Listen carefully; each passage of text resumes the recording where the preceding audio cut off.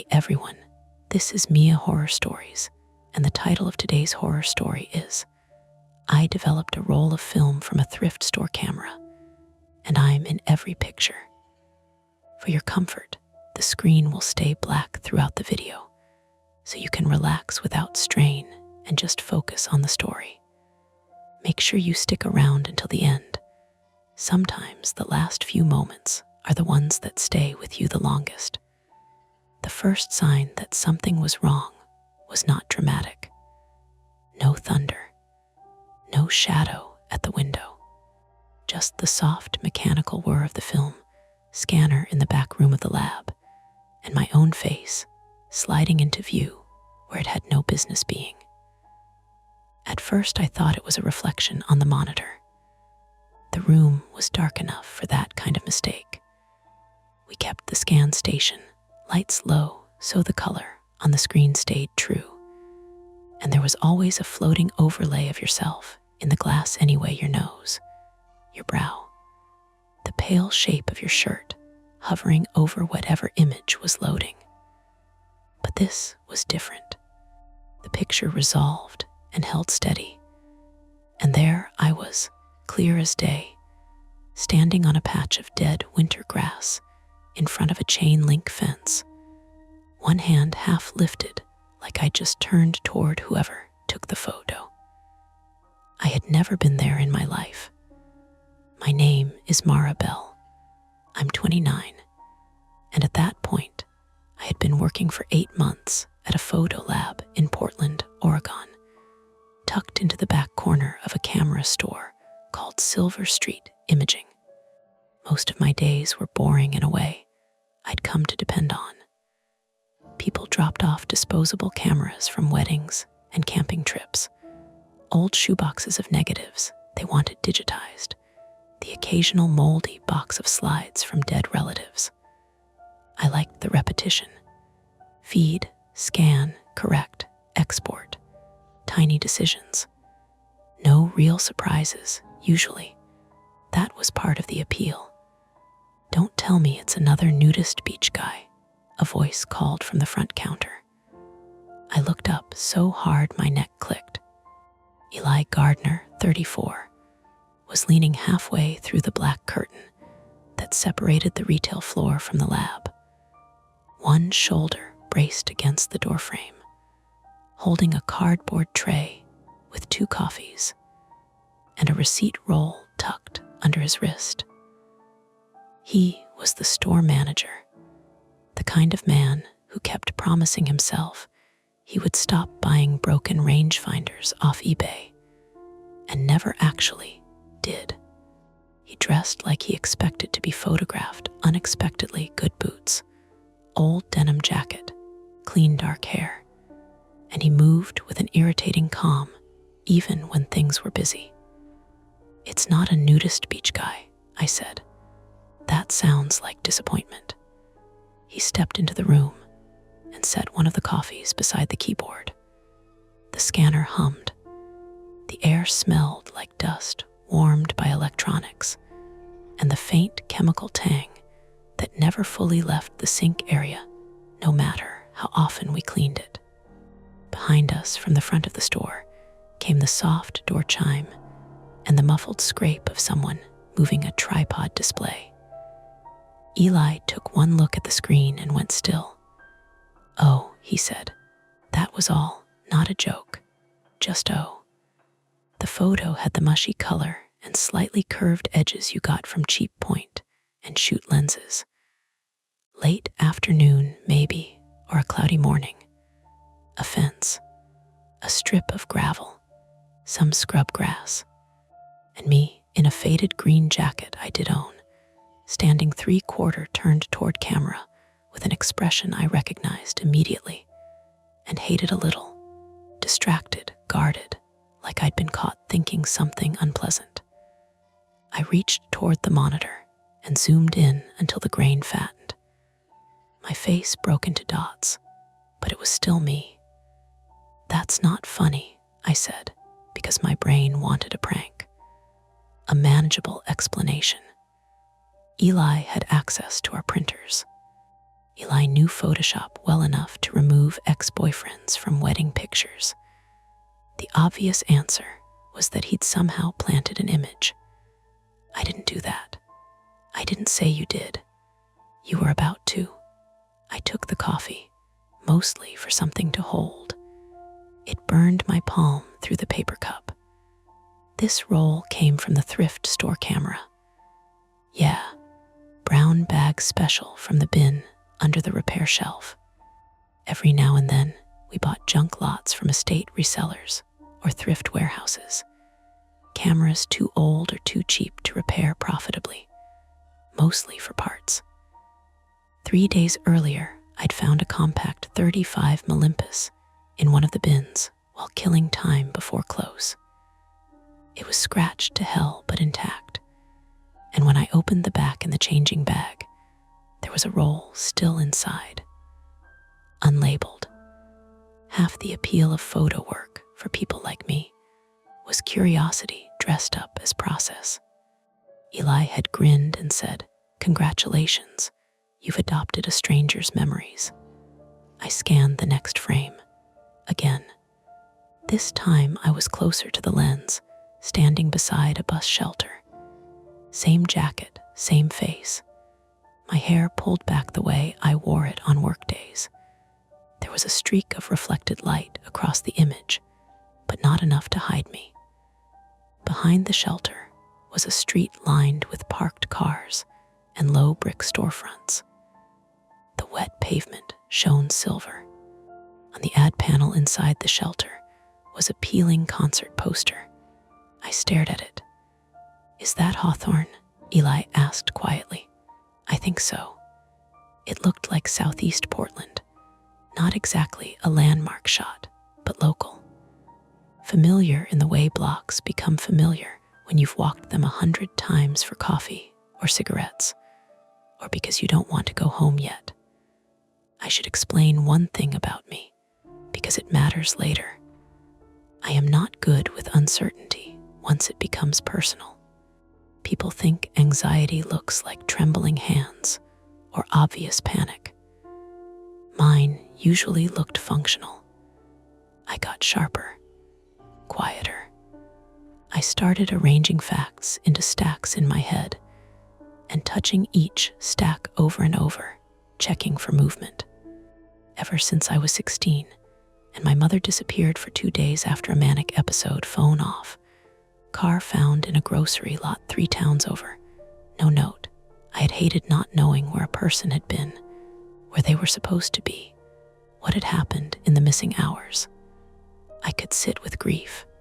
I could sit with anger, but not gaps. Gaps crawled.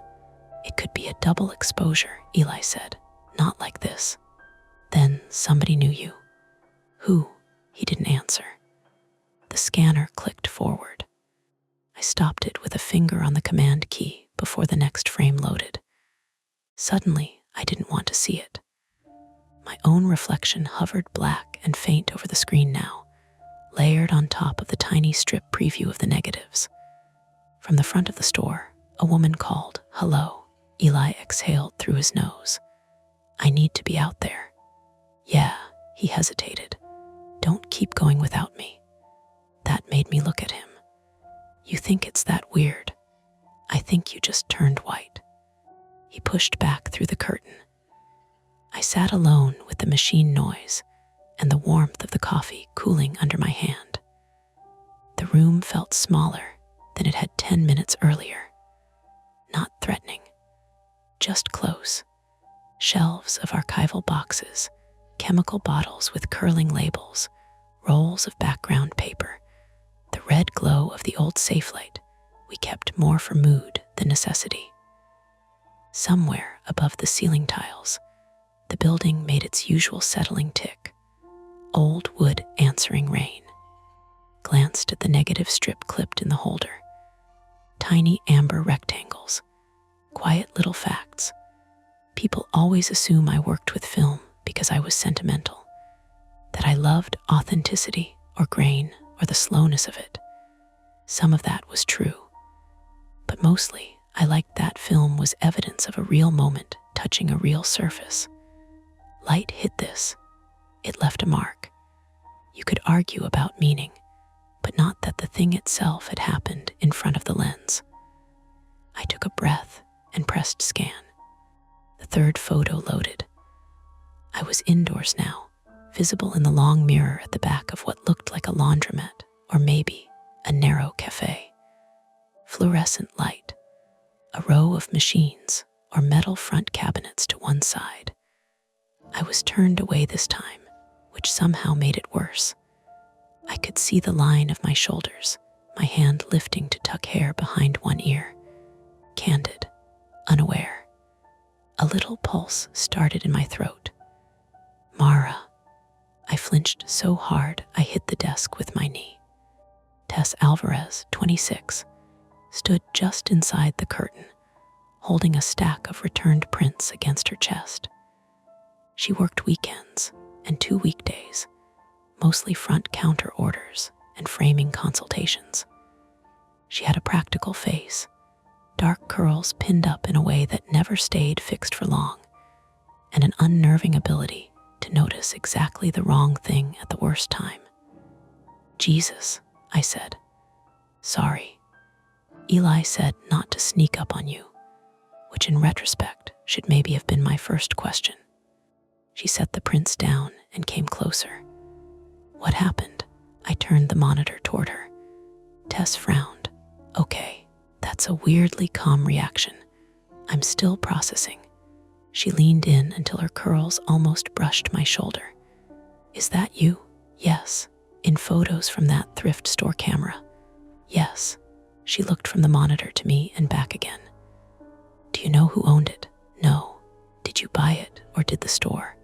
The store got a box lot. She bit the inside of her cheek. Could somebody have swapped negatives?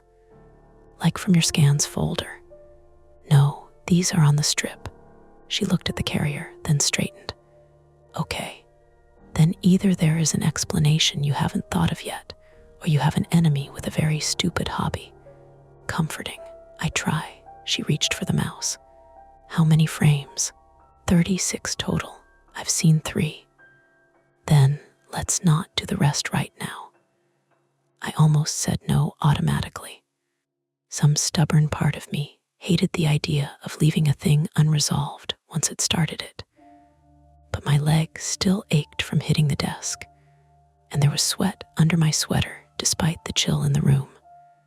From the front came the faint rise and fall of Eli talking to a customer about lens fungus. Through the wall, rain tapped harder against the side alley window. Somewhere outside, a bus hissed to the curb, then pulled away. Tess squinted at the second image. Wait, what? That bus stop. I know that one. I looked closer. The poster was for a local band, half torn, with a venue name still visible at the bottom. The Clinton Street stop, she said, near the old pharmacy. I don't go there. You might have. I would remember standing around while somebody photographed me. Tess gave me a look that said maybe not. She knew enough about me to know I drifted sometimes. Not in a dramatic way.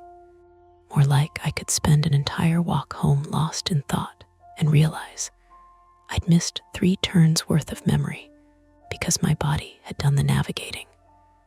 Stress made it worse. That was another thing I disliked about uncertainty. It always recruited your own weak spots.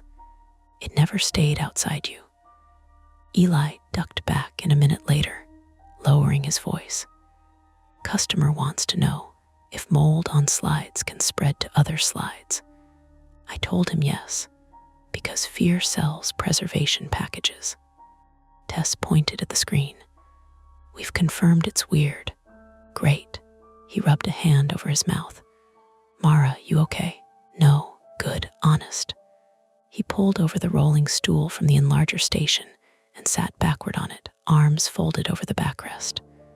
Options. I laughed once, without humor.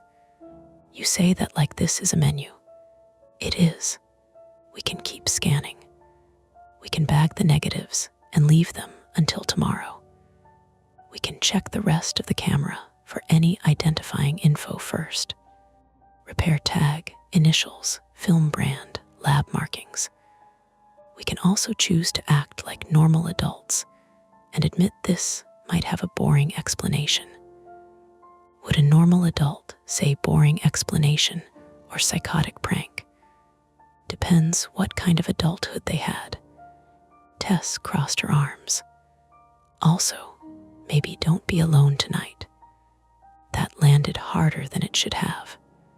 I lived alone in a narrow basement apartment in Buckman, with one street-facing window at ankle height and radiators that banged like somebody trapped in the pipes. Usually, I liked it. Cheap rent, close to work, no roommates. Suddenly, I pictured unlocking the deadbolt and stepping into that dim little place with wet shoes and grocery bags, while the whole question of the film sat waiting in my head. "I'm not in danger," I said, too quickly. Neither of them replied. To break the silence, Eli stood and lifted the thrift store camera from the tray beside the sink. "Let's look at the camera itself." It was lighter than it looked, plastic body, silvered edges rubbed dull. A sticker on the bottom had been peeled away, leaving only a gummy rectangle edged in lint. The battery compartment was clean. No engraved initials. No lab envelope tucked into the case, because there was no case. Eli opened and closed the back, checked the pressure plate, sniffed the leatherette like that would tell him anything. "Camera smells like old closet," he announced. "Brilliant forensic work," Tess said. He handed it to me. The body was cold from the room. There was a nick near the shutter button shaped like a crescent. I rubbed my thumb over it and saw all at once, not a memory exactly, but a feeling standing in some stranger's kitchen as a kid, while adults talked in the next room, looking at objects on a counter, and knowing they had histories I would never learn. Mugs, car keys, an ashtray. Every life looked solid from the outside until you got close enough to see how much of it was improvisation. I raised the camera and looked through the cloudy viewfinder at the room. Tess, blurred. Eli, half cut off. The red safe light like a distant brake lamp. Then I lowered it and noticed something tucked beneath the loose seam of the camera's peeling grip. A sliver of paper. "Wait," I said. I used the tip of a craft knife to tease it free.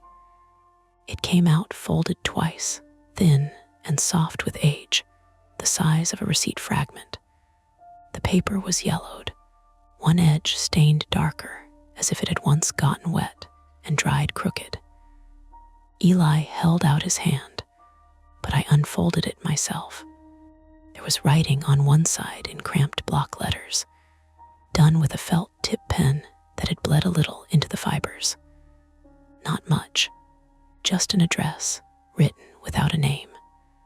1414 SE Pinebrook CT, and under it, pressed so hard the paper had dented, "Don't knock. Look first." No one spoke for a second. From the retail floor, the door chime rang again, bright and ordinary. Somebody laughed outside in the rain. A car splashed through the intersection. Tess was the first to move. "Okay," she said carefully. "So now we definitely do not finish the roll casually and go home." Eli looked at me. "Do you know that address?" I shook my head, though something about it tugged faintly at me. Not memory.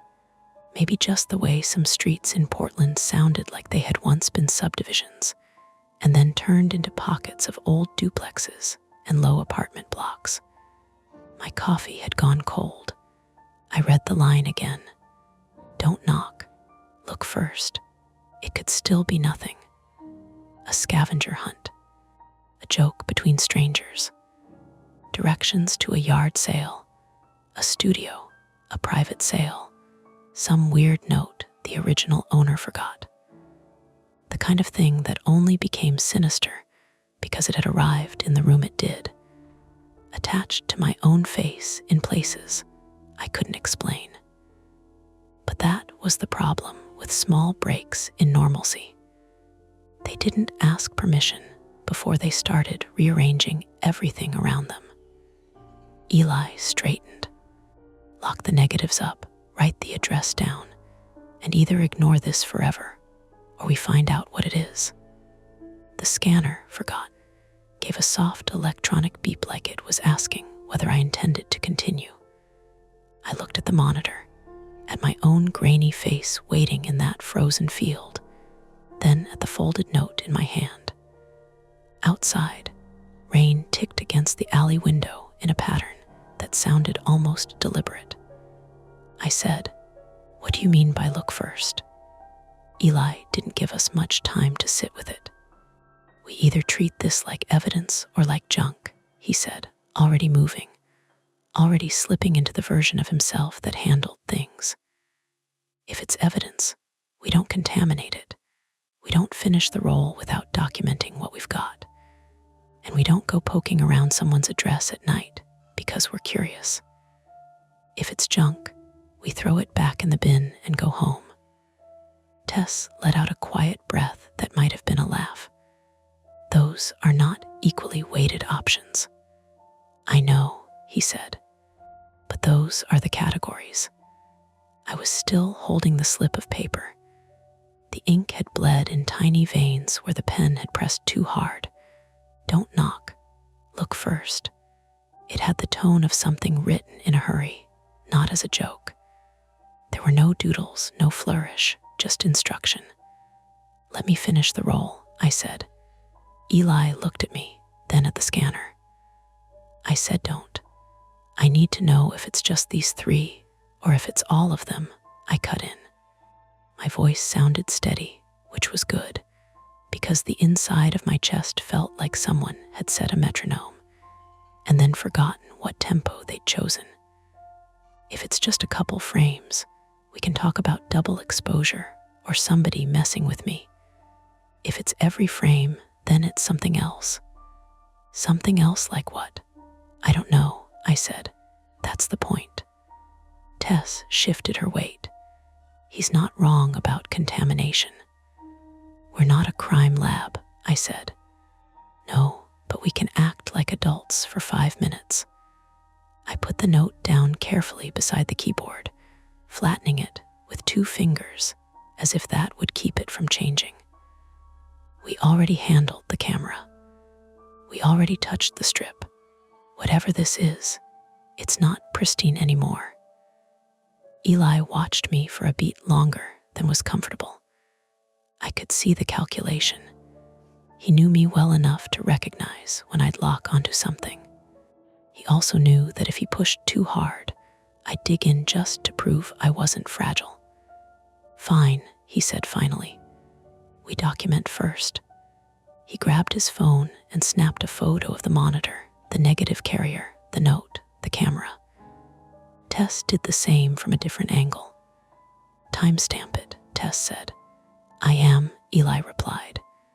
I slid back into the chair and hit scan. The 4th frame appeared. I was crossing a street. Mid-step, 1 foot off the curb, a blur at the edge of the image where a car had passed. The light was wrong for Portland, too sharp, like a gap in cloud cover that hadn't lasted long. My face was angled down, focused on the line of the crosswalk. There was a smudge on the lens that softened the upper right corner. "Same jacket," Tess murmured. "Same hair," Eli added. "Same everything." The 5th frame, a grocery aisle, fluorescent tubes buzzing overhead.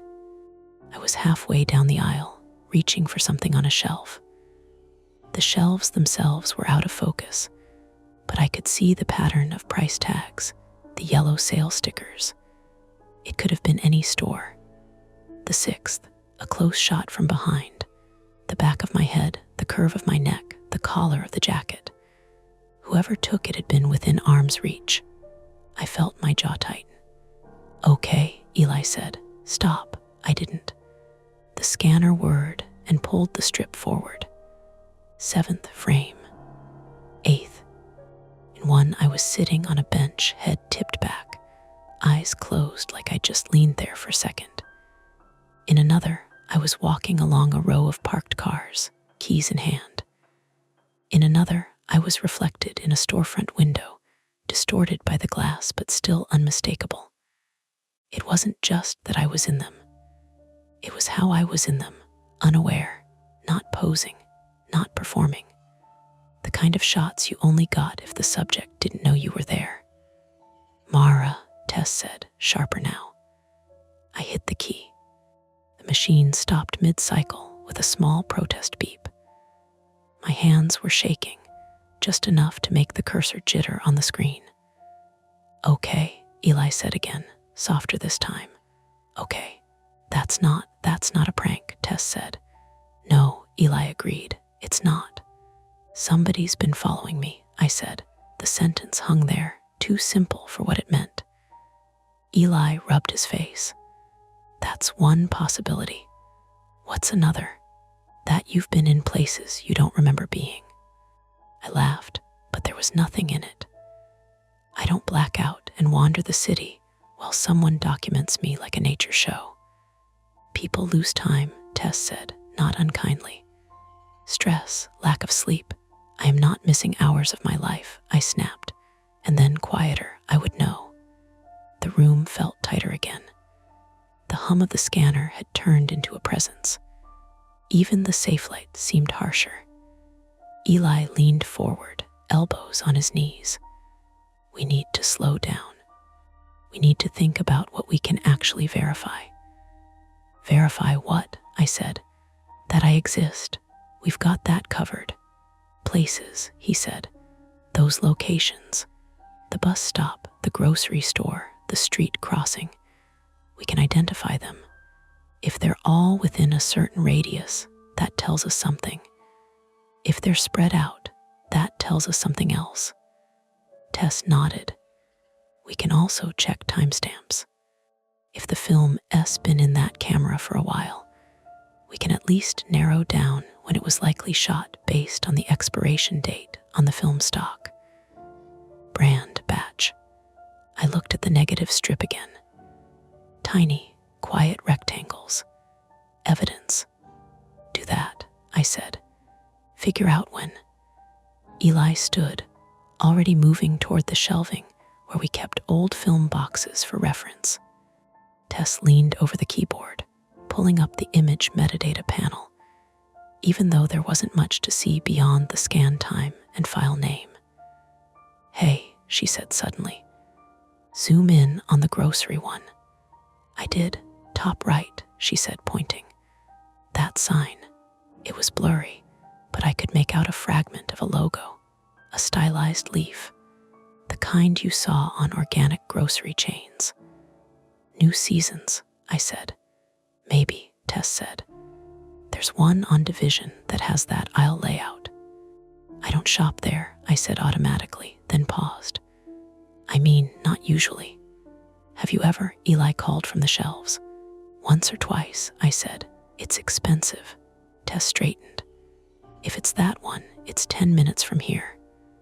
That made the room tilt slightly in my head. 10 minutes. Not some distant place I could write off. Close enough that I could have passed through without thinking. Okay, Eli said, coming back with a dusty box. Films Kodak Gold 200, judging by the leader. Expiration, he squinted. Hard to tell, could be a couple years old. That doesn't help much. Nothing helps much, I muttered. My phone buzzed in my pocket. I ignored it. It buzzed again, longer this time. Tess glanced at me. You gonna get that? Probably spam. Or probably relevant, Eli said. I pulled it out. Unknown number. There was a voicemail notification and a text message. The text preview read, You missed one. Something cold slid down my spine, not sharp, not dramatic. Just a drop. Don't open it, Eli said immediately. I had already tapped it. The full message loaded. No name, no contact info, just that line. You missed one. Under it, a photo icon. My thumb hovered. Don't, Tess said, quieter now. I opened it anyway. The image filled the screen.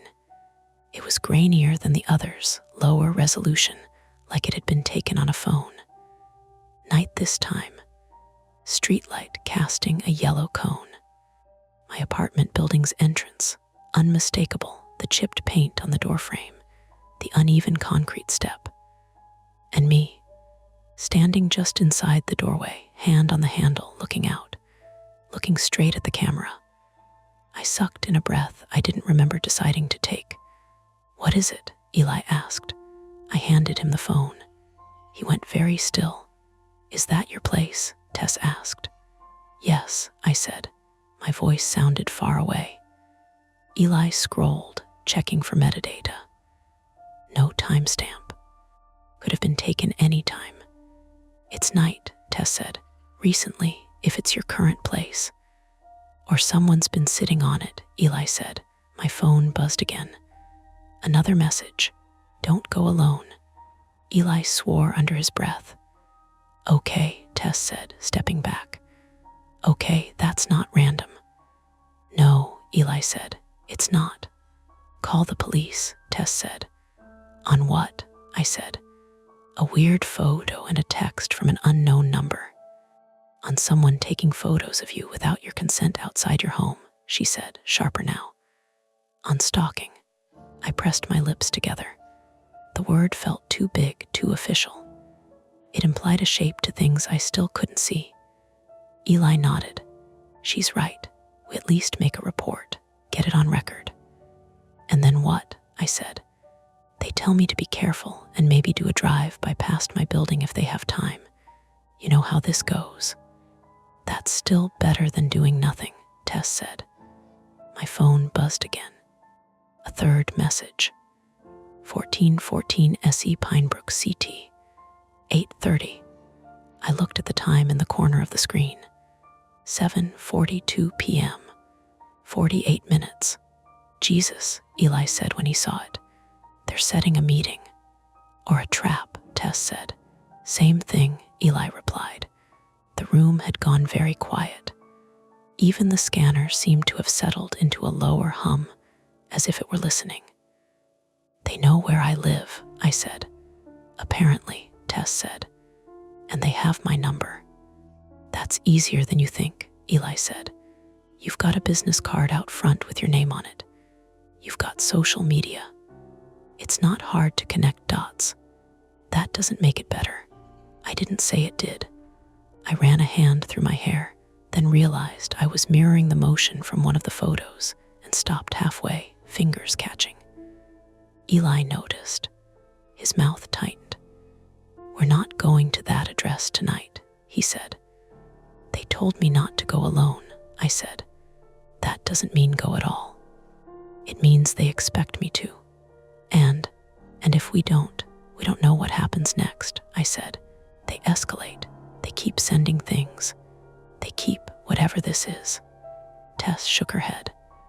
Or we go and they escalate in person. That's why we don't go alone, I said. Eli stared at me. You are not negotiating with whoever this is like it's a Craigslist sale. I'm not negotiating. I'm deciding whether to let them control the pace or not. Showing up at an address they gave you is letting them control the pace, Tess said. Not if we're prepared. For what? Eli said. You think we're going to outplan someone who's been following you without you noticing? The words landed hard. I looked at the screen again, at my own face, caught in those small moments I didn't remember. My private fear, the one I didn't talk about because it sounded irrational, had always been that I could lose time again, that there were parts of my life I wasn't present for, that things could happen around me without me knowing until later when it was too late to change anything. Now, there was evidence of exactly that, or something close enough that the distinction didn't matter. I can't not go, I said quietly. Tess closed her eyes for a second. Mara, I can't sit in my apartment tonight knowing someone can stand outside it and take pictures of me and text me like this and just wait, I said. I can't do that. Eli's jaw worked. Then we call the police and we go with them. They're not going to send someone to babysit a weird address because of a text, I said. And if they do, it'll take time. We've got 45 minutes. Then we don't make their deadline, Tess said. We don't play their game. Maybe that's the game, I said. Maybe the deadline matters. Or maybe it doesn't and you're letting them push you, Eli said. We stood there, 3 people in a dim back room, arguing about a piece of paper and a string of pixels like it was a bomb with a timer we couldn't see. My phone buzzed again. A 4th message. No text this time, just a video. Eli didn't have to tell me not to open it. I already was. The clip was short. 5 seconds, maybe. The camera was inside a car, pointed through a windshield streaked with rain. The wipers moved once, twice. In the brief clear arc, the address number on a mailbox came into focus. Then the video cut. I realized I was holding my breath and let it out slowly. They're there, Tess said. Or they were, Eli said. Same difference, I replied. Eli looked at me, then at Tess. Something passed between them that I couldn't quite read. Okay, he said finally, like he hated the word. Okay, we don't go alone. We don't go unprepared. We don't knock. Tess made a small, frustrated sound. You're actually agreeing to this. I'm agreeing that she's not going to let this go, he said. And I'd rather be there than have her go by herself after we close. I wasn't going to go by myself, I said. They both looked at me. Right, Tess said flatly. I swallowed. I was. She rubbed her face. God, fine. But we do this smart. We bring flashlights. We keep the car running. We don't go inside anything. We don't even know what it is, Eli said. Then we definitely don't go inside it, she shot back. My heart was beating faster now, not just with fear, but with a kind of momentum I couldn't stop. The decision had been made, even if none of us wanted to admit it out loud. Eli grabbed his keys from the hook by the door. We close early, put a sign up. Tess moved toward the front. I'll handle it. I stayed where I was for a second, looking at the note, at the address written in that hard, pressing hand. Don't knock. Look first. Hey, Eli said, softer now. We can still back out. I shook my head. Okay, he said. He didn't look convinced. We turned off the scanner, the hum dying with a little click that made the silence afterward feel heavier. Tess flipped the sign to closed and dimmed the lights out front. The rain had picked up, tapping harder now against the windows, blurring the street into streaks of white and red. We gathered what we thought we'd need, 2 flashlights from the emergency kit, Eli's old maglite, and a smaller lead one, my phone charger, Tess's pocket knife, that she insisted on bringing even though she'd probably only ever used it to open boxes. At the last minute, I grabbed the camera. Eli saw. You're bringing that? Yes. Why? I don't know, I said, but it feels like I should. He didn't argue. We stepped out into the damp evening, the air cold enough to make my breath visible in short bursts. The streetlights buzzed faintly overhead. Somewhere down the block, a dog barked once, then again, then stopped. Eli unlocked his car. We got in. The interior smelled like coffee and old leather. He started the engine. For a second, none of us spoke. Then Tess said, we call someone, at least one person who knows where we're going. Good idea, Eli said. I nodded. I'll text my neighbor. My phone screen lit up as I opened my messages. There was another one. I hadn't heard it come in. Unknown number, You're already late. I looked at the time. 8:29 p.m. Eli, I said, my voice tight. Drive. He did. The wipers squealed once across the windshield, clearing a brief path through the rain as we pulled into the street. Behind us, the darkened windows of Silver Street Imaging reflected our taillights as we left. Ahead, the city stretched out in wet lines and intersections, leading somewhere specific, whether we liked it or not. Eli took the first right too fast, tires hissing over wet paint. And then we were on Belmont, heading east, the strip of bars and lit windows thinning into darker blocks of duplexes and corner stores with their metal grates half pulled down. Seatbelts, Tess said, like we were children. We were already buckled. It didn't matter. It gave her something to say. I had the address open on my phone, the little blue route line pulsing. 12 minutes, then 10, then 9 as Eli cut through side streets to avoid the lights.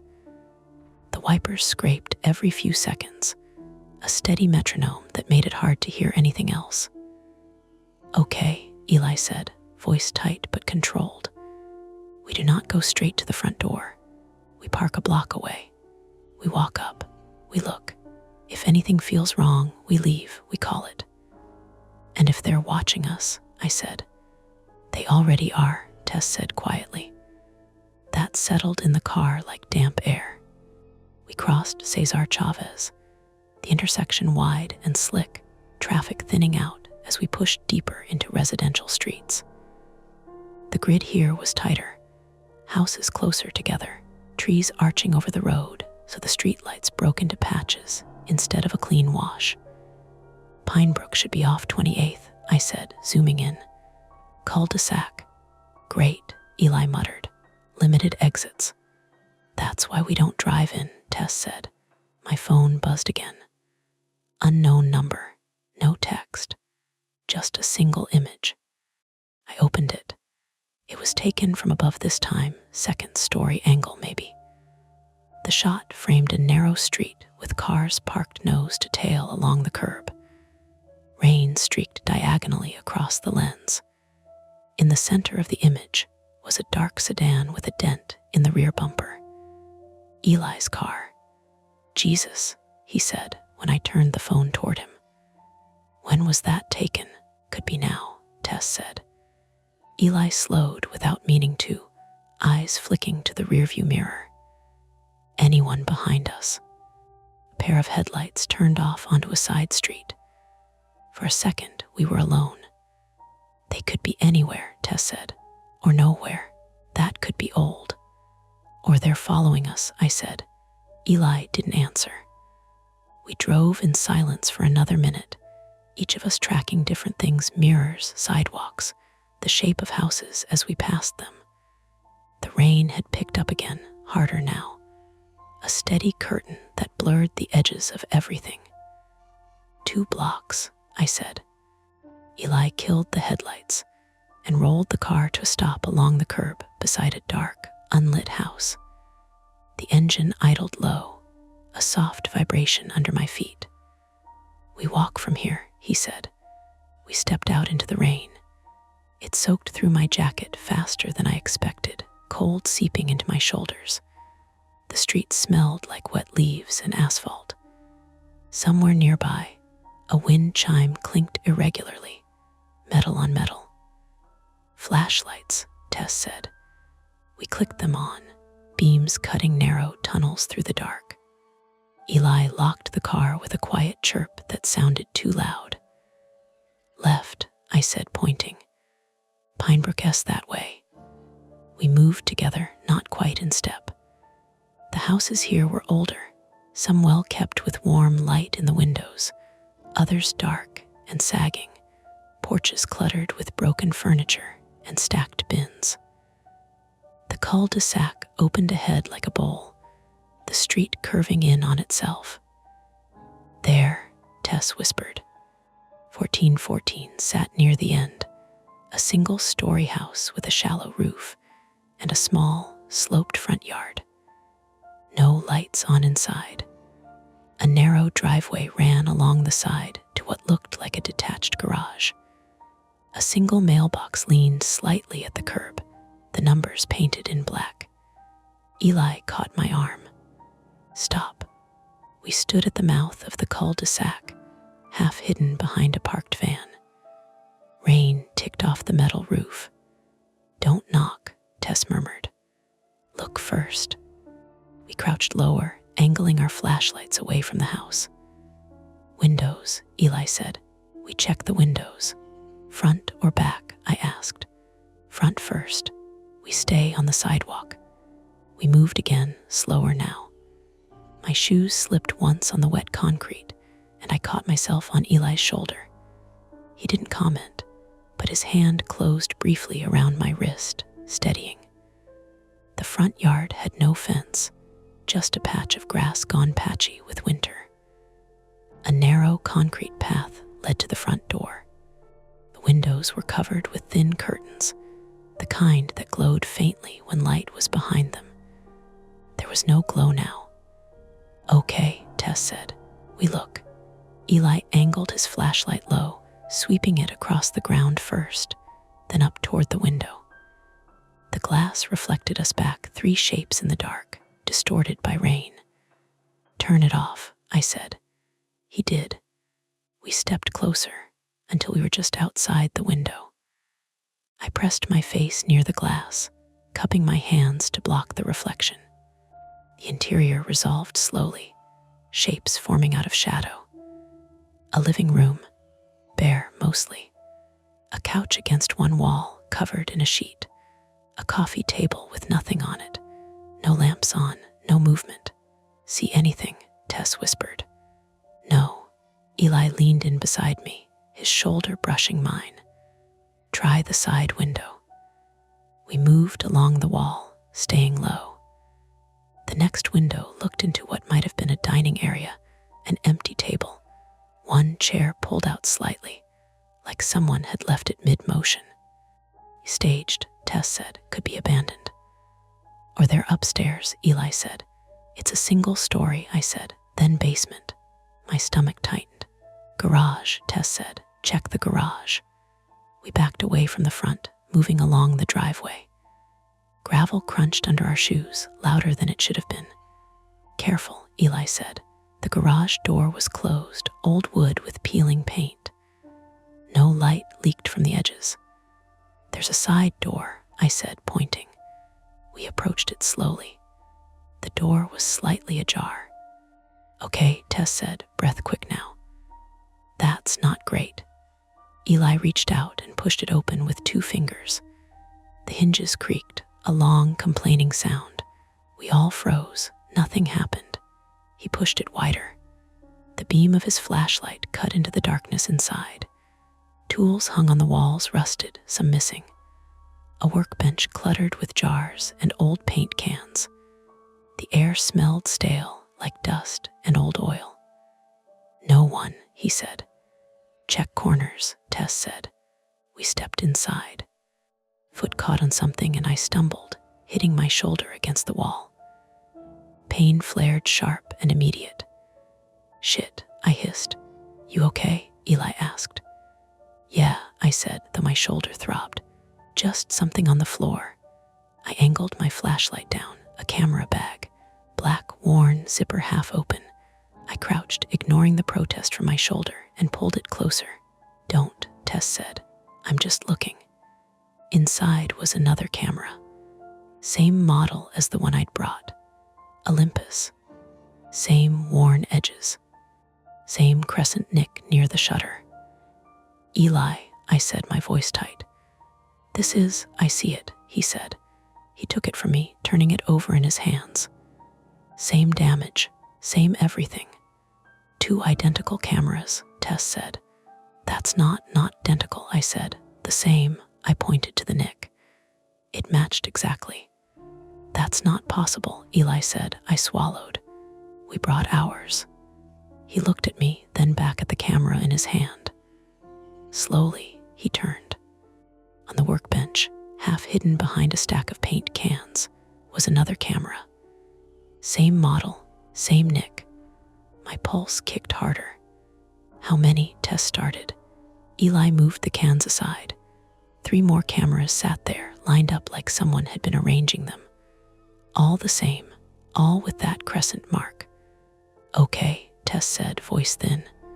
Okay, I don't like this. Me neither, Eli said. My flashlight beam drifted past the cameras, across the back wall. There were photos pinned there, dozens of them. I stepped closer without thinking. They were prints, glossy, standard 4x6. Each one clipped to a line with small metal pins. All of them showed me different angles, different places. Some I recognized now from the negatives we'd scanned. Others I didn't. In one, I was sitting on the steps outside my apartment, head in my hands. In another, I was inside the store, behind the counter, talking to a customer. How? Tess whispered. How did they get inside the store? My skin prickled. Security cameras, Eli said, but it sounded like a question, not an answer. No, I said. That's not from the security feed, that's eye level. A sound came from deeper in the garage, a soft scrape. We all went still. Eli raised his flashlight, beam cutting toward the back. Hello, he called, no answer. The scrape came again, louder this time. My heart jumped into my throat. Eli took a step forward. Don't, Tess hissed. The beam hit a stack of boxes in the corner. One of them shifted. Eli moved closer, slow, deliberate. He nudged the top box with his foot. It slid off. Underneath, something moved. I sucked in a breath. And then a gray blur shot out, skittering across the floor. Tess yelped. Rat, Eli said, exhaling hard. The animal disappeared into a gap in the wall, its claws scratching briefly against wood. We all stood there, breathing too fast. Jesus, Tess said, pressing a hand to her chest. Jesus, okay. Just a rat, Eli said, but his voice was still tight. My legs felt shaky, the adrenaline leaving too fast. I started, then stopped. The words didn't matter. Eli lowered the flashlight slightly. We're fine. We're not fine, Tess said. We're in someone's garage surrounded by cameras and photos of you. Right, he said. We're not fine. I turned back to the wall of photos. In the corner, near the bottom, was one that looked different. I pulled it free. It showed the front of this house, taken from the street. And in the doorway, 3 figures, us, standing there, flashlights in hand. My stomach dropped. That's now, I said. Eli came over, looking at the photo. That's not possible, he said again, but weaker this time. Tess leaned in. That's us. Right now. The angle was wrong, slightly elevated, like it had been taken from across the street, from inside a parked car. The same angle as the video. They're here, Tess said. Or they were, Eli said, but there was no conviction in it. Car engine started somewhere outside. We all froze. Headlights swept across the garage doorway, bright and sudden. Eli grabbed my arm. Move. We ducked behind the workbench as the light passed, the beam cutting across the photos, the cameras, our shadows stretching long and distorted. The engine idled, a door slammed, footsteps on gravel, coming toward the garage. Eli's grip tightened. Tess's breath was loud in my ear. We were too far in to slip out the side door without being seen. Back, Eli mouthed. We edged toward the rear of the garage, step by careful step. The footsteps stopped just outside the doorway. A pause. Then the side door creaked open wider. Light spilled in. A silhouette filled the frame. Hello, a voice called, male, middle-aged, confused, not threatening. Eli stood slowly, hands visible. Hey, sorry. We thought this place was abandoned. The man stepped into the light. Late 50s, maybe. Rain jacket, keys in hand. He blinked at us, then at the mess of boxes and the open camera bag. "This is my brother's place," he said. "He's been out of town. What are you doing in his garage?" Tess straightened, trying to look less like we'd just been crouching behind a workbench. We got a message. "We thought." "You thought what?" the man said. I stepped forward before she could finish. "We thought someone was here. Someone S been sending me photos of me, and they told me to come to this address." The man frowned. "That doesn't make any sense." "Look," I said, holding up the photo of us in the doorway. "This was taken from outside, just now." He took it, squinting. "I don't." His expression shifted. "What?" Eli said. The man looked up, suddenly uneasy. This isn't my brother's car." "What?" Tess said. He jerked his thumb toward the street. "That sedan, parked out front, that's not his." Eli and I exchanged a glance. The same dented sedan from the earlier image. The engine was still running. Outside, right now, we weren't alone. And whoever had been watching us wasn't just watching anymore. They were waiting.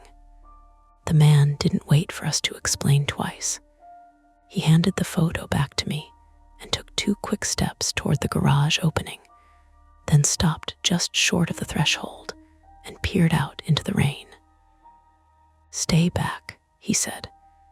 It was the first useful thing anyone had said in 30 seconds.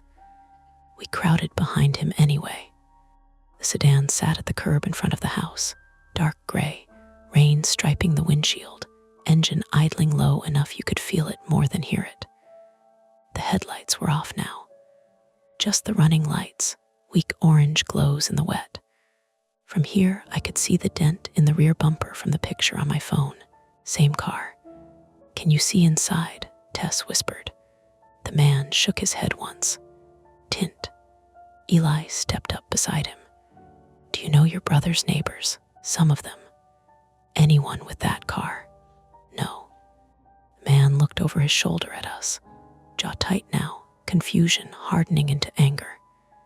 He was in his late 50s, maybe 60, with rain darkening the shoulders of his jacket and deep lines around the mouth.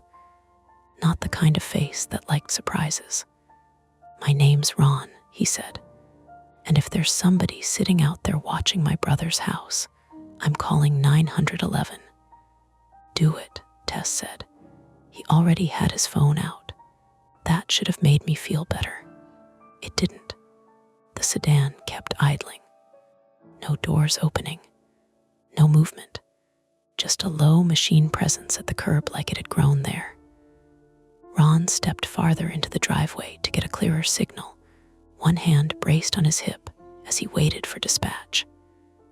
Eli moved with him instinctively, keeping half a pace to the side. Tess and I stayed in the garage doorway, under the narrow strip of roof where rain dripped hard off the edge and splashed our shoes. My phone buzzed again. I almost dropped it. "Unknown number. You brought people." My mouth went dry. I showed Tess first this time. Her face changed in a flat, immediate way that scared me more than if she'd looked panicked. "Don't answer," she said. I wasn't going to. Another message came in before I'd even finished reading the first. That was a mistake. Eli saw my expression and turned. "What now?" I held up the phone. He read it, then swore softly. Ron had gotten through to 911 by then. I could hear his side of it over the rain. Trespassing. Suspicious vehicle. Possible stalking. Yes, now. No, he did not know if the person was armed. Yes, there were others with him. No, nobody had approached yet. The sedan's brake lights flared. We all froze. For one stupid second, I thought the car was leaving. Then the driver's side door opened. A man got out. He was taller than I expected, mid-30s maybe, lean in a way that read restless rather than athletic. wearing a dark rain shell with the hood up and jeans soaked almost black from the knees down. He stood beside the open door for a moment with one hand resting on the roof, like he was deciding how to play this. Rain sheeted off him. He didn't hurry. And in his other hand, hanging loosely at his side, was a camera. Not a phone, a camera. One of the same Olympus point and shoots. "Oh no," I heard myself say. He looked straight at me from across the yard. Even at that distance, I knew the face, not from my life in any meaningful way. That was the worst part. He wasn't some buried figure from my past. He was familiar in the small, forgettable way strangers become familiar when you see them around enough times without noticing you're learning them. He'd been in the store, once with a Pentax that needed a battery door fix, once asking whether we bought old negatives, once standing too long by the used camera shelf while Eli was with another customer and I'd asked, "Can I help you find something?" He'd smiled and said, "Just looking." That was it. "Just looking, you know him?" Eli asked. I nodded once. "Customer." The man took 2 steps away from the sedan. "Mara." He didn't raise his voice. Didn't need to. The cul-de-sac held sound strangely, as if the houses were leaning in. Ron lowered his phone from his ear and muttered to dispatch, "He's out of the car now." Then, louder, "You need to leave." The man barely glanced at him. His attention stayed on me. "You weren't supposed to bring them," he said. Eli stepped in front of me. Not fully. Just enough to force the man to look at someone else for a second. "Police are on their way." That got a smile, small and tired. "You think that matters in the next 3 minutes?" Tess whispered. He timed response. My stomach turned. Ron said into the phone, sharper now, "He's making threats." The man lifted the camera and clicked a picture. The flash popped white across the rain. I flinched so hard my bad shoulder lit up with pain. "Stop that," Ron barked. The man lowered the camera. "You should have come alone." "Why?" I shouted before I could stop myself. My voice came out high and ugly. "Why me?" His expression changed at that, not softer, just more focused, like I'd finally asked the right question. "Because you notice pictures," he said. "Most people don't. They look at themselves for 2 seconds and move on. You look. You want the edges. You want the part outside the frame." That made no sense, and somehow felt worse, because he believed it so completely. Eli said, "Don't talk to him." But I already was. "You've been following me for how long?" The man shrugged one shoulder. Rainwater streamed off his hood. "Long enough." "Inside my work," he tilted his head. "You let customers stand wherever they want if they act uncertain enough." It was such a simple answer, it almost winded me. Tess made a furious sound under her breath. Ron's call with dispatch had turned into clipped updates. Armed unknown. No visible weapon. Camera. Yes, camera. No, he had not advanced on them yet. Yes, they were backing toward the house. We were not in a planned way, just inch by inch, every person in that driveway drifting a little farther from the open street and a little closer to the garage and front door, because that felt like cover even if it was. The man saw it. "I'm not here to hurt you." Nobody believed him. "Then what are you here for?" I asked. He let the question sit. "To show you." Eli said, "No." The man ignored him. "You lose pieces of time." My whole body went cold in a targeted, specific way, like he'd put a finger under a bruise. "No," I said. "Yes, no." He took another step toward us. Ron raised his arm and pointed at him like that alone might keep distance between them. "Stop right there." The man stopped. "You sit at bus stops without getting on buses. You stand outside stores after they close and don't go in. You circle blocks when you think. You've done it for years. You just don't remember the boring parts." He spoke with absolute certainty. That was the trick of people like him. They took ordinary human blank spots and held them up until they looked like proof of something larger. I thought of the bench photo, the crosswalk, the grocery aisle, moments that felt possible and impossible at once.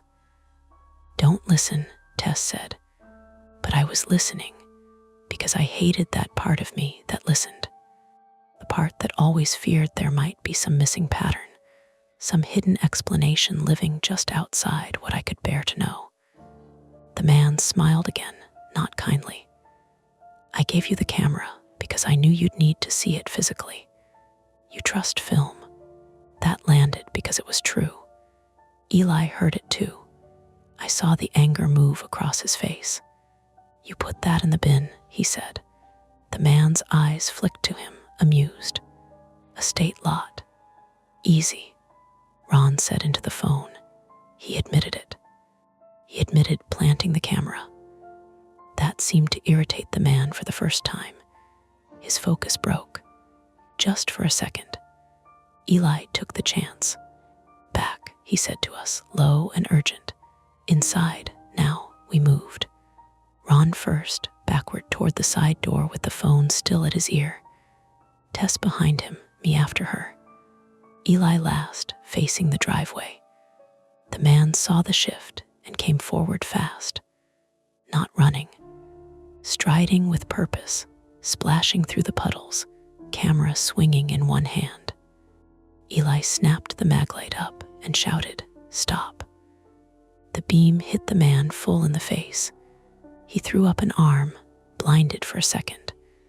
Then he kept coming. Ron stumbled on the garage lip and banged into a shelf. Metal clattered. Tess grabbed his elbow.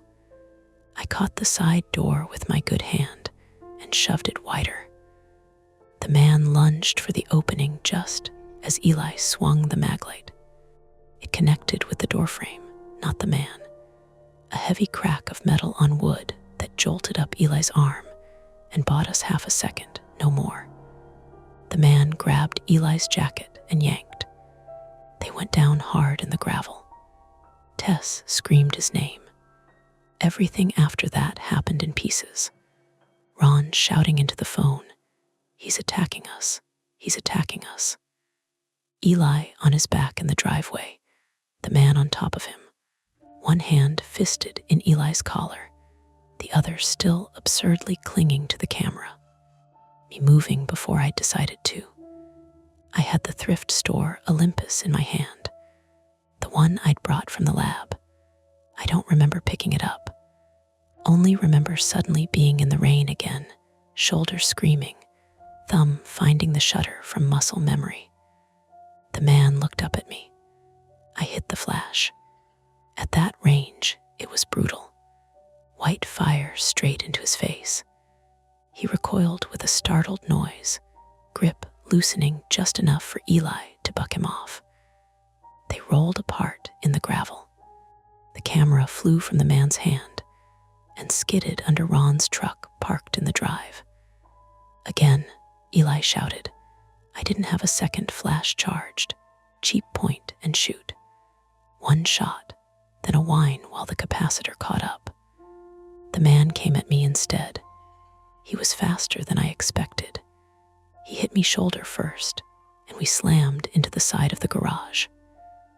Pain burst down my arm so bright I nearly blacked out.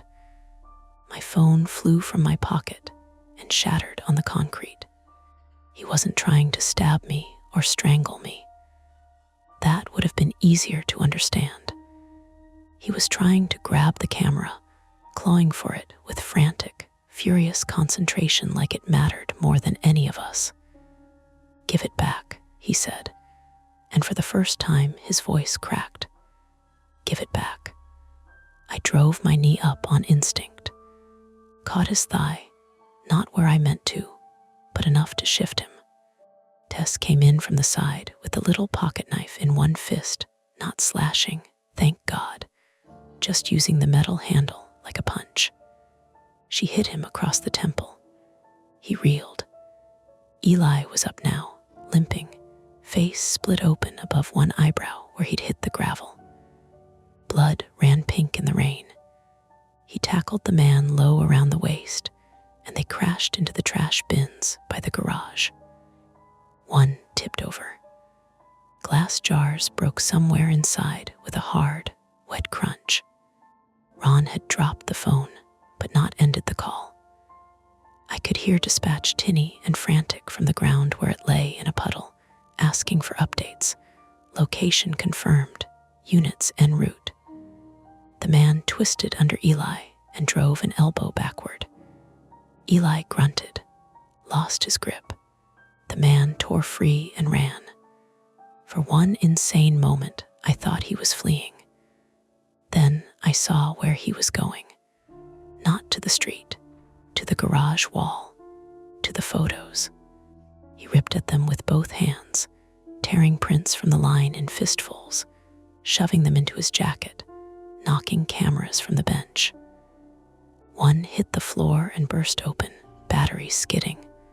"Stop him," Tess shouted. We rushed him together, clumsy and hurting and soaked. Eli grabbed one arm. I caught the other sleeve. The fabric tore. Ron came in behind and wrapped both arms around the man's chest in an ugly, desperate bear hug. The four of us went down in a heap. My cheek hit concrete. My shoulder exploded again.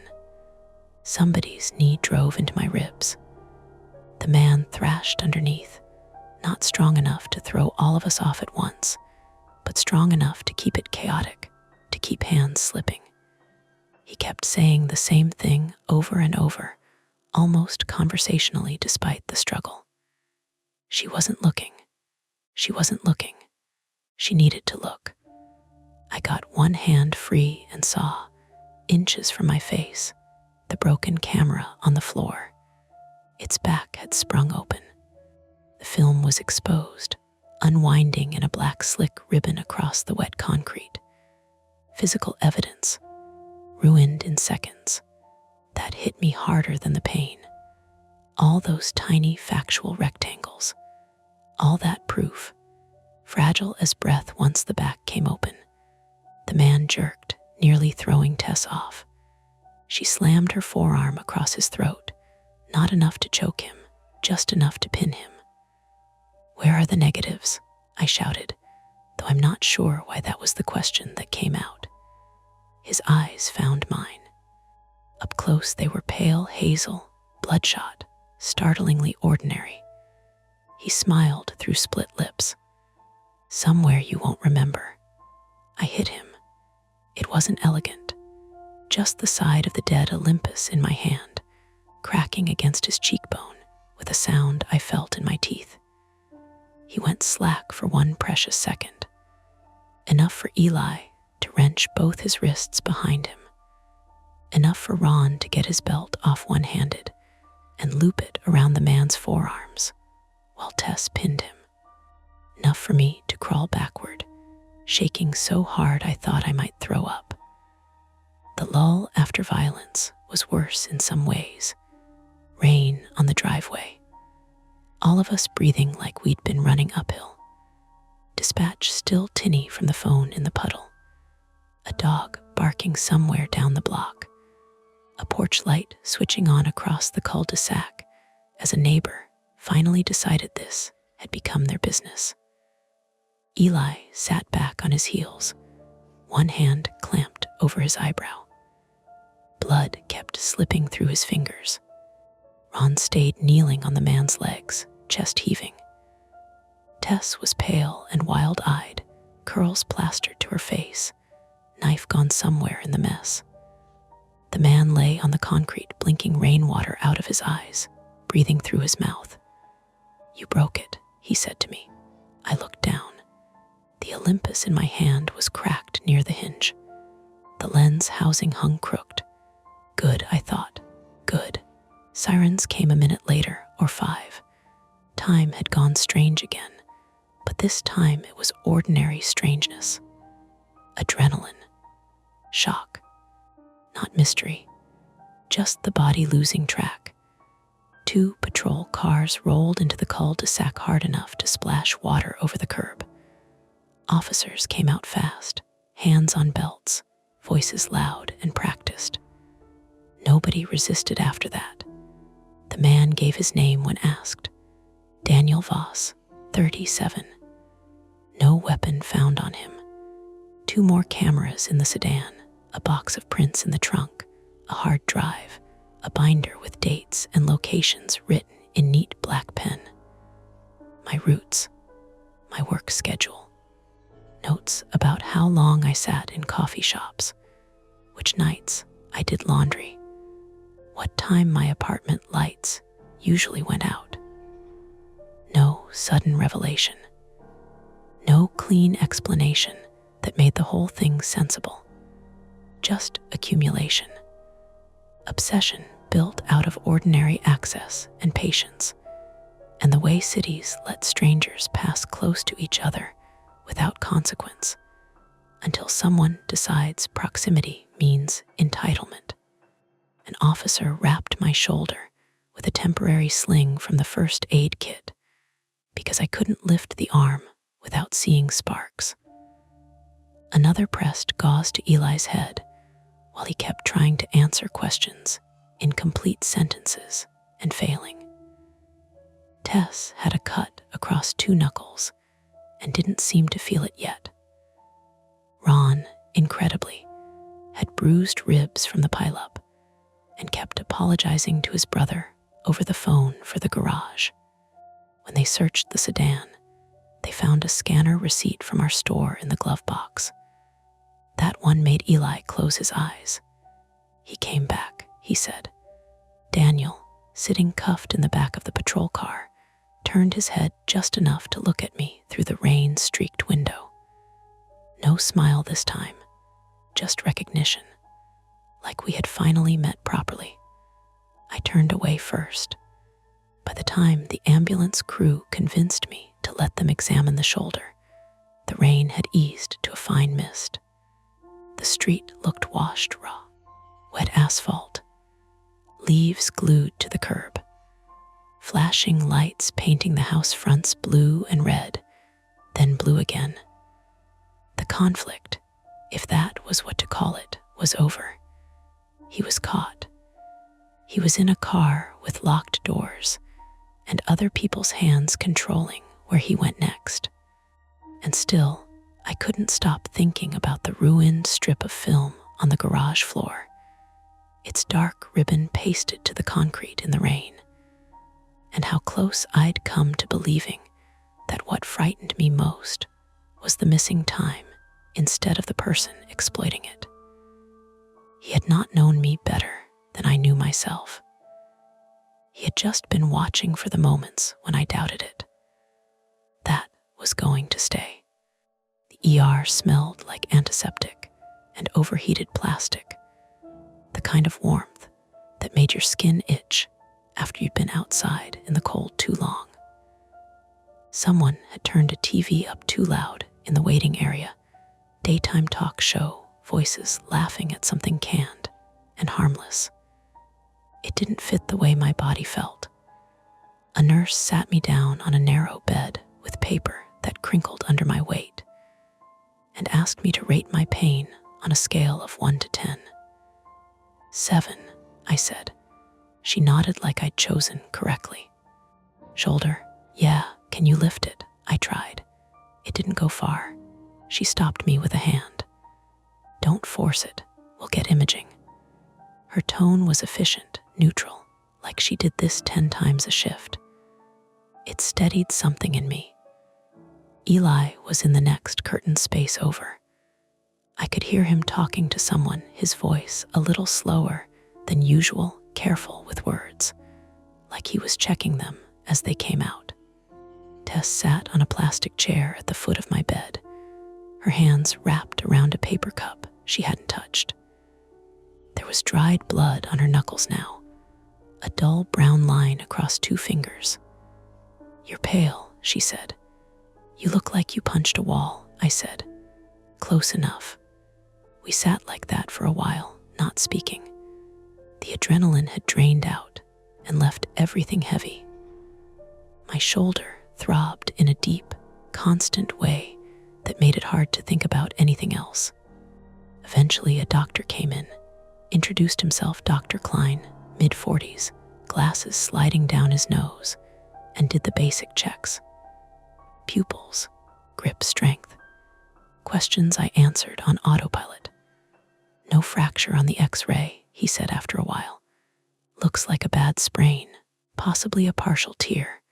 We'll get you in a sling, give you something for the pain, and you'll follow up with ortho in a few days. That's it? Tess asked. That's not nothing, he said, not unkindly. She'll be sore for a while. He moved on to Eli next. I leaned back against the thin pillow and stared at the ceiling tiles. One of them had a water stain shaped like a continent I couldn't quite place. Police want statements, Tess said quietly. They said they'll come by after you're discharged if you're up for it. I nodded. Talking felt like another kind of exertion. Ron texted, she added. His brother's on his way back. He's not thrilled. That makes sense. Ron says thank you. I thought of him kneeling on Daniel's legs in the rain, breathing hard, his voice steady on the phone. Ordinary courage. The kind that didn't look like anything special until you needed it. Tell him we're sorry about the garage, I said. Tess let out a small breath that might have been a laugh. Yeah, I'll add that to the list. A nurse came back with a sling and helped me get it on. The movement made my vision flash white at the edges. Slow, she said. Breathe. I did. It helped. By the time the police officer came to take my statement, the worst of the immediate panic had receded into something quieter. Not gone, just folded in on itself.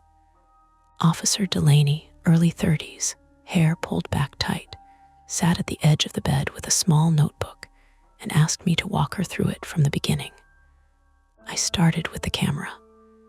I told her about the thrift store lot, the roll of film, the first scan, about Eli and Tess, about the note in the grip, about the messages, the video, the address. When I got to the garage, my voice slowed. The details came back sharper than I wanted, the smell of oil, the feel of wet concrete under my hands, the sound of the rat skittering away. I told her about the cameras, the photos on the wall, the picture of us taken from the street. And then he arrived, she said, prompting. Yes. Had you seen him before?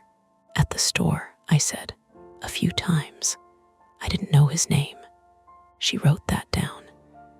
Did he ever make you uncomfortable? I thought about it. No, I said, and then, because it felt important to be precise. Not in a way that stood out. She nodded. That's common. We went through the rest of it, the confrontation, what he said, the physical struggle, the cameras in the car. She asked the same questions in slightly different ways, making sure the sequence held together. Do you feel like you're in immediate danger now? She asked at the end. No, I said. Do you feel safe returning to your residence? The question landed heavier than I expected. I don't know, I said honestly. She didn't push. We can arrange for a patrol to swing by your place tonight, she said. And I'd recommend you stay with a friend if you can, at least for a few days. I nodded. Okay. When she left, Tess stood up immediately. You're not going back to your apartment tonight. I figured, I said. You can stay with me, she said. My roommate's out of town. We've got a couch that doesn't try to kill people. Hi, Bar, I said. Eli poked his head through the curtain then, gauze taped above his eyebrow, hair damp, and pushed back. They letting you out? Soon, I said. He looked at the sling, winced. That's going to suck. Thanks. He leaned against the frame, suddenly looking older than he had that morning. They found more stuff in his car, he said. Binder, like they said. Hard drive. They're going to go through it all. Good, Tess said, too quickly. Yeah, Eli said. None of us sounded convinced by the word. We didn't go back to the store that night.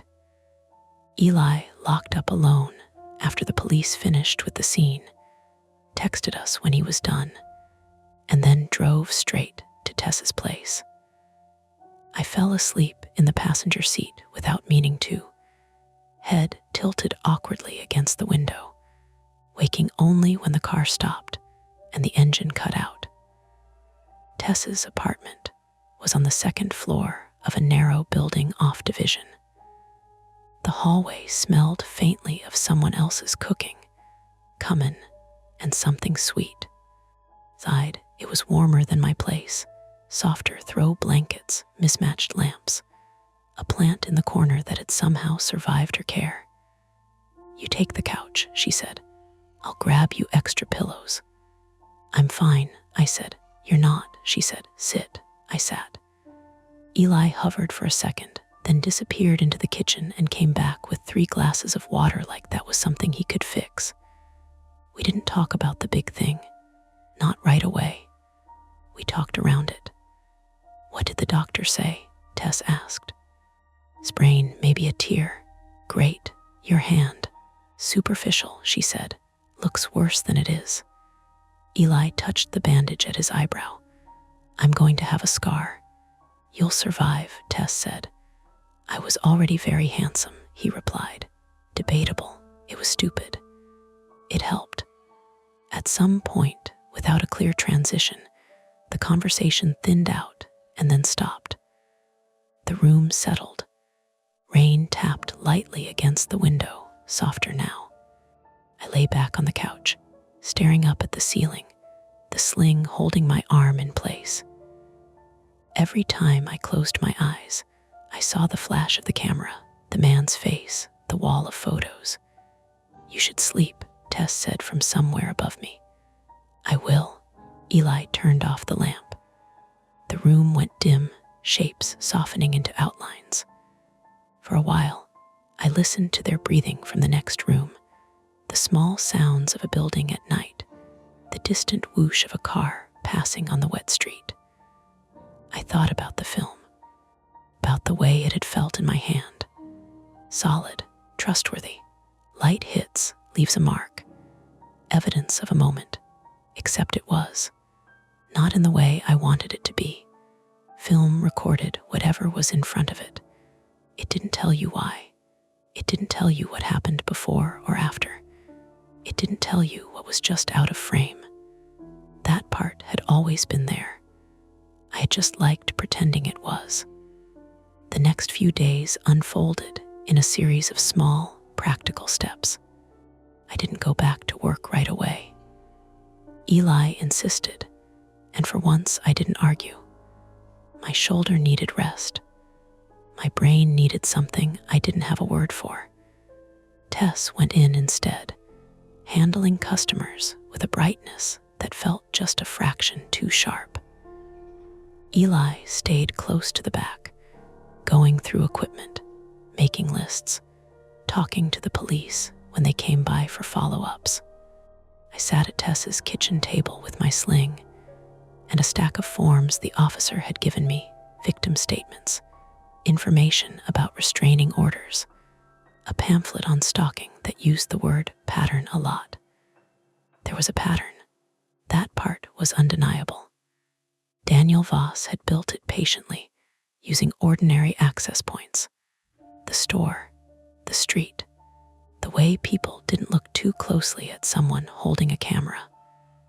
The police told me he had a job that kept him mobile. Delivery routes, flexible hours, enough time to observe, enough excuses to be anywhere.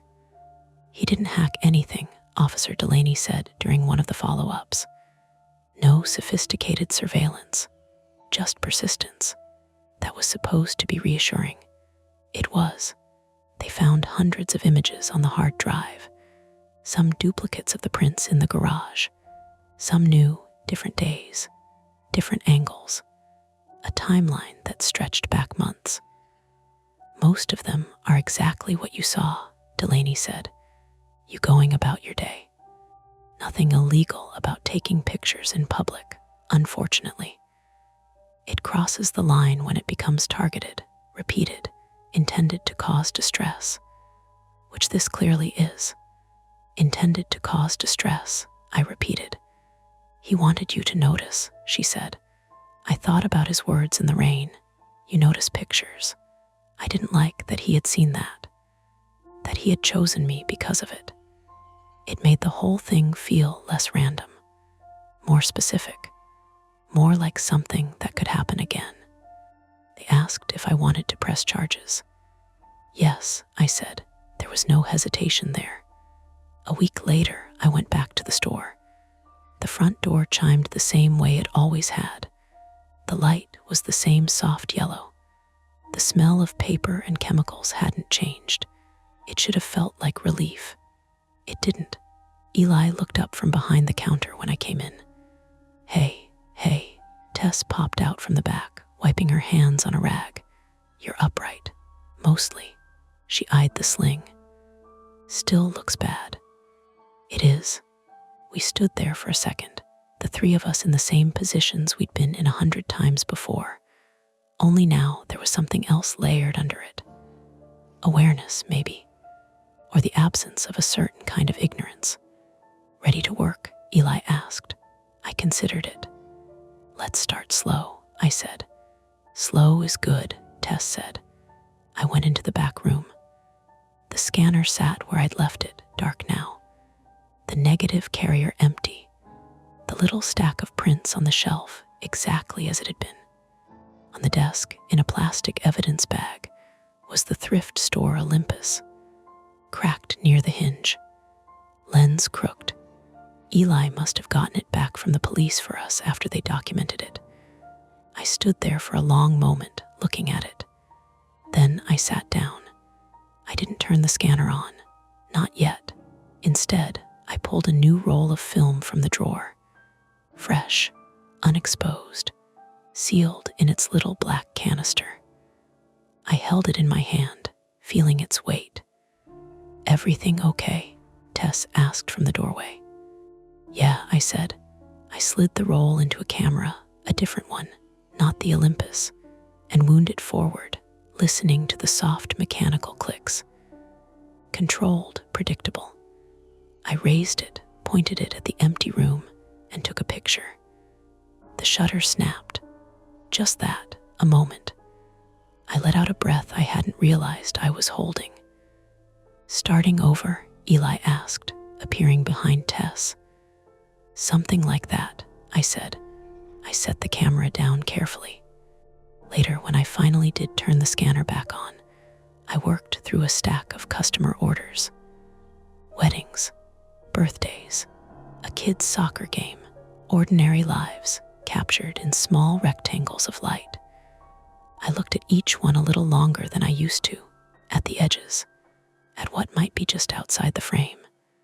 When I got to the end of the stack, I reached for the next envelope without thinking. It was unmarked, no name, no order number, just a plain white sleeve tucked among the others. I frowned, turning it over. Eli, I called. He didn't answer right away. I slid the contents out, a strip of negatives. My breath caught. The frames were small, amber, familiar. I held them up to the light. In the first frame, I saw a room I recognized, Tess's living room, the couch where I'd slept. The angle was wrong, too high, as if taken from the doorway, as if someone had been standing there, watching. I didn't say anything. I just stood there, the strip trembling slightly between my fingers, and listened to the scanner hum to life beside me. That's tonight's story. If it gives you chills, make sure to like, subscribe to Mia Horror Stories, and tap the bell so you never miss what's coming next. And if you're still brave enough, there are more dark tales waiting for you right here on the channel. Go watch another, if you dare. Welcome to Mia Horror Stories. To make it easier on your eyes, this video plays against a black screen. so you can close your eyes, get comfortable, and let the story take over. But don't relax too much, the ending might just catch you off guard. Stay with me until the very last word. The first thing that felt wrong was how long the mascot held the wave. Not a cheerful little side-to-side thing for the kids lined up near the funnel cake stand. Not the tired, phone-it-in-wrist-flap people in hot costumes do when their break is 5 minutes late and the foam head smells like old mop water. This was different. The arm stayed raised, elbow locked, white cartoon glove tilted toward the midway like he was frozen mid-greeting. Except he wasn't frozen. His head moved. Slowly, carefully, the giant rabbit head turned and tracked people as they passed beneath the string lights. A teenage couple with neon wristbands. A dad carrying a crying little girl with pink cotton candy stuck in her hair. 2 boys in matching park shirts shoving each other near the milk bottle game. The rabbit watched each one with that fixed, stitched smile and those huge oval eyes. Then, without lowering the arm, he stepped backward into the shadow beside the old photo booth and disappeared. I remember that part exactly because Mara said, "Okay, that's creepy," and laughed right after, like the laugh could take the weight out of the words. It didn't. The music from the carousel kept chiming away behind us, bright and tinny. And somewhere farther down the midway, a ride operator barked. 2 seats, right side, fill all the way in. Oil, sugar, hot metal, chlorine from the splash area drifting over from the kid zone. Normal summer smells. Normal Friday night at Brackett Family Adventure Park in western Pennsylvania, just outside Beaver Falls, 20 minutes from where I'd grown up. Everything should have stayed in that normal lane. Instead, I stood there with a paper tray of cheese fries cooling in my hands, staring at the place where the mascot had gone. "You saw that, right?" I asked. Mara had already stolen one of my fries. I saw a guy going on break. He was waving at nothing. He was waving at customers. That's literally his job, Ben. Still, she looked back toward the photo booth too, quick and sideways. My name is Ben Ritchie. I was 26 that summer, home again in Beaver County, after dropping out of a graduate program in Pittsburgh that I'd insisted for 2 years was exactly what I wanted. I was living in my mother's basement apartment while I figured things out, which mostly meant doing freelance website fixes for small businesses and avoiding people I knew from high school in places with fluorescent lighting. I had a habit of lingering on small wrong things until they grew teeth in my head. That was the private defect, I guess. I could take a loose thread and worry it until the whole seam came apart. Mara Ellison was 28, and she had the kind of practical steadiness that made everyone else look slightly overcomplicated. She worked as an ER nurse at Heritage Valley, wore her dark hair tied up even off shift because she said it annoyed her when it touched her neck, and had agreed to come to Brackett with me because I'd found a coupon packet in the Sunday mail. And because, in her words, sometimes it's good for adults to act 12 in public.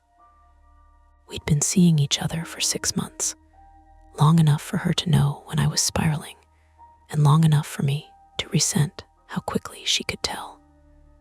She nudged my shoulder with hers. Eat before they congeal. I hate when you use nurse words at carnival food. Congeal is not a nurse word. It's an English word. I took a fry to prove I could let it go. The cheese had already started developing that skin on top. Over by the basketball game, a siren sound effect whooped every time somebody missed. Kids ran past with light-up swords, their sneakers slapping the concrete. Above us, the sky spinner lifted a set of chairs into the dusk, chains rattling, riders' screams flattening into the wind. Brackett wasn't a huge place. It wasn't Six Flags. It wasn't even Kennywood. It was one of those family-owned regional parks that survived by being cheap, close, and familiar. One wooden coaster from the 70s. A log flume that always smelled faintly swampy. A reptile house no one seemed to clean well enough. Birthday pavilions, midway games, a petting zoo, and a children's train that looped past fake Western storefronts and a fiberglass mountain. You came because your parents brought you, and later you brought your own kids, or your nieces and nephews, or your girlfriend because you wanted something to do that wasn't a bar. I'd been coming here since I was 5. I knew where the pavement dipped near the bumper cars, and where the bathrooms always had one sink out of order, and how the old speakers near the pirate plunge crackled when the humidity got bad. Familiarity can make a place feel safe. It can also make the wrong thing stand out harder. There, I said. The rabbit had reappeared by the ring toss booth. He stood half-turned toward the crowd, one oversized foot angled outward, one hand still raised. Same pose, same stiff stillness. Up close, his suit looked older than the newer branded mascots you saw at chain parks.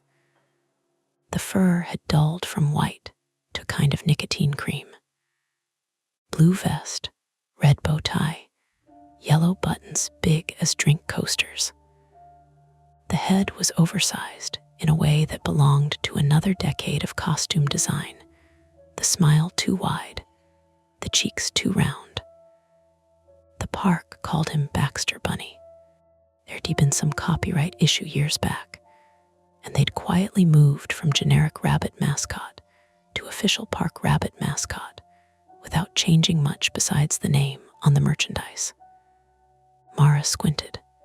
That's not the same guy. What? The last one seemed taller. You can tell from a rabbit suit. I can tell you are now making me compare rabbits in a serious way, which I don't appreciate. She said it lightly, but I was already watching the hands. The gloves looked dingy at the seams. One cuff rode up a little, and for a second I thought I saw bare wrist above it. Not skin, something darker, maybe an undersleeve.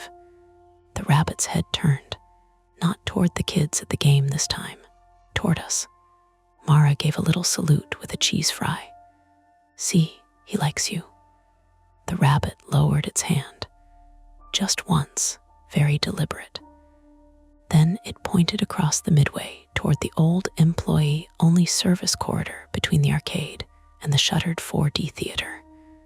I stared. Did he just probably gesturing for someone else? There's no one there. Then maybe he wants you to join the mascot union. I laughed because she wanted me to. It came out thin. A family pushed in front of us, and when they passed, the rabbit was walking again, crossing behind the whack a mole trailer with a rolling, exaggerated gait. But there was nothing playful about it. The motions were too economical. No wave, no hopping little dance for the kids. Just straight to the service corridor, where a dented gray door stood propped open with a bucket of sand. He went through without looking back. Mara watched him disappear. All right, she said. That was a little weird. Thank you could still be nothing. Also thank you. She took my tray out of my hands and set it on a nearby trash can lid. Come on. We're not spending the whole night auditing rabbit behavior. We moved on toward the wooden coaster, threading through families and packs of teenagers. A little calm returned, mostly because the park kept insisting on it. The sky was turning a deep blue above the floodlights, and the coaster's lift hill clicked steadily, comforting in its repetition. People shrieked on the drop, then came off grinning, breathless, alive. A little boy dragged an oversized plush snake by the tail. Somewhere behind the games, a compressor kicked on with a cough and rumble. We rode the coaster once, then again because the line was short. Going up the second lift hill, with the breeze cooler on my face and the metal bar pressing against my lap, I almost forgot the rabbit. That was one of the reasons Mara liked places like this. They gave your body something immediate to do. You stopped thinking in spirals when a hill was about to throw you over the edge. At the bottom of the second run, the train slammed into the brake track, and Mara laughed hard enough to bend forward. "Okay," she said as we stepped onto the exit platform. "Worth the sunburn risk." Her voice had that loose, happy note it got when she was actually relaxed, not just pretending for other people's comfort. I loved that sound. I also noticed, because I noticed things I shouldn't, that the teenage ride operator checking restraints looked exhausted enough to sway. We stopped near a bench beside the penny press machine to drink warm bottled water. On the other side of the fence, the maintenance lane ran behind the coaster supports. A yellow utility cart sat parked there with one headlight out. Past it, the trees at the edge of the property thickened into dark shapes. The park always felt smaller once you noticed how close the woods were. A bright contained place built right up against brush and service roads and back access gates. "Talk to me," Mara said. "I'm talking." "No, you're doing that thing where your forehead gets all pinched and you answer in one-word installments." I twisted the bottle cap between my fingers. Do you ever get the feeling something is off before you can explain why? All the time. Usually because something is off. That's not comforting. It's not supposed to be. She leaned back on the bench and looked at me. "What does it feel like, specifically?" I could have lied. Mara was one of the few people I usually didn't lie to, at least not in the ways that mattered. "Like everyone else got a memo, and I didn't," I said. "Like there's some obvious explanation, and I'm the only idiot still standing there trying to solve it." That is a very you way to describe anxiety. "I know." She took the bottle from me, drank, handed it back. "Then maybe don't crown yourself king of the rabbit investigation yet." I smiled despite myself. "You saying there should be a committee?" "I'm saying you once convinced yourself your landlord was entering your apartment because the kitchen chair moved. He was entering the apartment. He entered it once because the upstairs sink burst and water was coming through your ceiling. Still counts." She laughed again, then her expression softened. "Ben, I'm not saying ignore it if something actually feels wrong. I'm saying your brain likes to sprint ahead of the evidence." That was fair, which irritated me more than if she'd been dismissive. Before I could answer, a voice behind us said, "You two waiting for the ghost train?" We both turned. The speaker was a woman in a faded bracket polo and black shorts, maybe 22, with a lanyard full of keys clipped to her belt and a half-peeled orange wristband on one arm. She had a narrow, tired face and frizzing blonde hair shoved under a visor that looked older than she was. She was dragging a black trash bag toward the service lane gate with the flat-footed fatigue of somebody deep into a double shift. "Sorry," Mara said. The woman nodded toward the bench. "People sit here when they're too scared to ride the dark timber mine. Figure they'll watch it first, then they hear the screams and decide against it." I looked past her, and realized we were closer to the dark ride than I'd thought. Its fake mine entrance sat half hidden behind a cluster of artificial rocks and pine-shaped decor, the sign bulbs flickering in uneven patches. I'd ridden it as a kid. Cheap blacklight paint, animatronic bats, a collapsing tunnel effect that never quite worked. Considering it, Mara said. Don't, the woman said immediately. She had the timing of somebody tossing out a joke, but she didn't smile. Then she seemed to remember herself and added, unless you like mildew and mechanical failure. Mara grinned. That I understand. The woman shifted the trash bag higher. Elise, she said, giving us a tiny 2-finger salute. I run this side after 6 because management believes one person can, in fact, be in 12 places at once. Mara, Ben. Elise, I repeated, because there was something about her tone that invited one more second of conversation. Has the rabbit always been weird? She stopped moving. Not dramatically. Just a pause, short but real. Then she looked at me over one shoulder. Baxter, yeah, what do you mean weird? I heard Mara exhale beside me. I said, he was just acting sort of off. Not interacting with kids. Kept disappearing into service areas. Elise gave a shrug that looked practiced. Mascot guys are always off. Guys, usually guys, sometimes women. Depends who picks up the shift. She studied my face a little too long, then added, you local, grew up here. Then you know this place runs on duct tape and teenagers. That's reassuring. Welcome home. She tugged the gate open with her free hand. If you're asking whether Baxter goes where he shouldn't, the answer is everybody goes where they shouldn't hear. Half the locks don't catch. She started through, then looked back once. You do ride the mine, sit toward the back. Front car gets stuck more. Before I could ask anything else, she was gone down the service lane, bag brushing the fence, keys tapping against her thigh. Mara turned slowly to me. See, mechanical failure. Normal park weird. She paused. She works here.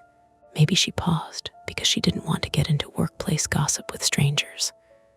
Or because there is something to get into. Ben, I knew that tone. Not annoyed yet, steering me away from the drop-off. We stood. The dark ride entrance swallowed a new group of riders. From inside came the muffled clatter of track and a fake explosion sound. Somewhere beyond the rocks, a child started crying in the overtired end of Nightway, all breath and no volume control. Overhead, floodlights drew moths that pinged and skittered against the hot glass. I told myself Elise had explained it. Old park, understaffed, odd employees, broken locks, a man in a rabbit suit cutting through service corridors because that was faster than smiling for tourists. The explanation was all there, neat enough to hold. Then, in the reflection of the penny press machine's metal panel, I saw the rabbit again. Not behind us on the midway, much closer. On the other side of the fence, in the maintenance lane, standing in the slice of darkness between coaster supports. He was still, arms at his sides this time, watching us. I turned too fast, and the image snapped into direct view. Cream-colored fur, blue vest, giant head tipped slightly forward, far enough from the public path that no guest should have been there, near enough that I could hear, under the coaster lift chain and the music and the crowd noise, a faint dry sound. Breathing. Not the muffled wheeze of a fan inside a mascot head. Human breathing. Slow, through a mouth. Mara's hand found my arm. Okay, she said, quieter now. That one I don't like. The rabbit lifted one glove and pressed a finger to its smiling mouth. A shushing gesture.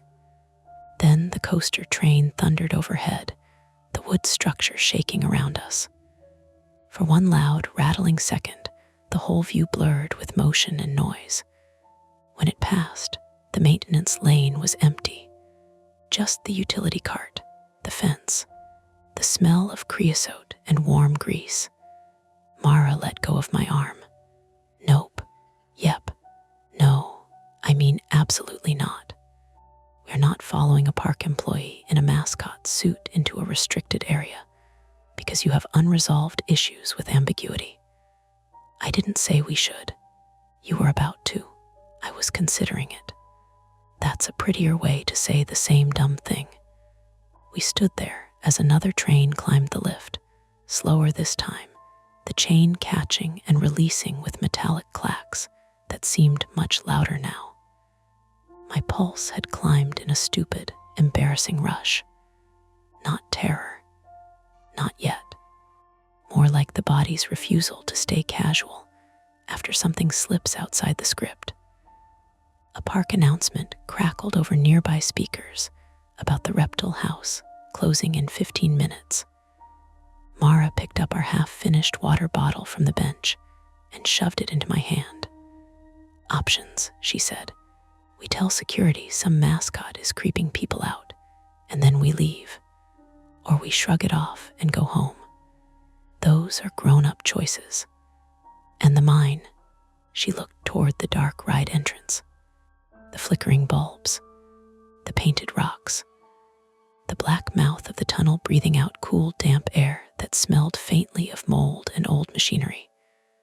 From somewhere inside came a hard metallic bang, then silence, then the recorded minor voice saying, delayed and cheerful, "Hold on to your helmets, folks."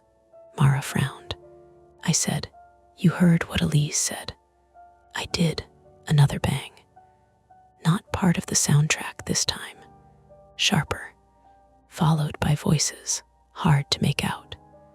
Then the ride attendant at the entrance stepped away from his post and disappeared inside without saying anything to the people waiting in line. Mara and I looked at each other. The crowd around us kept moving. Somebody won a giant panda at a dart game and whooped. A little train whistle blew from the children's area. The park went on being a park, but not quite around the mine. Around the mine, there was a slight bend in the air. That subtle vacuum that forms when normal flow starts going around something no one has named yet. "Ben," Mara said, "I know. No. Listen to me before you decide this means something enormous." "I'm listening," she swallowed, eyes on the dark ride entrance. "We either go find security now, or we walk over there and see if somebody needs help. That's it. Those are the choices." The mine mouth sat open under its patchy sign, damp air sliding out across the concrete. Somewhere inside, something hit metal again. And without either of us moving yet, the night tilted toward one of those choices. Mara moved first. She didn't run. That wasn't her style. She stepped toward the mine entrance with that brisk, purposeful walk she used at the hospital when something wasn't quite an emergency yet, but could become one if you let it drift. "Hey," she called to the small cluster of people waiting near the railing. "Is the ride down?" A teenage girl in a denim jacket shrugged. "Guy just went in. He didn't say anything." Another metallic bang sounded from inside, not loud enough to echo through the whole park, but sharp, contained, followed by a scrape that set my teeth on edge. Mara glanced at me. "You hear that? I heard it. Okay." She stepped up onto the little platform where the ride attendant had been standing seconds ago. A plastic sign hung on the chain barrier. "Please remain seated during the ride." The chain itself had been unclipped, sagging open. "That's not great," she muttered. I stayed a half step behind her, feeling that familiar tightening in my chest. Not panic, not yet. The part of me that cataloged small wrong things had woken up fully now, stacking details one on top of another. The open chain, the absent attendant, the sounds that didn't match the recorded audio, the rabbit in the maintenance lane. "You should call security," I said. "I will," she said. "But if someone's hurt in there, we don't know that. We don't know they're not." She ducked under the chain and disappeared into the mine entrance. For a second, I stayed where I was. That was the fork. Tell security, stay outside, be the person who did the sensible thing. Or follow Mara into a dark ride that already had a reputation for getting stuck. Behind me, someone said, "Are they letting people in again?" I turned. A man with 2 kids, both under 10, stood there holding ride tickets. The younger one bounced on her toes, excited. "They're just checking something," I said, hearing my voice come out steadier than I felt. "Maybe give it a minute." The man frowned but nodded. "Okay." I looked back at the entrance. The air coming out of the tunnel was cooler, damp. It smelled like old wood, mildew, and something metallic underneath. I ducked under the chain. Inside, the lighting shifted immediately. Fluorescent at the entrance, then dim, then that uneven blacklight glow further in that made painted rocks pop in unnatural colors. The track ran along a shallow trough, metal rails embedded in concrete. A train of small mine carts sat just inside, empty, their lap bars up. "Mara," I called. "Here," her voice came back, a little farther in. I moved forward, shoes sticking slightly on the damp floor. The recorded audio looped from hidden speakers, a cheerful miner voice talking about gold and adventure, the sound warping slightly as I passed each speaker. I found her about 20 feet in, near the first turn. She was crouched beside the track, one hand on the rail. "Tell me that's part of the ride," she said without looking up. I followed her gaze. A flashlight lay on the ground, one of the cheap black plastic ones with a red button, the kind staff used. It was on, beam pointed sideways, illuminating the base of the fake rock wall. Next to it, a shoe. Not a prop, not a decorative boot. A real sneaker. Black, scuffed, laces half-tied. "Jesus," I said. Mara picked up the flashlight, turned it in her hand. "This is employee issue. They give these out for closing checks. Maybe someone dropped it and took off one shoe. Maybe it got caught in the cart. Then where's the person?" She stood, scanning the track. "Ben, call security now." I fumbled my phone out of my pocket. No signal bars, just a blank triangle where they should be. "Of course," I said. "Of course there's no service in the cave ride." Mara swore under her breath. "Okay." We go a little further, see if we find the attendant. And we get out and find someone with a radio. That's a terrible plan. It's a better plan than standing here. Another noise came from deeper inside, not the ride soundtrack. A thud, then something like a muffled shout. Mara's head snapped up. "That's a person, or it's a speaker glitch." "Does that sound like a speaker to you?" "No." It didn't. She started walking along the track. "Mara, Ben, if someone's stuck." "I know," I said. "I know." I followed. The path curved left, then dipped slightly. The blacklight gave way to dim amber bulbs that flickered at irregular intervals. The walls closed in a little fake rock, narrowing the passage. The air got heavier, thicker. We passed the first set piece, a painted prospector figure with a pickaxe that jerked up and down on a motor. It clanked out of sync with the audio, the movement stuttering like it was catching on something. "Maintenance nightmare," Mara said under her breath. We stepped over a shallow puddle where water had seeped across the floor. Shoes slipped a little, catching on the damp concrete. Then the track ahead came into view. A cart sat halfway around the bend. Not at the station. Not neatly lined up. Just stopped. Its lap bars were down. 2 people were inside. One of them was slumped forward, forehead against the bar. The other was gripping the sides of the cart, head whipping toward us as the light hit her face. "Hey," she shouted. "Thank God," Mara broke into a jog. "Are you okay?" "I don't know," the woman said, voice shaking. "It just stopped. It jerked, and then he said he'd go check." "And then, who said?" I asked. "The guy at the front, the operator. He climbed out and went forward, and he hasn't come back." Mara reached the cart and grabbed the lap bar, testing it. "Can you move? It won't come up." Okay. Mara crouched, peering at the latch mechanism.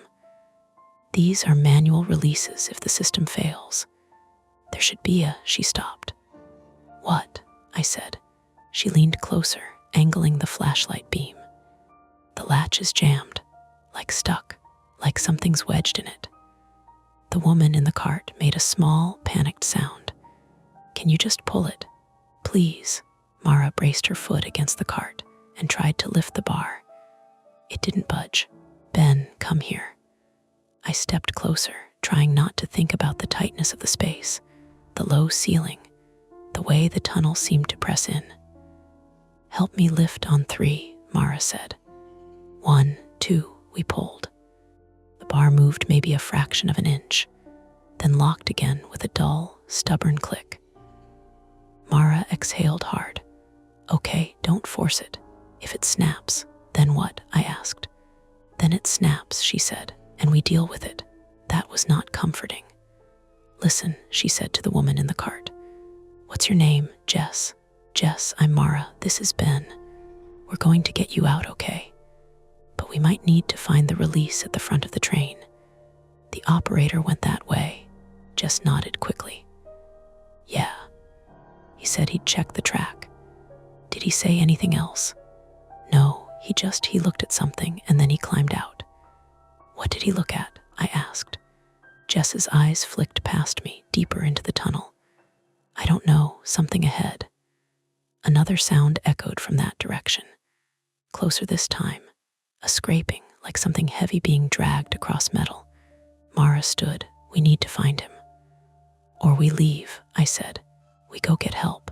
This is above our pay grade." "And leave them here?" "Yes." Mara stared at me. "You're serious?" "Yeah, I am. This is a broken ride. There are staff for this." "And where are they?" I didn't have an answer, just made a small, desperate noise. "Please don't leave." Mara looked back at her, then at me. "We go forward. We find the operator. We come back with a solution. That assumes he's fine. If he's not, then we need to know that too." My chest tightened again, sharper now. This wasn't abstract anymore. This was a problem with edges. People stuck. A missing operator. A mechanism that wouldn't release. And that other thing, the rabbit. I said, "We should at least leave a message at the entrance." "No signal," she said. "And if we go back out, we lose time. You're guessing. I'm making a call."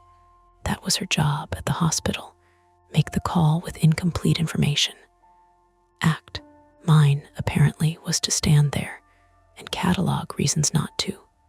"Fine," I said. "We go forward." She nodded once, decisive. "Stay with him," she said, nodding to the slumped person in the cart. "Keep talking to him. If he wakes up, don't let him thrash. We'll be back." Jess nodded, eyes wide. We moved past the cart, deeper into the mine. The tunnel narrowed again. The lighting dropped to almost nothing, just occasional bulbs casting weak yellow pools. The recorded audio cut out entirely, leaving only the ambient hum of machinery and the distant park noise filtered through layers of wood and rock. "Ben," Mara said quietly. "Stay close. I'm right here." We stepped over another section of damp floor. The air felt cooler now, and there was a new smell under the mildew. Rubber. Burnt. Ahead, the tunnel opened into a slightly wider section where the track split around a central pillar. A maintenance access point, maybe. A metal toolbox lay open on the ground, tools scattered around it. "Operator," Mara called. "Hello," no answer. She swept the flashlight beam across the area. It landed on a shape against the far wall. Person, the ride attendant. He was on his side, knees drawn up slightly, one arm tucked under him. His uniform shirt was damp with sweat, sticking to his back. The cap had fallen off, lying a foot away. Mara was moving before I could process it. She dropped to her knees beside him, fingers going to his neck. "Pulse," she said, "weak, but there." "What happened to him?" I asked. "Heat, maybe, or he fell." She rolled him gently onto his back. His eyes fluttered, unfocused. "Hey," she said. "Hey, can you hear me?" He made a small sound, somewhere between a groan and a word. "Stay with me," she said. "What's your name?" "Tyler," he managed.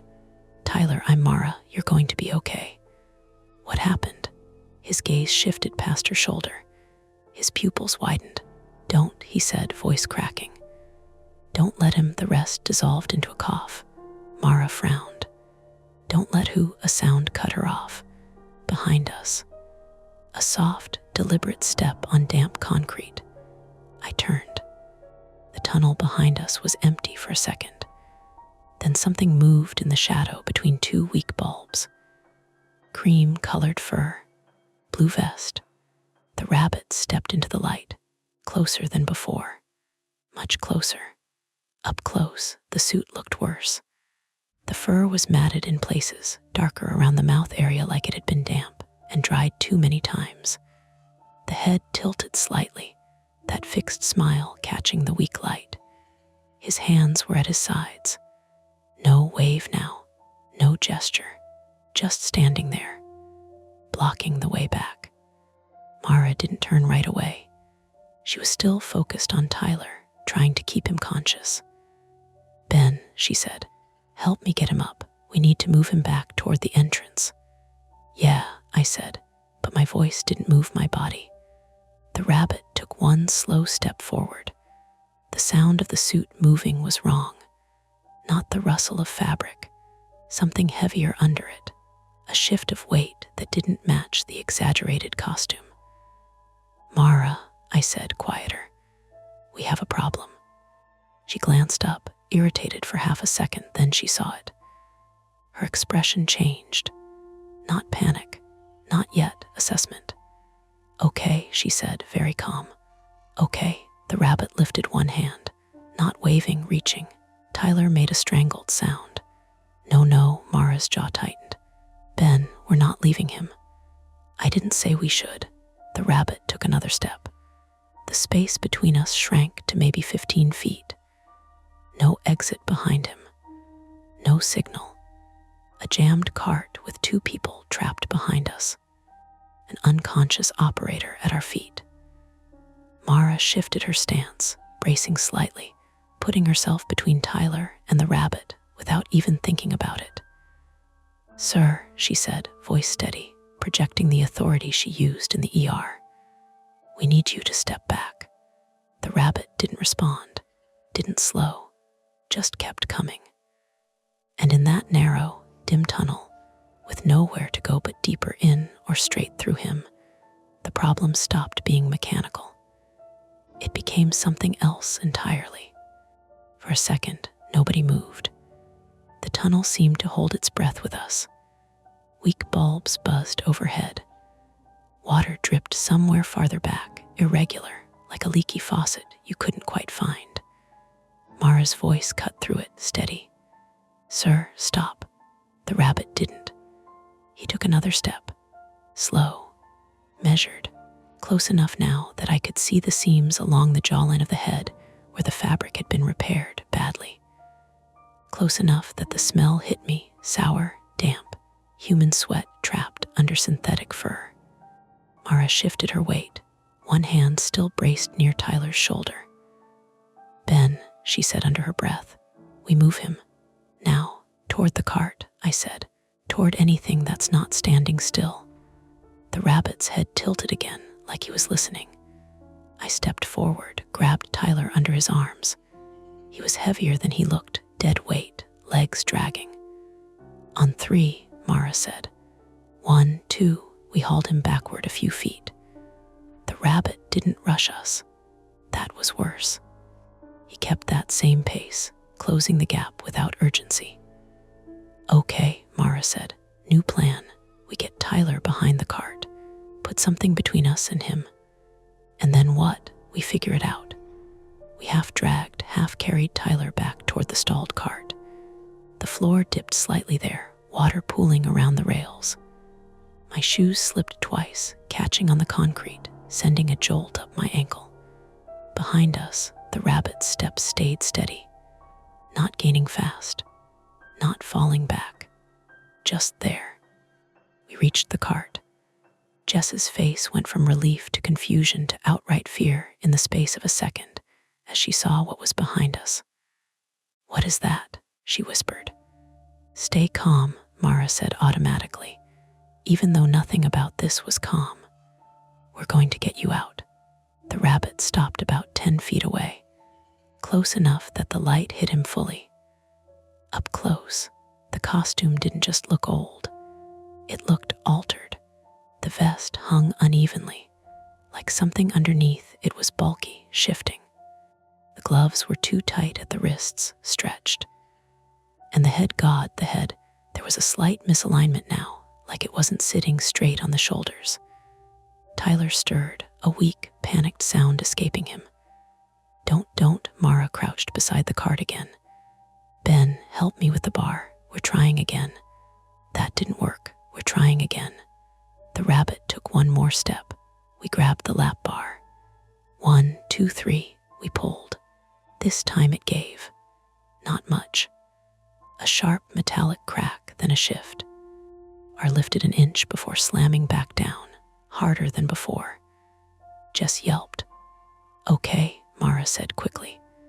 Okay, that's progress. Progress, I said. It moved. Something's blocking it. Yeah, no kidding. She dropped to her knees, peering into the latch housing. There's something jammed in here. I need light. I angled the flashlight down.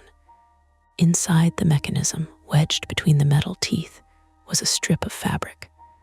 Blue, same color as the vest. Mara went very still.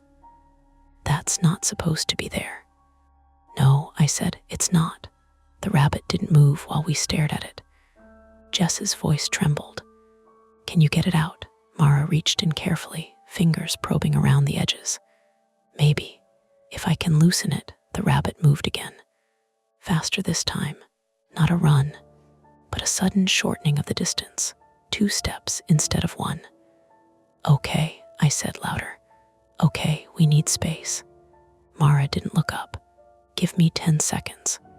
You don't have 10 seconds. I need 10 seconds. Tyler made a choking sound. Tyler, Mara said sharply. Stay with me. What did he do? Tyler's eyes flicked toward the rabbit. His voice broke into a cough. Come on, Mara muttered, more to herself now, tugging at the fabric. It didn't budge. The rabbit raised his hands, not reaching this time, adjusting. He gripped the oversized head with both hands and twisted. Jess screamed. The head shifted a fraction, then settled again, crooked. For one terrible second, I thought he was taking it off. But he didn't. He just adjusted it, like it was uncomfortable, like something inside needed repositioning. And in that movement, I saw it. A strip of skin at the neck. Real skin, pale, damp, pressed tight against the collar of the suit.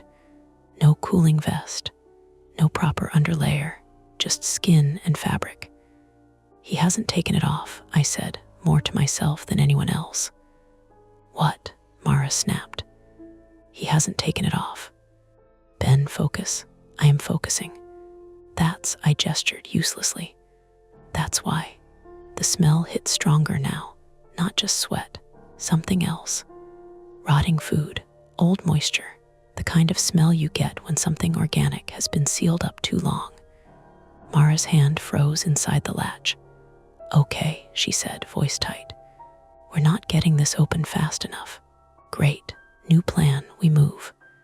Where? She pointed past the cart, deeper into the tunnel. There's a maintenance exit further in. There has to be. You're guessing again. I'm using pattern. Every ride has an emergency exit, and if it's locked, then we find something to break it. Behind us, the rabbit took another step, close enough now that I could hear it again. Breathing, slow, controlled, but there. Move, Mara said. Jess shook her head frantically. Don't leave me. We're not, Mara said. We're getting help. We're coming back with a way to open this. That's what the other guy said. Mara flinched just slightly, then hardened. Not him.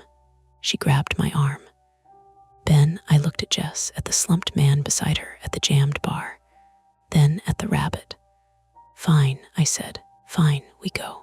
We dragged Tyler with us again, moving past the cart, deeper into the tunnel. The layout shifted as we went. The track curved right, then straightened into a longer corridor. On the left, a narrow walkway ran alongside the rails, just wide enough for maintenance staff. On the right, the fake rock wall pressed close. Overhead, the lights thinned out. Every third bulb was out entirely, leaving pockets of darkness between weak pools of yellow. My breathing got louder in my ears. Tyler's weight dragged at my arms, muscles starting to burn. Behind us, the rabbit followed, still not rushing, just keeping up. Why isn't he just? I started. I don't know, Mara said. Don't try to understand it right now. Hard not to. We reached a junction. The track split again, one line continuing forward, another veering off to the left into a darker section marked with a faded sign, Maintenance Access, Authorized Personnel Only. There, Mara said. A metal door sat at the end of the left spur, industrial gray with a push bar and a small window covered in wire mesh. Go, she said. We veered left, shoes splashing through another shallow puddle. The door loomed closer. Hope, sharp and sudden, flared in my chest. I reached it first, shifting Tyler's weight against the wall so I could push the bar. It didn't move. I shoved harder. Nothing. Locked, I said. Try again. I am trying. Mara set Tyler down gently and stepped in, bracing both hands on the bar. She pushed. The door rattled, didn't open. Okay, she said, breathing harder now. Okay, we break it. With what? She looked around. The maintenance area was cluttered pipes along the wall, a coiled hose, a rusted metal bracket bolted near the floor. I grabbed the bracket, yanked. It didn't come free. Behind us, the rabbit turned into the side corridor. Closer now. 5 feet into the spur, no more distance to buffer us. Ben, Mara said, we don't have time. I know. I kicked the door. Pain shot up my leg, sharp and immediate. The door didn't care. Again, she said. I kicked it again. The metal dented slightly this time, a dull thunk echoing through the narrow space. The rabbit stopped at the entrance to the spur. Watching. Always watching. Why isn't he? I started again. Because he doesn't need to, Mara snapped. Because we're trapped. The word hung there, trapped. I kicked the door a third time, harder. My heel slipped on the damp floor, sending me sideways.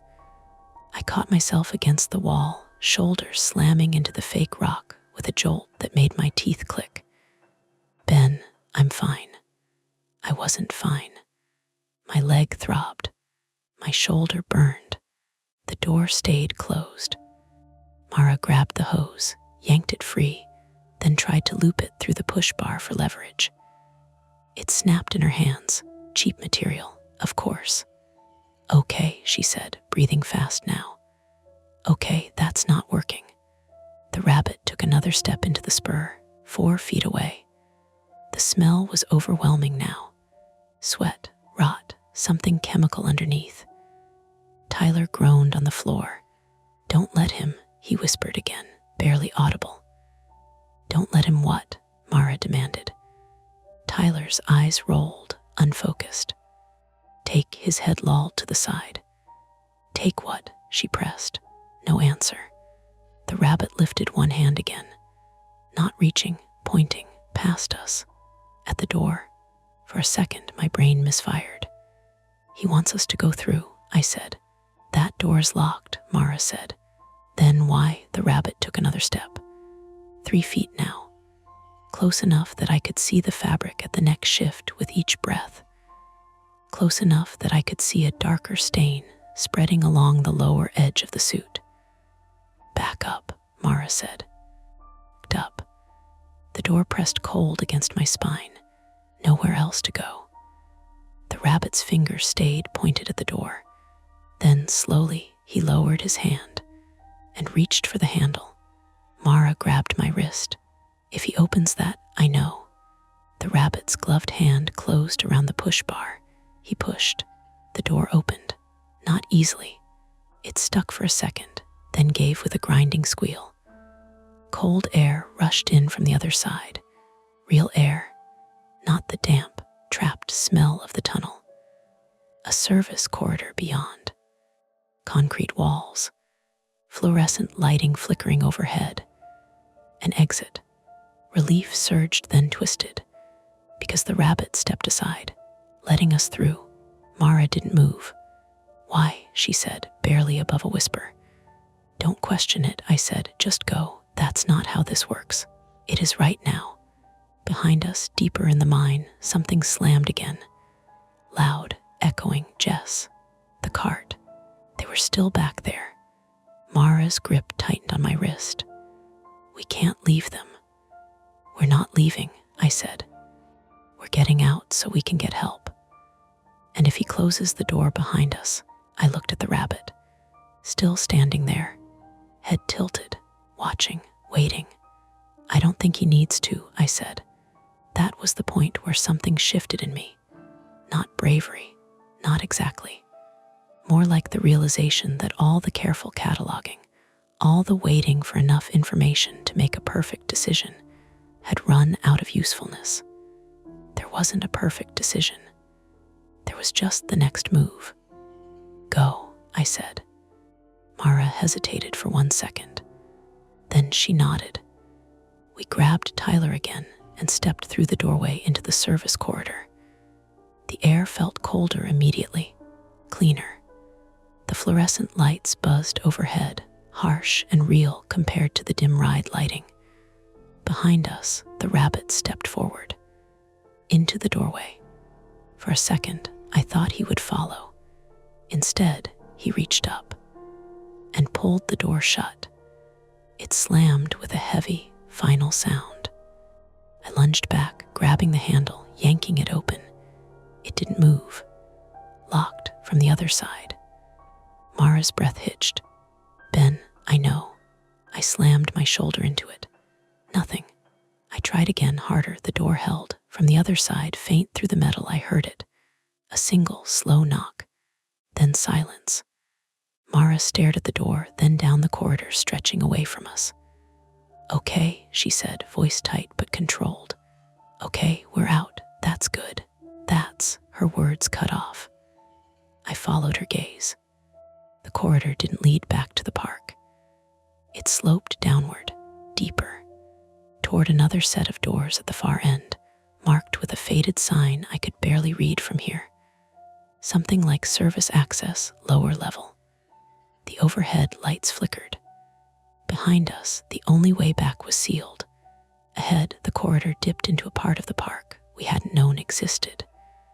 And somewhere behind that door, inside the mine, Jess was still trapped. Mara swallowed. "This is wrong." "Yeah," I said. "We need to go back. We can't." She looked at me, something close to anger flashing through the fear. "Then we need another way around. There has to be a way back to the ride from here." I looked down the corridor again. Long, narrow, empty, leading deeper under the park. and for the first time since we'd stepped into the mine, I realized something worse than being blocked. We hadn't been pushed out. We'd been redirected. We got Tyler moving again by threatening to drop him. That sounds cruel, and maybe it was, but nothing down there felt clean anymore. Mara had crouched beside him in the service corridor, smacking his cheek lightly, then harder, and he kept drifting sideways into that gray half-conscious place where people hear you and don't quite come back. His face was slick with sweat.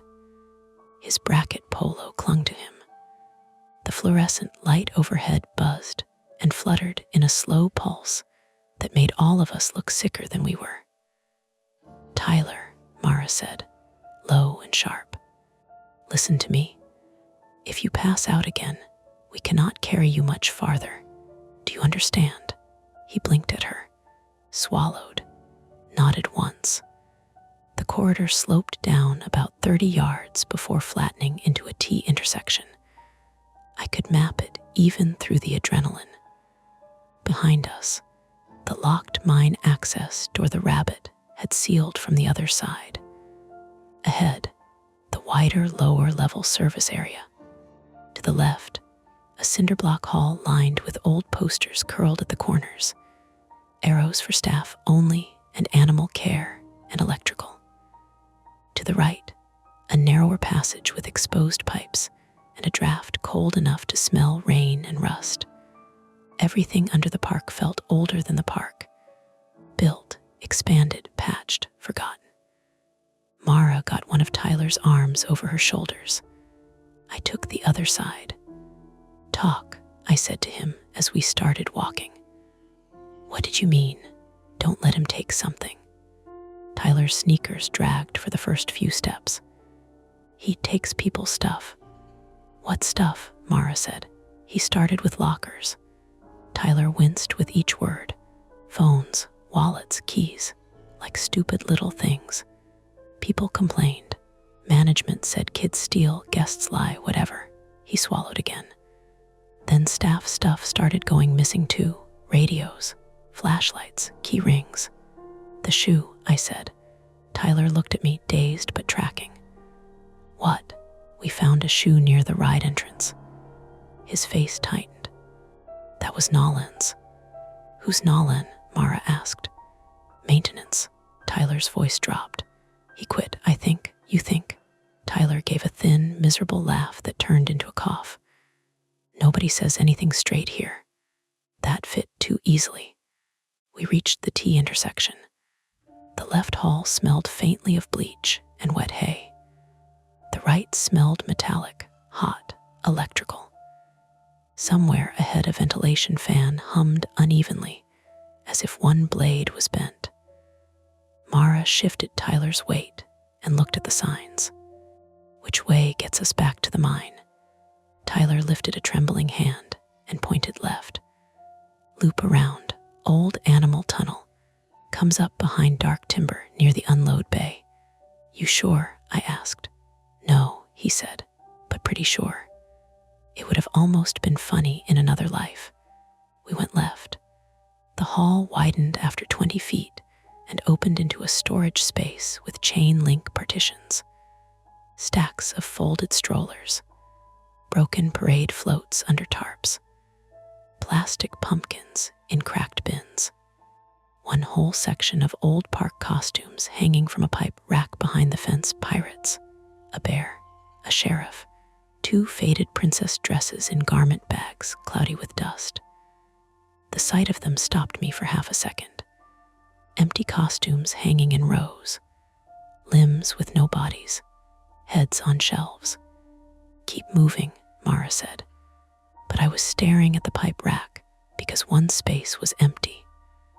A wider gap, center left, with a hook labeled BAXDR in embossed tape, the letters yellowing at the edges. And below it, on the concrete, a scatter of white synthetic fur. Mara followed my gaze. "Ben, I know. No, that was the wrong word. I didn't know. I knew only enough to feel the shape of something ugly assembling itself just out of full view. Tyler saw it too and looked away immediately. He wasn't supposed to use that one anymore. Mara stopped walking. What do you mean, wasn't supposed to? It was old. No ventilation fan. Foam inside started breaking down. People said it smelled. He licked dry lips. New Baxter suit came in last spring. This one was supposed to be in storage. Then why is someone wearing it? Tyler shook his head once, quick and frightened, like a prey animal rejecting a trap. I never saw him change. That landed in all three of us at once. Mara's face went still. Never. Tyler stared at the floor. He was always already in it, for photos, parades, all that. Or he'd just be there. Service hall, loading dock, behind the arcade. I thought it was a bit at first, like management keeping the character alive. His breathing sped up. Then I saw hands. What about hands? I said. Inside the gloves, he whispered.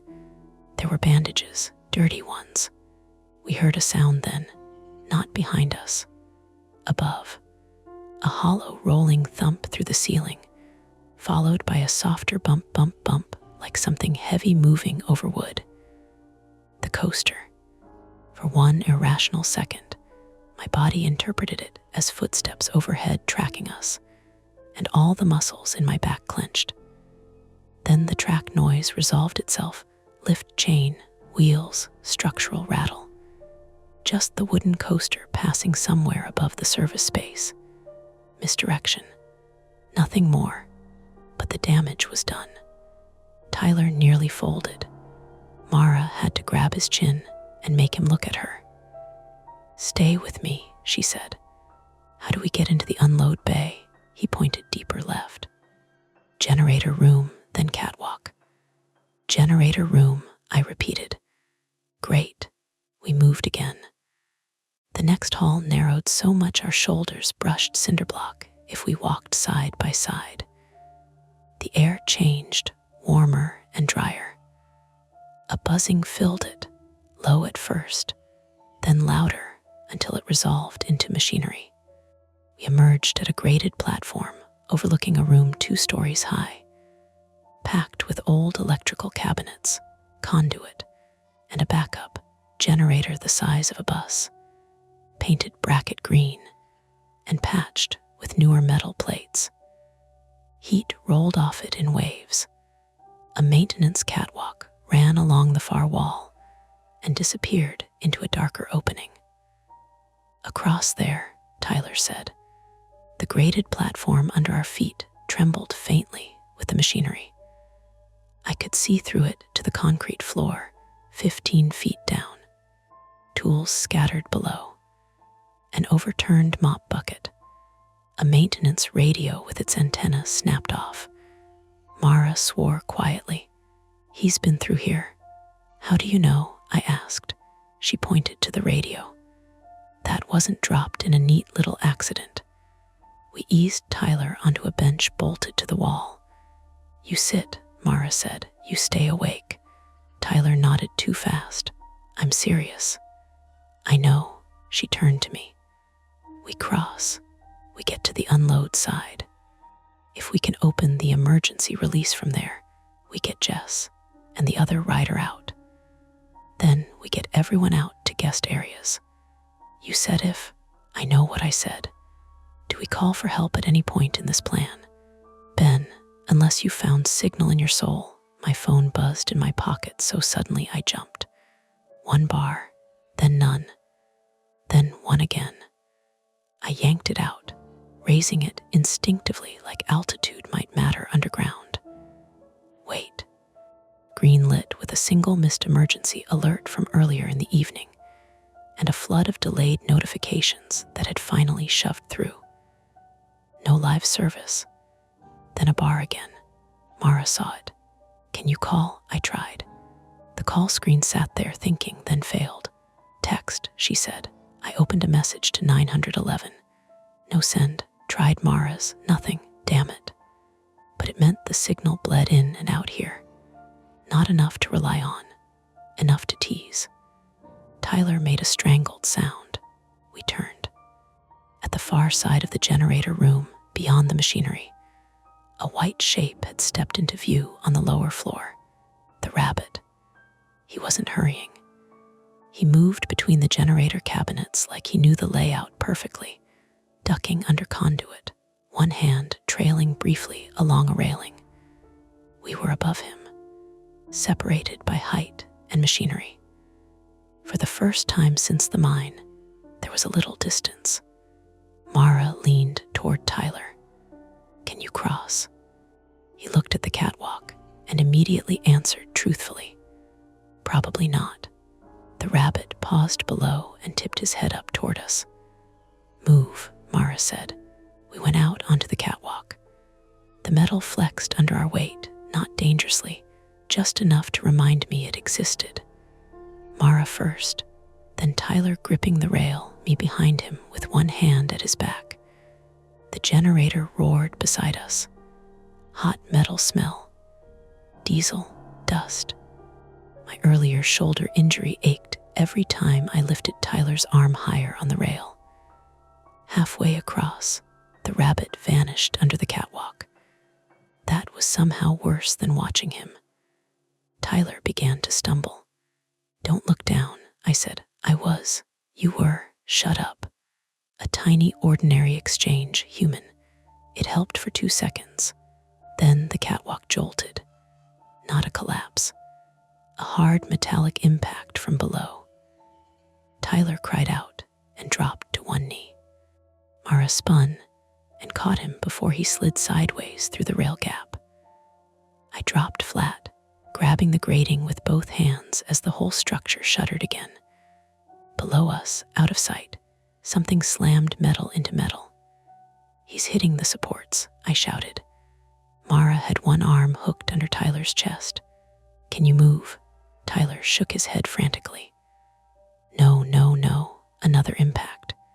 The catwalk bucked. One of the bolts near the wall spat rust flakes and squealed. This was the first real attempt. Not stalking, not hurting, action. And it was smart. He didn't need to climb up to us. He just needed gravity and old infrastructure to do the work. "Mara," I crawled forward. "Leave him, we have to go." Her head snapped toward me with pure fury. No, another slam. The catwalk dipped an inch. Tyler started sobbing. Thin, shocked sounds. Mara looked from him to the far platform, maybe 10 feet away. Then at the maintenance shelf mounted to the wall beside us, old gear, loose straps, a fire extinguisher in a bracket. She ripped the extinguisher free. I understood half a beat later. "Mara," she yanked the pin, leaned over the rail, and discharged it downward. A blizzard of white chemical powder erupted under the catwalk. The generator room swallowed the hiss and spat it back in echoes. Below us somebody coughed. Not synthetic. Human, wet, and furious. The impact stopped. "Move," Mara shouted.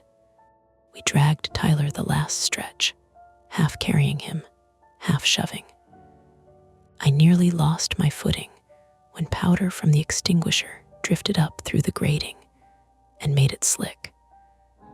My shin slammed the rail hard enough to numb my foot. Mara hauled Tyler onto the far platform just as a gloved hand shot up between the catwalk slats behind us. Too late to grab. Close enough to prove he'd almost had us. Piled through the opening beyond the generator room and into a service passage lit by a single red emergency bulb.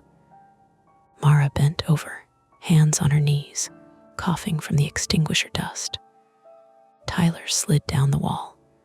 I shut the metal door behind us and threw the latch, though it was just a privacy latch, not a lock worth much. For a few seconds, all we did was breathe. Then Mara straightened, wiped her mouth, and said, "He's human." "No kidding," I said. "I know, but now we know he can be slowed. By industrial chemicals, by something in his face, which means there's a face, Tyler sat with his back to the wall, staring at the powder on Mara's sleeve. He gets angry when you touch the head. We both looked at him. That would have been useful before, I said. He looked miserable. I didn't know if I was remembering right. Mara crouched again. Tyler, focus. Jess and the other rider. How do we release the cart from unload? He rubbed both eyes with dirty fingers. There's a manual bar release at the unload station under the operator console. Cable linkage. If the cart's jammed on the track, you can sometimes override one car at a time. Sometimes, I repeated, if the cable isn't cut. We all sat with that word, cut. Did you see him do that? Mara asked. Tyler hesitated too long. Tyler, I saw him with Nolan's bolt cutters. There it was. Nolan, the missing maintenance guy who'd maybe quit, maybe not. Shoe near the ride entrance. Broken radio in the generator room. Items taken. Access taken. Tools taken. The story was cohering now, and I hated every piece of it. A metallic thump sounded at the door behind us. Then another.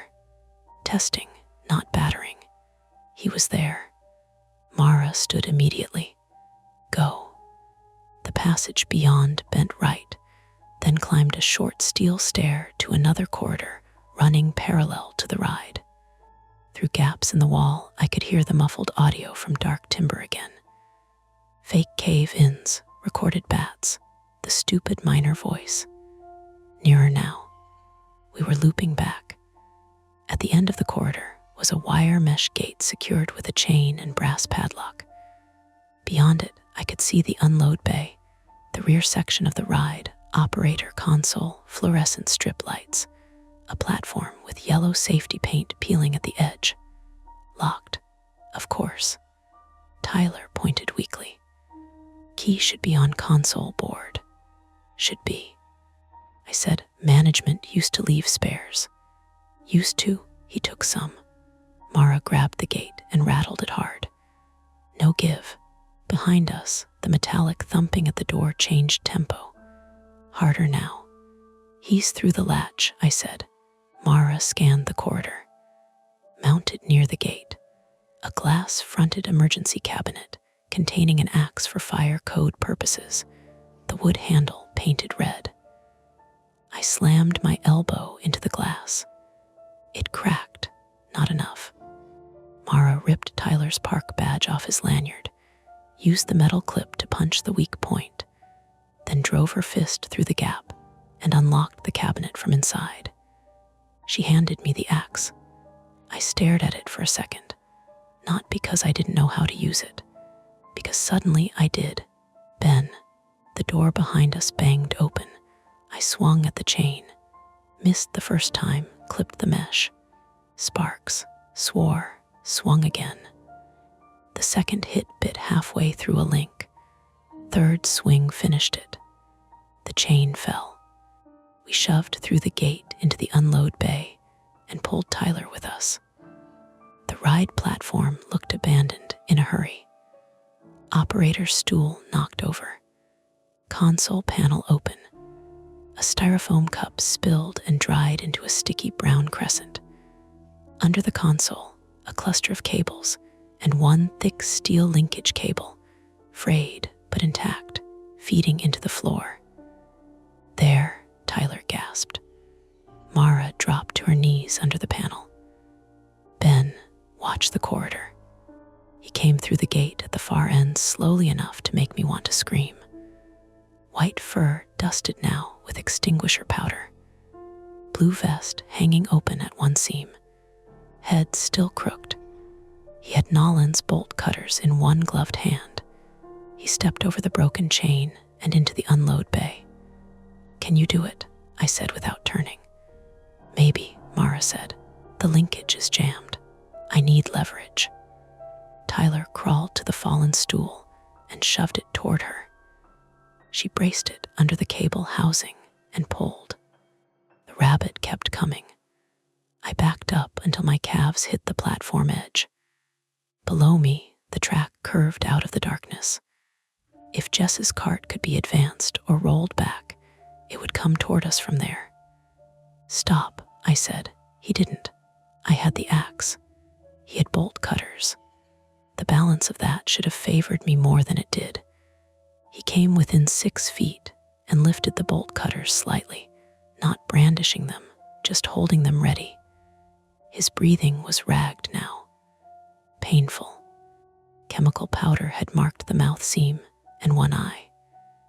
Through the neck gap I could see bandages, gray with old sweat, wrapped around skin rubbed raw. "Who are you?" I asked. Stupid question. Automatic. Human beings ask for names even at the edge of disaster. The rabbit's head turned a fraction.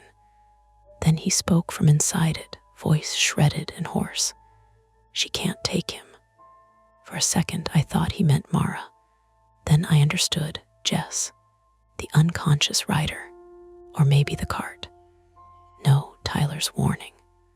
Don't let him take people's things. Keys, shoes, radios, keepsakes, eventually people. If no one said anything straight, maybe because the park had practice not saying straight things. Mara grunted behind me. Metal squealed. "Ben," he lunged. Not fast enough to be some movie killer. Fast enough because he was already close. I swung the axe handle sideways more than the blade, instinctively trying to keep distance rather than bury metal in a body. It cracked against the side of the mascot head with a hollow, ugly sound. The head twisted further askew. He staggered, slammed shoulder first into me anyway, and the bolt cutters clipped my forearm. White-hot pain. Not a clean cut, but enough. Enough. I lost hold of the axe. It skittered across the platform. He grabbed at my shirt with one glove, the grip freakishly strong because underneath it was just a man's hand clenched to the bone. The foam head pressed against my face. The smell nearly made me gag. Sweat, infection, old synthetic fur, something sweetly rotten. Up close, I heard him muttering. Not words at first, little repetitions to himself. "Stay on, stay on, stay on." My private fear had always been this, in some pathetic basement apartment way. That if I hesitated one beat too long, if I waited for perfect certainty, the moment to act would pass and somebody else would pay for it. That I was built to observe, not intervene. Great for noticing the rabbit wave too long. Useless when it mattered. He yanked me forward. The platform edge hit the backs of my knees. One more shove, and I'd go down onto the track. Then Mara shouted from under the console. Now. There was a violent clank under the floor. The cable snapped taut. The stopped cart shot backward out of the tunnel mouth into unload with a scream of wheels and a burst of stale air. It hit all of us. The front corner of the cart slammed the rabbit in the hip and lower back, pinning him sideways against the operator console. Not crushing him flat. Real life is sloppier than that. It trapped him ugly, crooked, one leg bent under the costume. He screamed then, a raw human scream so different from everything before that for a second. The whole bay went still around it. Jess was in the front seat, white-faced, eyes huge, lap bar finally loose. The unconscious man beside her jerked with the impact and groaned. Mara staggered back from the console. "Get them out." I moved. So did Tyler, somehow. We got Jess first. She was shaking so hard her knees kept giving. Then the man, middle-aged, semi-conscious, bleeding from a cut at the hairline where he'd hit the bar earlier. Mara checked pupils, airway, breathing in one sweep even while gasping for air herself. Behind us, pinned against the console, the rabbit kept making those same little muttering sounds. "Stay on, stay on." Tyler found the mascot head's neck seam with both hands. Maybe he meant to unmask him for evidence. Maybe anger did it. Maybe terror. He pulled. The head came off halfway, then caught.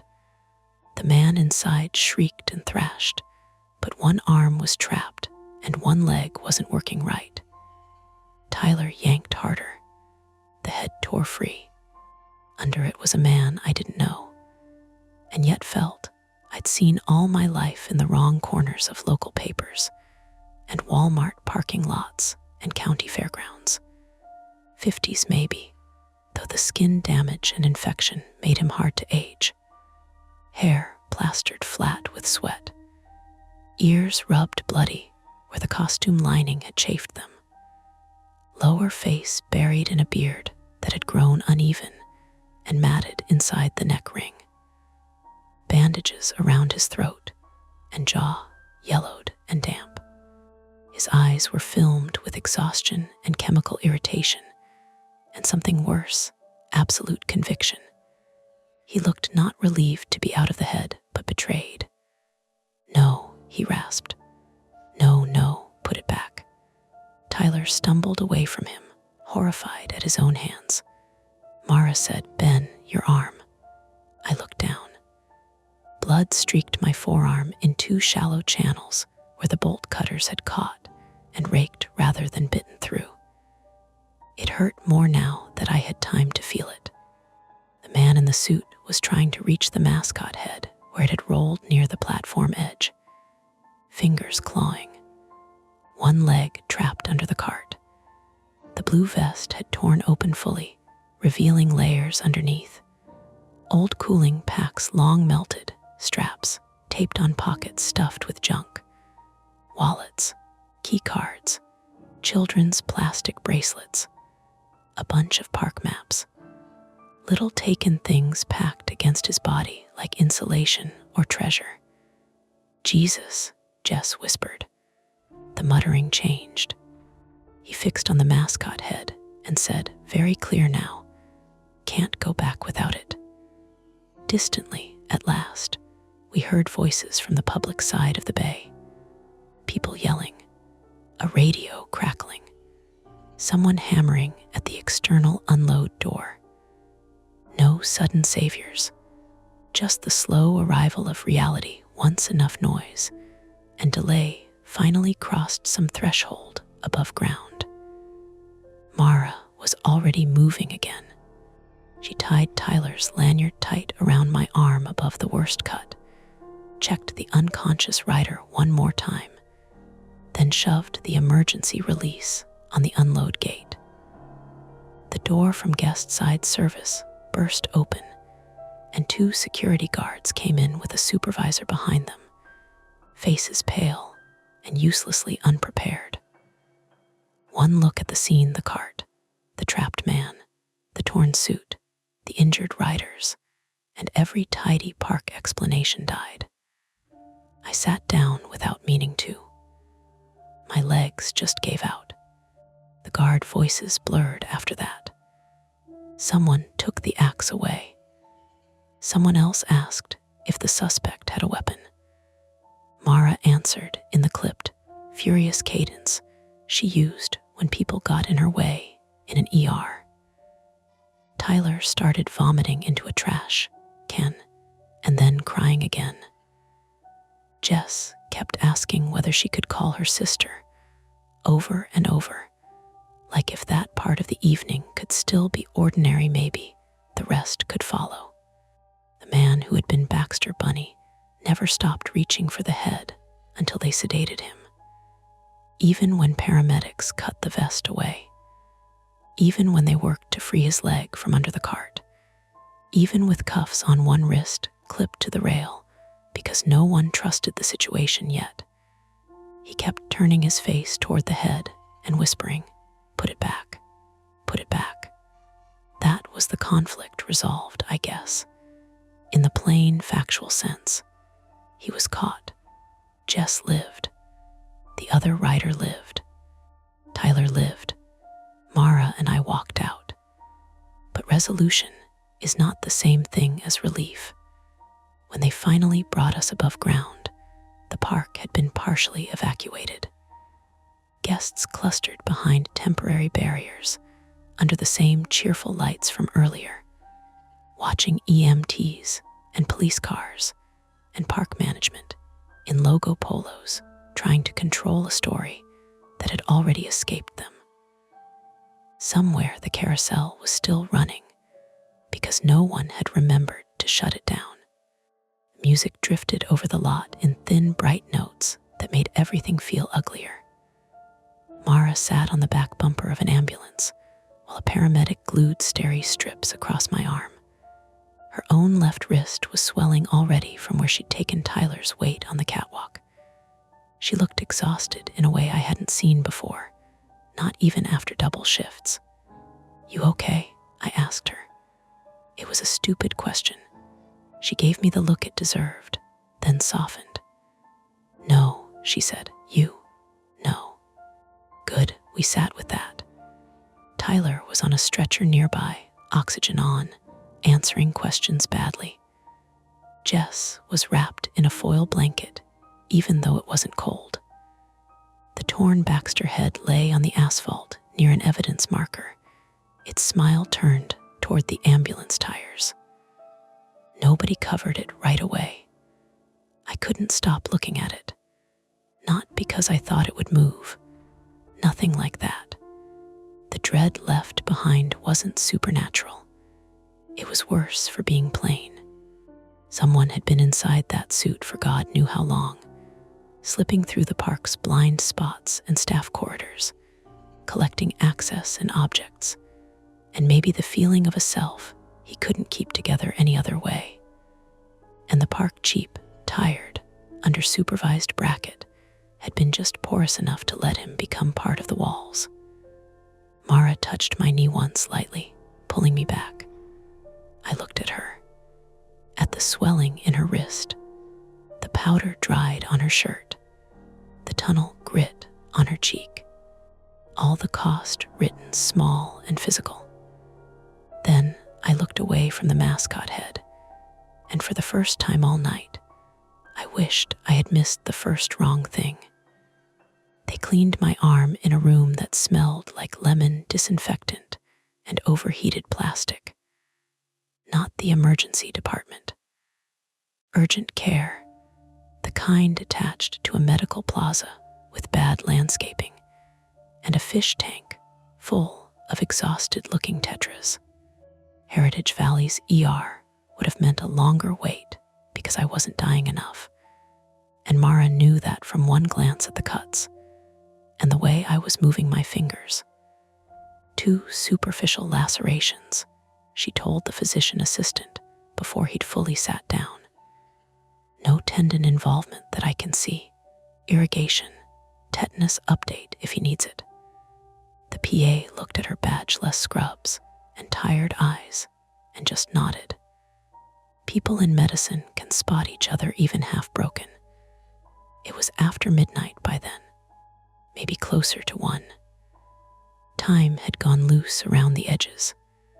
The bright park lights, the police questions, the ride platform, the rabbit head on the asphalt, all of that had flattened into one long stretch of alertness that my body hadn't agreed to stop yet. Mara sat beside the exam table with her left wrist wrapped in an ice pack, held on by a roll of gauze someone at the ambulance had improvised for her. She refused to have it formally checked until I'd been seen, which irritated me because it was exactly the kind of stubbornly competent self-neglect I'd expected from her and still hated. "Your turn next," I said while the PA flushed grit out of my forearm. She looked at my arm instead of me. "It's a sprain. You don't know that. I know what a fracture usually feels like. Usually, Ben." The PA kept his face carefully neutral, the way clinicians do when couples are clearly trying not to perform a whole separate argument in front of them. He used glue strips instead of stitches and told me to watch for redness, heat, drainage, fever, infection. The word landed heavier than it should have, probably because I could still smell the inside of that suit if I let my brain tilt the wrong way. When he left, the room went quiet, except for the hum of the vent above us. Mara leaned back in her chair and shut her eyes. "You should have let them look at your wrist first," I said. "I know. Then why didn't you?" Her eyes stayed closed. "Because if I stopped moving, I was afraid I wouldn't start again tonight." I didn't answer that because it was too honest and because it made too much sense. That was the first clear aftermath, I think. Not the sirens or the statements or the bandage on my arm. It was the way we were both still arranged around function. She triaged. I watched. We acted like if we kept the tasks small enough, ice pack, tetanus shot, discharge papers, pharmacy hours, then the rest of it would delay taking shape. Tyler was 2 rooms down, being checked for dehydration, a mild concussion, and what one of the paramedics had called extreme stress response, in the calm voice people use for things that are uglier in practice. Jess had gone home with her sister after being evaluated. The man from the cart, his name turned out to be Dennis Holcomb, 53, from Newcastle, had a hairline fracture near his orbital bone and a concussion, but he was expected to recover. Expected to recover is one of those phrases that sounds complete until you've spent a night seeing how many other kinds of damage don't show up on scans.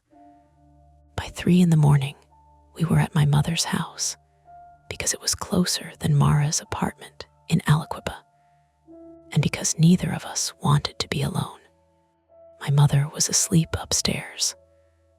I sent a text from the basement apartment rather than wake her. Had an accident at the park. I'm okay.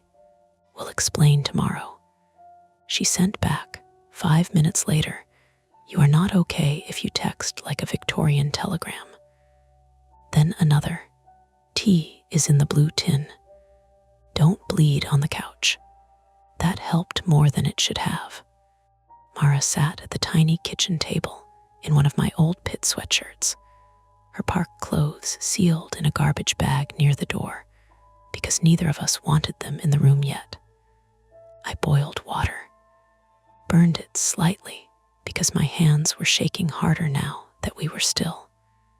The basement apartment looked as it always had.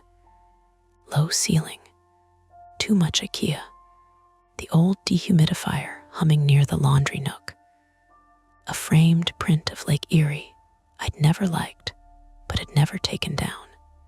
Nothing in it suggested that an hour earlier I'd stood on a ride platform under a torn mascot suit while police cuffed a man who'd spent God knew how long turning a theme park into a system of hiding places. That dissonance got to me more than the blood had.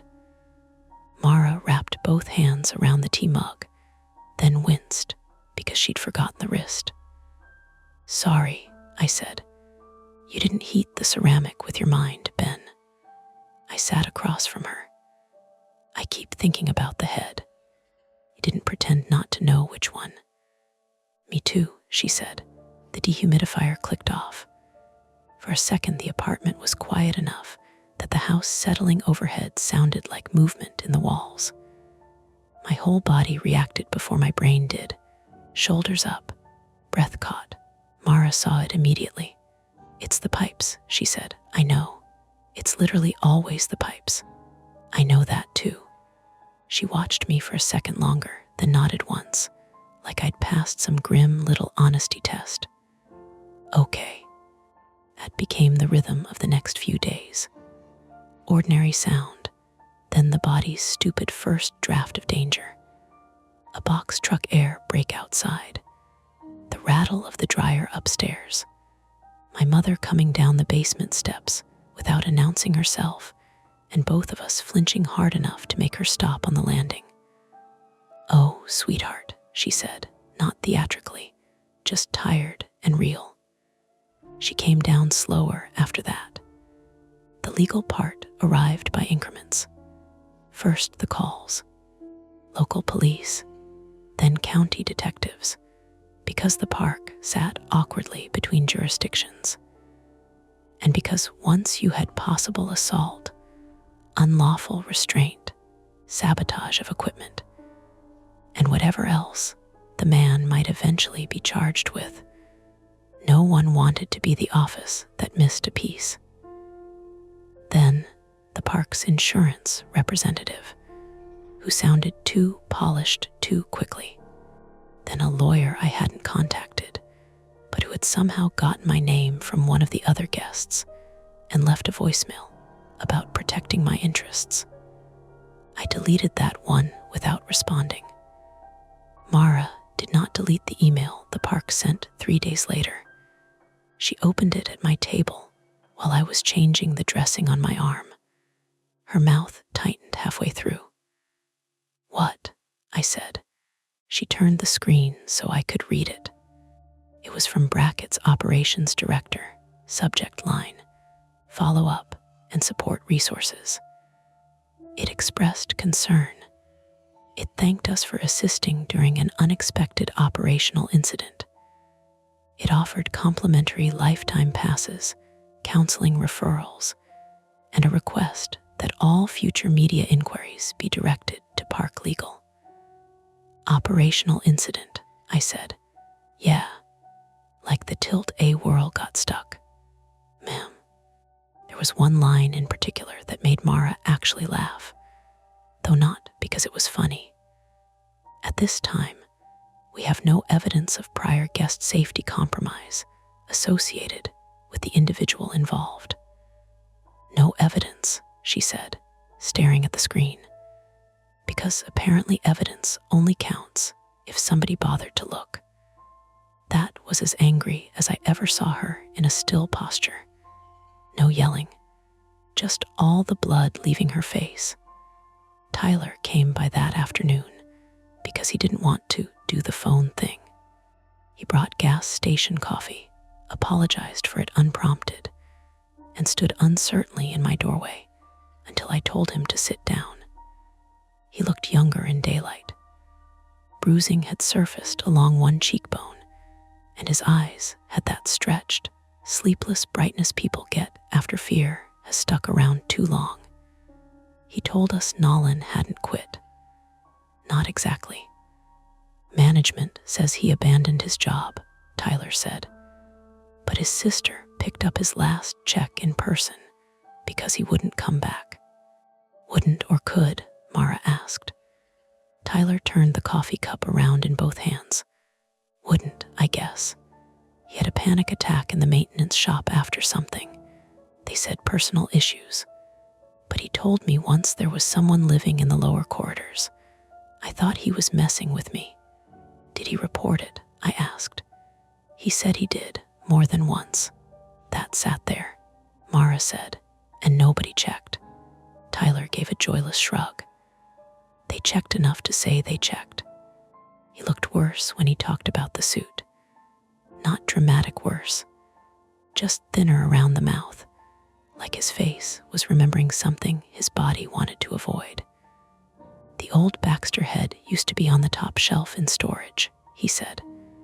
After hours, sometimes it'd be somewhere else, on a cart, in a hallway, once sitting on a break room table. He swallowed. Everybody thought everybody else was pulling a joke. I thought about all the ways institutions survive on distributed denial. Not one big lie. 1,000 small shrugs. The man's name came out in the paper 2 days later. Ronald Vale, 57, formerly part-time seasonal entertainer and maintenance helper, last formally employed by Brackett 8 years earlier. There was an old photo with the article, not in the rabbit suit, just a local paper headshot from some community event. He looked ordinary in the flattening way newspaper photos make people look. Thin face, close set eyes, gray beginning at the temples. The article said he had no fixed address. It said investigators were examining whether he had been accessing restricted park areas for an extended period. It said extended period because journalism, like insurance, sometimes selects the cleanest available euphemism and lets your imagination do the ugliest work. My mother read the article at the kitchen counter upstairs and said, "So they just lost a man in a costume on their own property." "Apparently," I said. She folded the paper with absurd care. "That place always did underpay." After that, neighbors started treating the park like weather, something to mention in practical tones. At the Giant Eagle, a man near the deli case said to no one in particular, "You hear about that mascot thing? Terrible oversight, oversight." As if Ronald Vale had been a missing form. I went back once, not into the park. It was closed, pending review. The front gates were chained, the banners down, the parking lot mostly empty except for contractor trucks and one sheriff's cruiser. Mara didn't want me to go alone, so of course I told her I was just going out for bandages and drove there instead. I parked across the road by the seasonal farm stand that sold cider in the fall.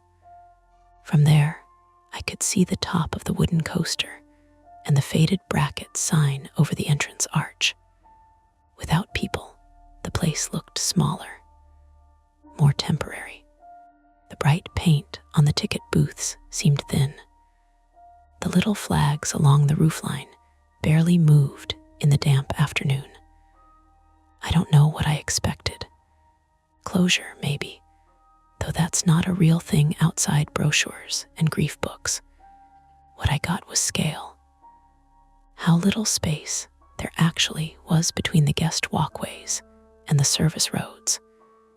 How close the tree line pressed to the back perimeter. How easy it would have been, maybe, for a person who knew every loose hinge and blind corner to stay half inside the machinery of the place. A maintenance worker in an orange vest came out from the side gate carrying a bundle of caution tape. He glanced at my car, not suspiciously, just with the dull awareness of somebody already too deep into a cleanup. Then he went back inside. I sat there another minute. On the passenger seat beside me was the envelope the police had returned that morning, containing my wallet, phone, keys, and a statement that my clothing would remain in evidence pending further review. All of it smelled faintly, impossibly, of lemon disinfectant now. Cleaned, processed, made official. I was about to leave when I noticed something hanging on the chain link fence by the employee entrance. White fur, just a little clump, no bigger than a dryer lint wad, caught where the metal had twisted at one join. That was all. It could have been left from evidence handling, could have come off the suit when they moved him, could have been there for days earlier, and no one noticed because why would they? I didn't get out of the car to check. That's the subtle, unresolved thing, I guess, not whether there was another person or another monster or any nonsense like that. Just the knowledge that even after everything had been dragged into the open, I still couldn't tell the difference between an overlooked remnant and a new sign. Mara came over that night with her wrist in a proper brace and takeout from a Thai place in Manaka. She looked annoyed the moment she saw my face. "You went there?" I considered lying for half a second, which told me how transparent I must have looked. "Yes," she set the food on the counter. And it was closed. No kidding. "I know." Watched me, then sighed. Did it help? I thought about the chained gate, the contractor trucks, the clump of fur on the fence. "No," I said then, because honesty was getting easier in the wrong ways, a little. "That's irritatingly on brand. We ate at the tiny kitchen table again. Noodles, condensation on plastic cups, local news murmuring low from my mother's television upstairs. The station was covering school board budget issues and a sinkhole near Route 18. Ordinary regional disasters, manageable ones. At one point, Mara reached across and adjusted my bandage because the corner had started peeling. It was such a domestic, absent-minded motion that it made my throat tighten unexpectedly. "You need sleep," she said. "So do you. I know." We didn't talk about the future in any grand way. No vows, no speeches about survival changing everything. That would have felt fake. Trauma doesn't hand you a polished lesson. Mostly it gives you new bad habits and a revised map of what your body considers possible. But before she left, standing by the basement door in that dim yellow light that always made the walls look older, she said, "Next time you see something wrong, tell me sooner." I almost smiled. "I told you about the wave." "No," she shook her head. "I mean when it becomes real for you. Don't downplay it so I can be the sensible one." That stayed with me more than the police questions did. A week later, the park announced it would remain closed through the rest of the season. Temporary, they said. Safety review. Infrastructure assessment. Community healing. The phrases rolled out in the right order. There were interviews, rumors, a few old employees talking anonymously online about missing inventory and doors that never latched right. Nolan's sister posted once on Facebook that people should apologize to her brother. She was right. By then, the cuts on my arm had scabbed cleanly. Mara's wrist was improving. Tyler had decided not to return to Brackett under any circumstances, which was the healthiest sentence anyone said all week. Life resumed in the insulting way it always does. My mother asked me to take out the recycling.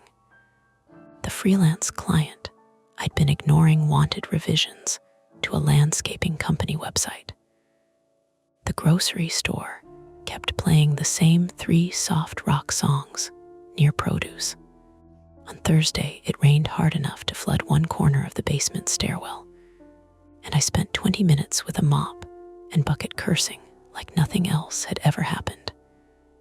Then that night, while I was wringing the mop into the sink, I heard it. A slow scrape from the little storage closet under the basement stairs.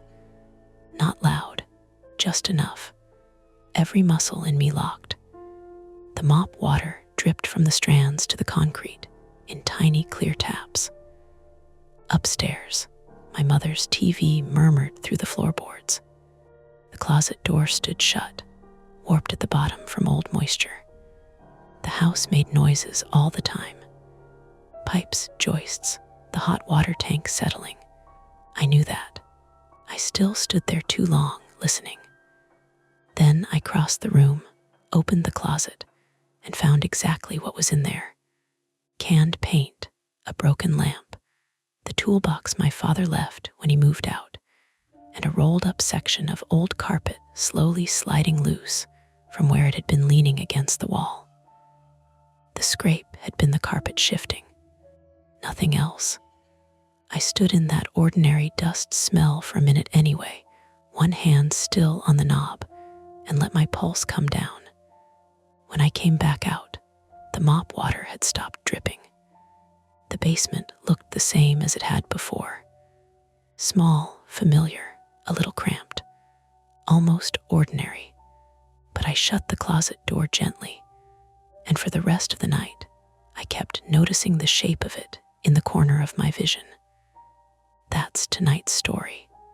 If it gives you chills, make sure to like, subscribe to Mia Horror Stories, and tap the bell so you never miss what's coming next. And if you're still brave enough, There are more dark tales waiting for you right here on the channel. Go watch another, if you dare. Hey friends, it's your girl Mia. This is Mia Horror Stories. And tonight's story the Spotify playlist sent to me is predicting my every move is told in darkness. The screen will stay black, so you can simply listen, imagine, and feel every moment without distraction. Trust me, the build-up matters, and the ending is where the real chill hides. So don't look away, and don't leave early. The playlist arrived while I was waiting at a red light on Denny Way, windshield wipers knocking back and forth in that tired metronome all Seattle drivers know by heart. My phone lit up in the cradle with a Spotify notification. Evan shared a playlist with you. For the way home, I almost ignored it. The light was long rain needling across the glass, buses hissing past in the lane beside me.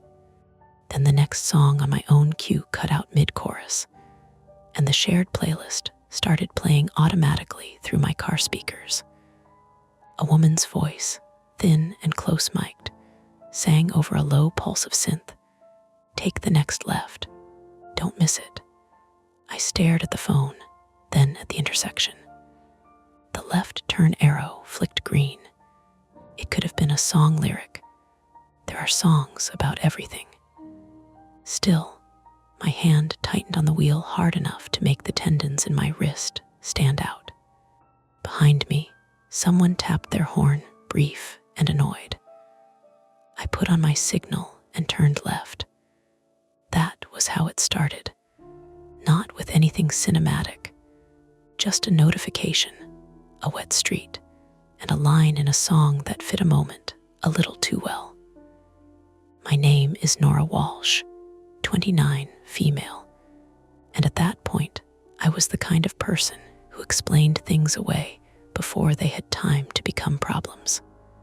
I worked as a freelance sound editor, mostly ad spots and podcast cleanup, which meant I spent my days stripping hum from bad recordings, deleting mouth clicks, finding patterns in noise, until I could barely hear anything casually anymore. I noticed refrigerator compressors, elevator cables, the way people breathed before they lied. It also meant I spent too much time alone, which had made me weird in a quiet, manageable way. Too many tabs open, too much coffee, too much screen glow after midnight. I told myself that was normal, that everybody my age lived like that. My private fear, one I would not have said out loud then, was that I was easier to track than I wanted to believe. Not in a dramatic government surveillance way. In the simpler, uglier way, habits, devices, playlists, tagged locations, little crumbs you leave without meaning to. I knew how much audio carried. I knew how small details could add up. That fear sat in me like a stone, but I usually kept it buried under practical explanations. That's probably why I kept driving. The singer finished the line. The title on the dashboard display read, "Next left." Cute, I muttered, though nobody was there to hear it. At the next stoplight, I tapped the screen with one finger. The playlist had a generic cover image gray background, white sans serif text. 12 tracks, all uploaded by a user called eWinter91. Evan. I hadn't spoken to Evan Mercer in almost 11 months. We'd dated for a year and a half, the kind of relationship that looked balanced from outside, because neither person ever raised their voice in public. He designed marketing decks for a tech company, owned 3 good jackets, and used phrases like just trying to optimize my week. When we broke up, he took it with such calm politeness that I actually felt guilty for expecting ugliness. Then came the little things. emails asking if I had his blue mug, a Venmo request for $14 for concert tickets from 9 months earlier, a text once at 1:13 a.m. that only said, "You still up?" I never responded to that one. Now, apparently, he was sending me playlists. At a light near Capitol Hill, my phone buzzed again. This time it was a text from Lee Kim, 31, female, my closest friend, who taught high school English, and texted exactly the way she talked. Fast, sharp, and with the unwavering confidence of someone who had broken up 2 hallway fights this semester alone. "You alive or still being held hostage by revisions?" I thumbed a reply at the red. "Driving home. Rain hell." She responded immediately. "Need soup. I made too much." I smiled despite myself. Lee fed people the way some people sent memes. The next song changed. No gap. Just a click, and then a guitar line, bright and nervous. The title flashed up before the vocals did. "Park Under the Light." I felt something cold move through my stomach. The song itself was instrumental for the first 20 seconds.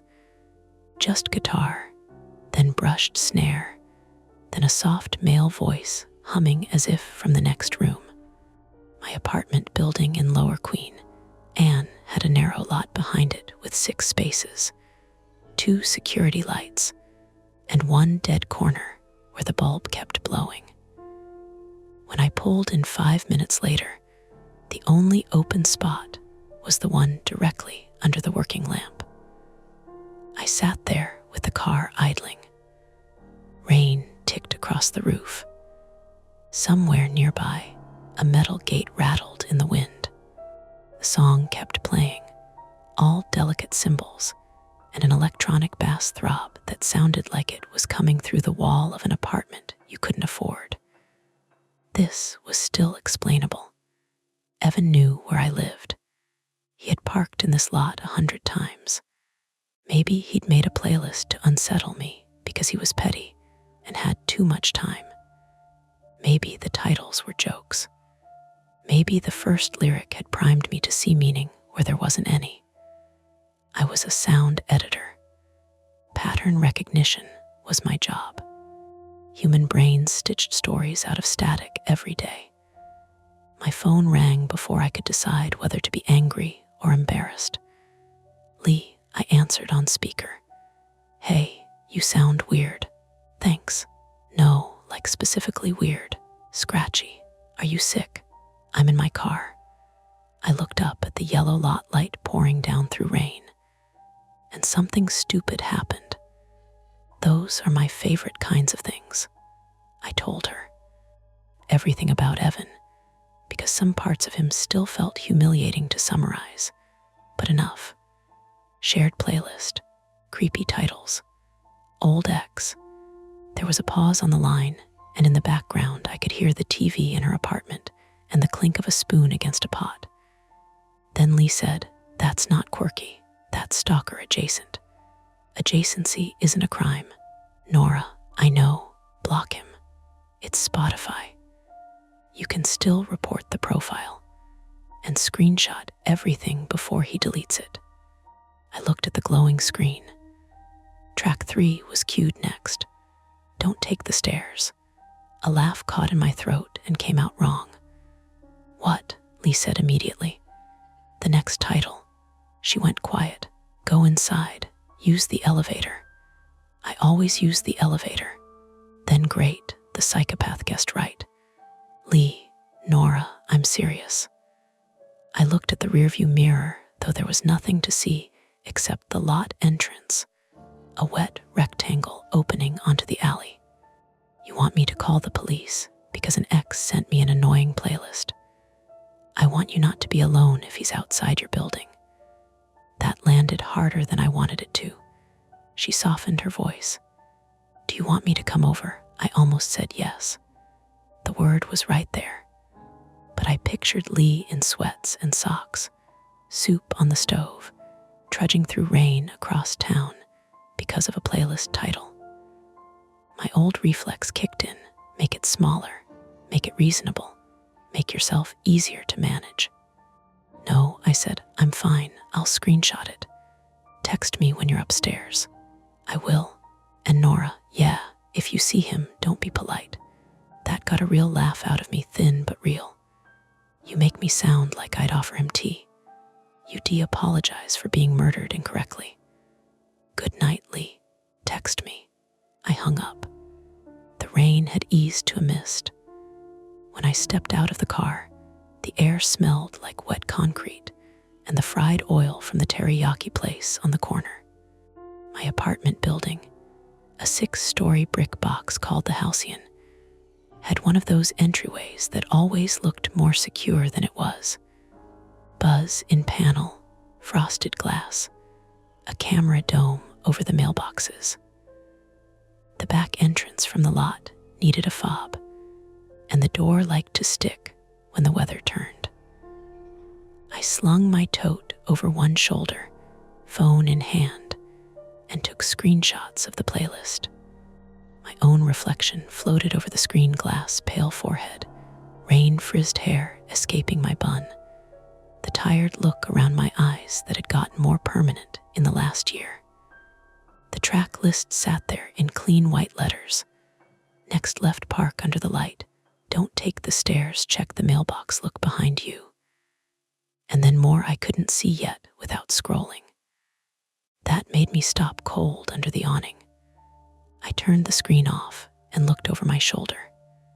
Nothing, just the lot, the light, the low chain link fence at the alley, water dripping from a gutter. Somewhere far off, a siren moving north.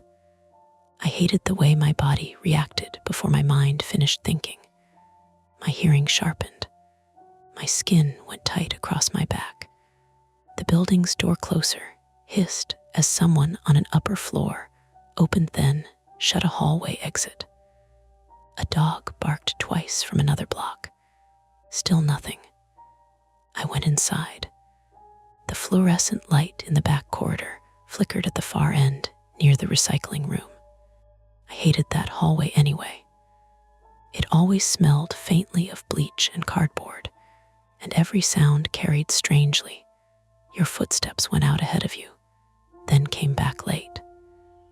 I swiped my fob at the elevator and stood there while the playlist kept playing through my earbuds, because at some point between the car and the awning, I had made the deeply stupid choice to keep listening. The elevator came with a groan from above. Across from it were the mailboxes. Track 4 slid in with a muted drum machine and a whispery vocal that sounded almost amused. On the screen, check the mailbox. I did not want to. That was what made me do it. I crossed to the bank of brass-doored boxes and opened mine.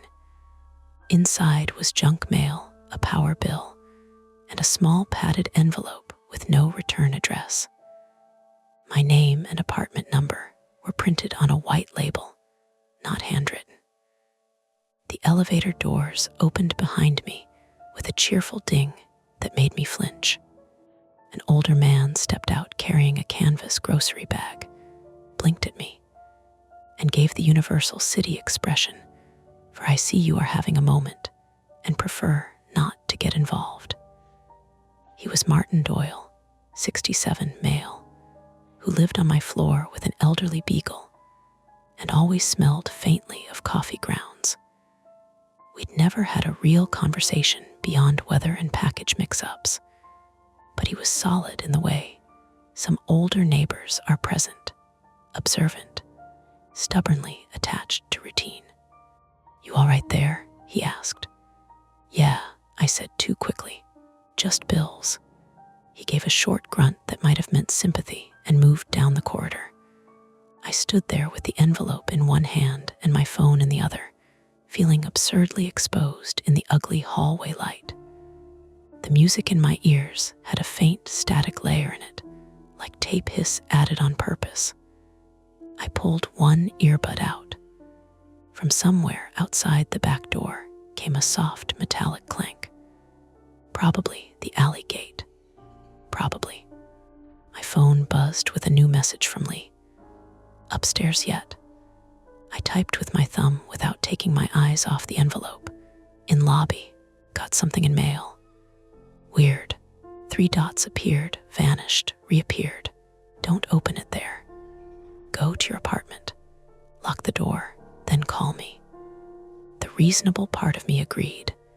The other part, that old, needling piece that hates not knowing, was already turning the padded envelope over in my hand, feeling something thin and rigid inside. Not heavy. Not dangerous feeling. Maybe paper. Maybe a cheap USB drive. Maybe nothing. The playlist advanced. The next title filled the screen. Look behind you, I didn't. Not immediately. For one long second, I just stood there, staring at the words, while the first note rang out in my earbuds. A single piano key struck hard enough to sound like metal. Then I had to decide.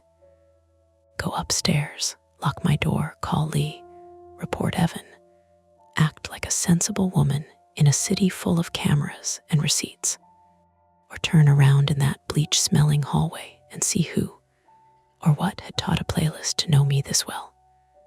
I turned around, not fast, not like in a movie, just a slow pivot on damp concrete, the padded envelope still in my hand, my shoulder brushing the metal edge of the mailboxes with a dull, hollow knock.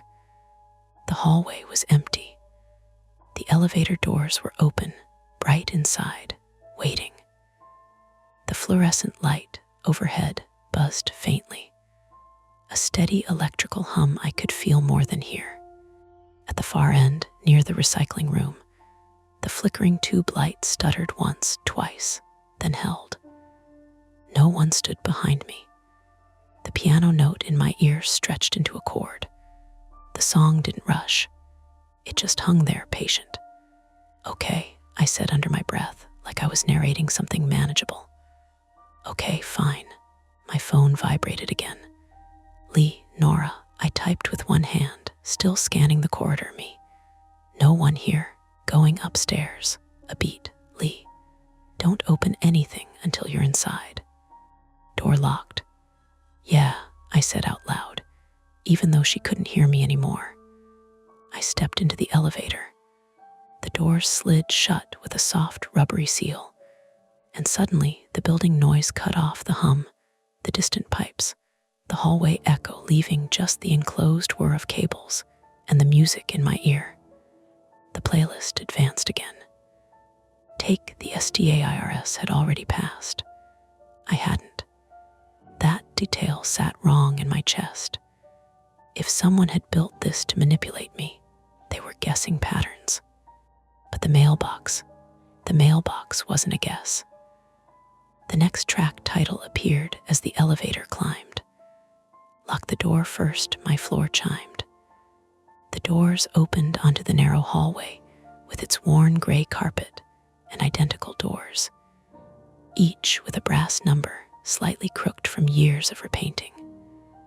Someone upstairs was cooking something with garlic. The smell drifted down, warm and domestic, almost enough to cut the edge off everything else. Almost.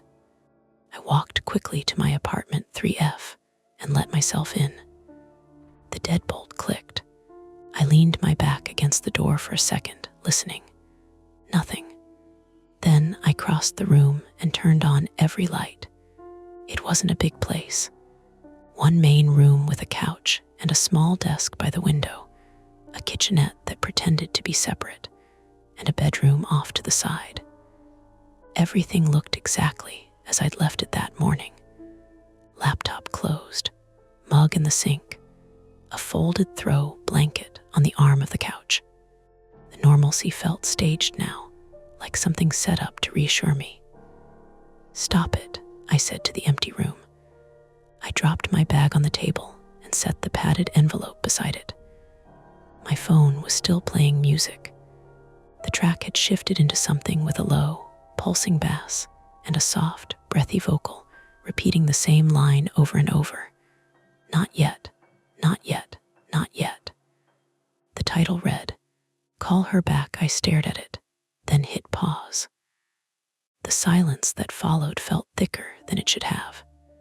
My phone buzzed immediately. Lee, I answered. I'm inside. Door locked. Locked. Good. Now tell me exactly what's in the envelope. I haven't opened it yet. Why not? Because you told me not to. Right. Okay. Open it now. Put me on speaker. I did. The tear of the adhesive strip sounded too loud in the room, like ripping fabric in a quiet theater. Inside was a slim cardboard sleeve, the kind used for mailing small electronics. I slid it out. A USB flash drive. Black. Unbranded. No markings, no label. Lee exhaled sharply through the phone. Nope, no, that's not good. It's probably just, don't say probably. Nora, do not plug that into your laptop. I wasn't going to, you were thinking about it. I looked at the drive in my hand. I had been. Okay, I said, I won't. Take a picture of it. And the envelope, send it to me. I did that, the camera shutter clicking quietly in the too bright room. My hands were steady, which felt like a lie my body was telling. All right, Lee said after a second. Here's what we do. You block Evan on everything. You report the playlist. And we figure out if he's been around your building. I can't block him on Spotify the way you think. It's not. Then change your password. Log out everywhere. I will, now. I set the USB drive down and opened the Spotify app. My account page loaded. No unfamiliar devices listed. No recent logins from weird locations. It all looked normal, too normal. I don't see anything, I said. That doesn't mean anything, Lee said. He could have made a separate account just to send that. He'd still need to know my exact route home. You post your runs on Instagram. I haven't posted in weeks.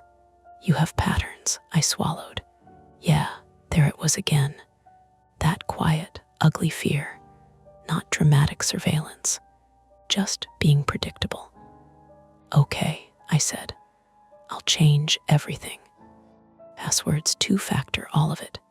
Good, I started typing. New password, long and random. Confirm. The process was routine, almost calming in its familiarity. Then my phone buzzed again. A new notification. Spotify, new track added to for the way home. My stomach dropped. I just got another notification, I said. From him, from the playlist. Open it. I don't want to. Open it, Nora. I tapped it. The playlist refreshed. 13 tracks now. The new one sat at the bottom. Changed your password. I didn't realize I'd stopped breathing until Lee said my name twice. Nora, Nora. I didn't play anything, I said. I just changed my password. Okay, Lee said, but her voice had gone tight. Okay, that's not okay. I laughed, a short, brittle sound. Great analysis. I'm serious. That means he's either watching your screen somehow, which is no, or he's predicting your actions in real time. Predicting. You told me yourself. He knows your habits. He knows how you think. That's not people don't just. You always go for control first, she said. You always lock things down. You hate loose ends. I sat down on the edge of the couch without remembering crossing the room. The USB drive sat on the table, small and inert, like it wasn't part of this at all. That doesn't explain the timing, I said. No, it doesn't. We both went quiet for a second. Then Lee said, call the police. I rubbed my face with one hand. And say what? Hi, my ex sent me a playlist that's being weird. Say someone is stalking you. I don't have proof. You have that envelope. You have the playlist. You have, she stopped herself. Nora, this is escalating. I knew she was right. I also knew how this would sound to a dispatcher. I'd worked enough freelance gigs cleaning up recorded calls to know the tone people used when they didn't believe something but had to be polite about it. "Let me think," I said. "That's your problem," Lee snapped, then immediately softened. "Sorry, that came out wrong. I just don't overthink yourself into staying here alone if you're not safe." I looked around my apartment again. The couch, the kitchen counter, the closed bedroom door. Every corner suddenly had weight. "I'm not staying alone," I said finally. "Good, come here. It's a 40-minute drive." "I don't care." I hesitated. Leaving felt like giving something up, like stepping out of a controlled environment into something less predictable. But staying, the playlist advanced again, unprompted. I hadn't hit play. The music spilled into the room from my phone speaker, low and distorted.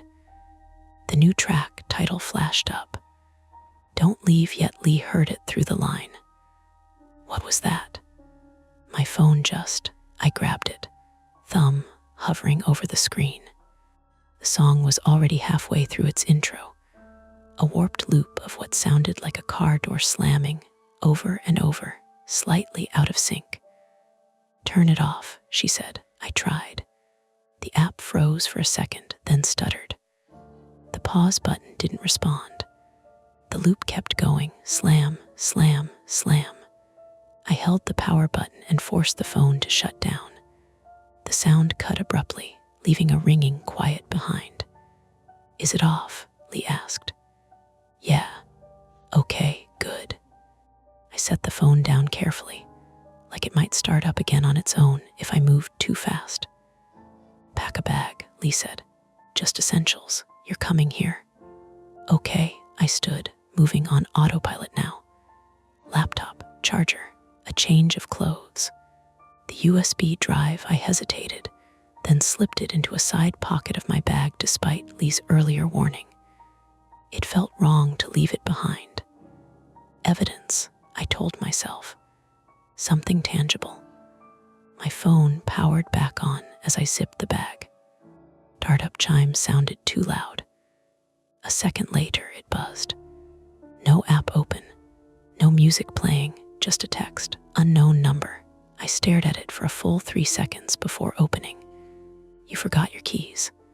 I went cold in a very specific, practical way, like all the heat had just been redirected somewhere else.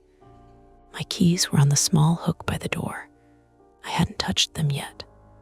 "Lee," I said, my voice low and flat. "I just got a text." "From who?" "Unknown number." "What does it say?" I didn't answer immediately. I walked to the door instead and looked at the hook. My keys hung there exactly where they always did. "Say it," Lee said. "It says I forgot my keys." Silence on the line, then, "Do not open that door." I wasn't going to. "Good, good. Stay where you are. I'm coming to you." "No, Lee, don't. I'm already grabbing my jacket." "Lee, I'm not arguing about this." I pressed my forehead briefly against the cool wood of the door, listening. Nothing from the hallway. No footsteps. No voices. Just the distant thump of something from another apartment, maybe someone dropping a pan. "Okay," I said. "Okay, just text me when you're here."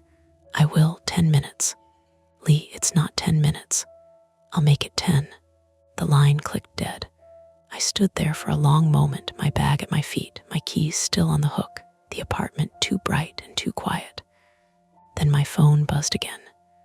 Same unknown number. I opened it. Opened the door. "It's just me." I didn't move. A third message followed, almost immediately. "I don't want to do this the hard way." I locked the deadbolt again, even though it was already locked, the metal sliding into place with a heavy, final sound. And for the first time since the playlist had started, the situation snapped into something simple and unavoidable. This wasn't a coincidence. It wasn't a joke. It wasn't something I could minimize into normal. Someone was here, and I had just told Lee to come straight into it. I didn't answer the messages. That felt like the only control I had left: silence. No response, no engagement, no confirmation of anything.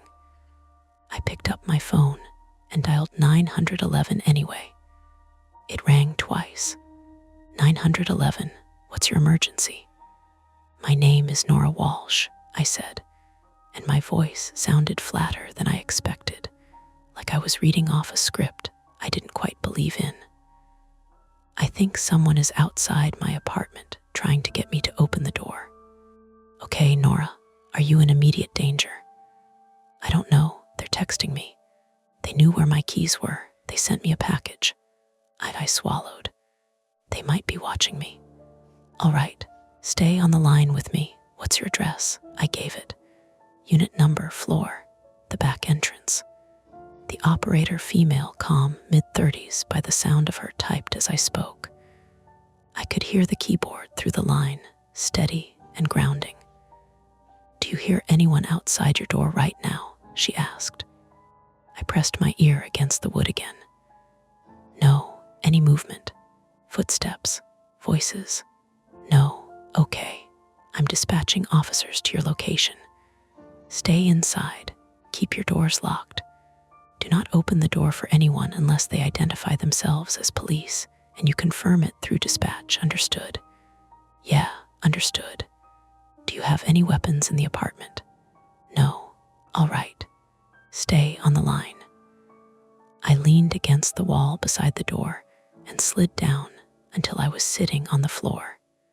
My legs felt shaky, like I'd just finished a run I didn't remember starting. On the other end, the dispatcher said, "You mentioned a package. Can you describe it?" I looked over at the table. Small padded envelope, no return address. Inside was a USB drive. Do not plug that into any device. Yeah, I wasn't planning to. That wasn't entirely true. 10 minutes ago, I absolutely had been. The dispatcher asked a few more questions. Evan's name, last contact, any prior threats. I answered as cleanly as I could. Saying it out loud made it sound smaller and worse at the same time. Smaller because it was just words. Worse because the words didn't add up to anything good. My phone buzzed again in my hand. Same unknown number. I didn't open it. Are you receiving more messages? The dispatcher asked. Yes. Do not engage. I'm not. Good. A faint sound filtered through the door then. Not a knock. Not quite. More like a light scrape. Metal against metal. I froze. Did you hear that? I whispered. I'm here, the dispatcher said. Tell me what you hear. Another scrape. Then a soft, deliberate click. The deadbolt didn't move, but the outer handle had shifted, just slightly. Testing. My throat tightened. They're trying the handle. Stay where you are. Officers are 2 minutes out. 2 minutes stretched. The handle didn't turn again. No pounding, no forced entry. Just that one test, like someone checking if I'd made a mistake. Then silence. Still there? Dispatcher asked. Yes. Okay, stay on the line. I stared at the door, waiting for the next thing. My heartbeat had moved up into my throat, pulsing against my jaw. Every sound in the building sharpened the pipes in the walls, a television through the floor, someone laughing faintly from another unit. Then, from outside, a voice. Nora, male, muffled by the door, but clear enough. My stomach dropped. Do not respond, the dispatcher said immediately. Nora, it's me, the voice again. Closer now. Softer. I just want to talk. I closed my eyes. Evan, or someone who sounded enough like him. I'm not opening the door, I said, louder than I meant to, a beat. Then, from the other side, a small, almost amused exhale. I didn't think you would. My skin prickled. You shouldn't be here, I said. I know. Then leave. Not yet. The dispatcher's voice cut in firm. Nora, do not continue the conversation. I pressed my lips together. Silence again. A few seconds passed. Then footsteps. Fading down the hall. I didn't realize how tightly I'd been gripping my phone until my hands started to cramp. "Officers are arriving now," the dispatcher said. I waited. A minute later, a knock at the door. Firm, official. 3 beats. "Seattle Police," a man's voice called. "Ms. Walsh." I didn't move. "Can you verify?" I whispered into the phone. The dispatcher did. Badge numbers, names. She stayed on the line while I opened the door with the chains still latched. Then wider once I saw the uniforms. 2 officers, mid-40s, both of them. 1 male, 1 female. Damp shoulders from the rain, radios clipped at their collars. "Evening," the male officer said. "You called," I nodded. They stepped inside, careful, professional. The female officer, Officer Dana Ruiz, 38, female, closed the door behind her and looked around the apartment with quick, practiced eyes. "You said someone was outside," the male officer asked. "Officer Mark Ellison, 44, male, according to his badge." "Yes. He just left a minute ago." "Which direction?" "Down the hall, toward the stairs, I think." Ellison nodded and stepped back out to check. Ruiz stayed with me. "You okay?" "I think so." "You look like you just ran a mile." "That's about right." She gave a small, understanding nod. "Walk me through it." I did. The playlist, the texts, the package, the voice outside the door. She listened without interrupting, but I could see the shift behind her eyes when I mentioned Spotify. Not disbelief, just categorizing, figuring out where this fit. "Do you have the messages?" she asked. "Yes." I handed her my phone. She scrolled, brows tightening slightly. "All right," she said. "We'll document this. Could be harassment, could be something more. We'll need you to file a report." "Is he still here?" I asked. Ellison came back in, shaking his head. "No one in the hall. Stairwell's clear. Checked the back exit doors, propped open though." My chest tightened. "Propped with a piece of cardboard," he said. "Looks recent." Ruiz exchanged a look with him. "That's how he got in," she said quietly. I felt a flash of anger cut through the fear. Sharp, clean. "So he's just, walking around the building?" "We'll do another sweep," Ellison said. "But he could have left already." "Of course he could have, of course." Ruiz handed my phone back. "You mentioned a package." I pointed to the table. She picked up the USB drive with 2 fingers, like it might bite. "We'll take this as evidence. Don't plug it into anything." "Yeah," I said. "I got that part." Ellison glanced at me. "Anyone coming to stay with you?" "My friend, Lee. She's on her way." "Good. Don't stay alone tonight." "I won't." They took a few more notes, gave me a case number, the usual instructions. Lock doors. Call if anything else happens. They de-patrol the area for a bit. Routine. Procedural. It should have helped. It didn't, because none of it explained the playlist. After they left, the apartment felt bigger, emptier, like the walls had shifted outward just enough to make everything echo. I checked the hallway once more through the peephole. Nothing. Then I went to the window. From my 3rd floor vantage, I could see the back lot, the single working light, the dark alley beyond. A car pulled in fast, headlights cutting across the wet pavement. Lee. She parked crooked, half in the line, killed the engine, and got out in one quick motion, jacket pulled tight around her. Relief hit me so hard it almost hurt. I grabbed my keys and moved toward the door. Halfway there, my phone buzzed. Spotify. I stopped. Slowly, I looked down.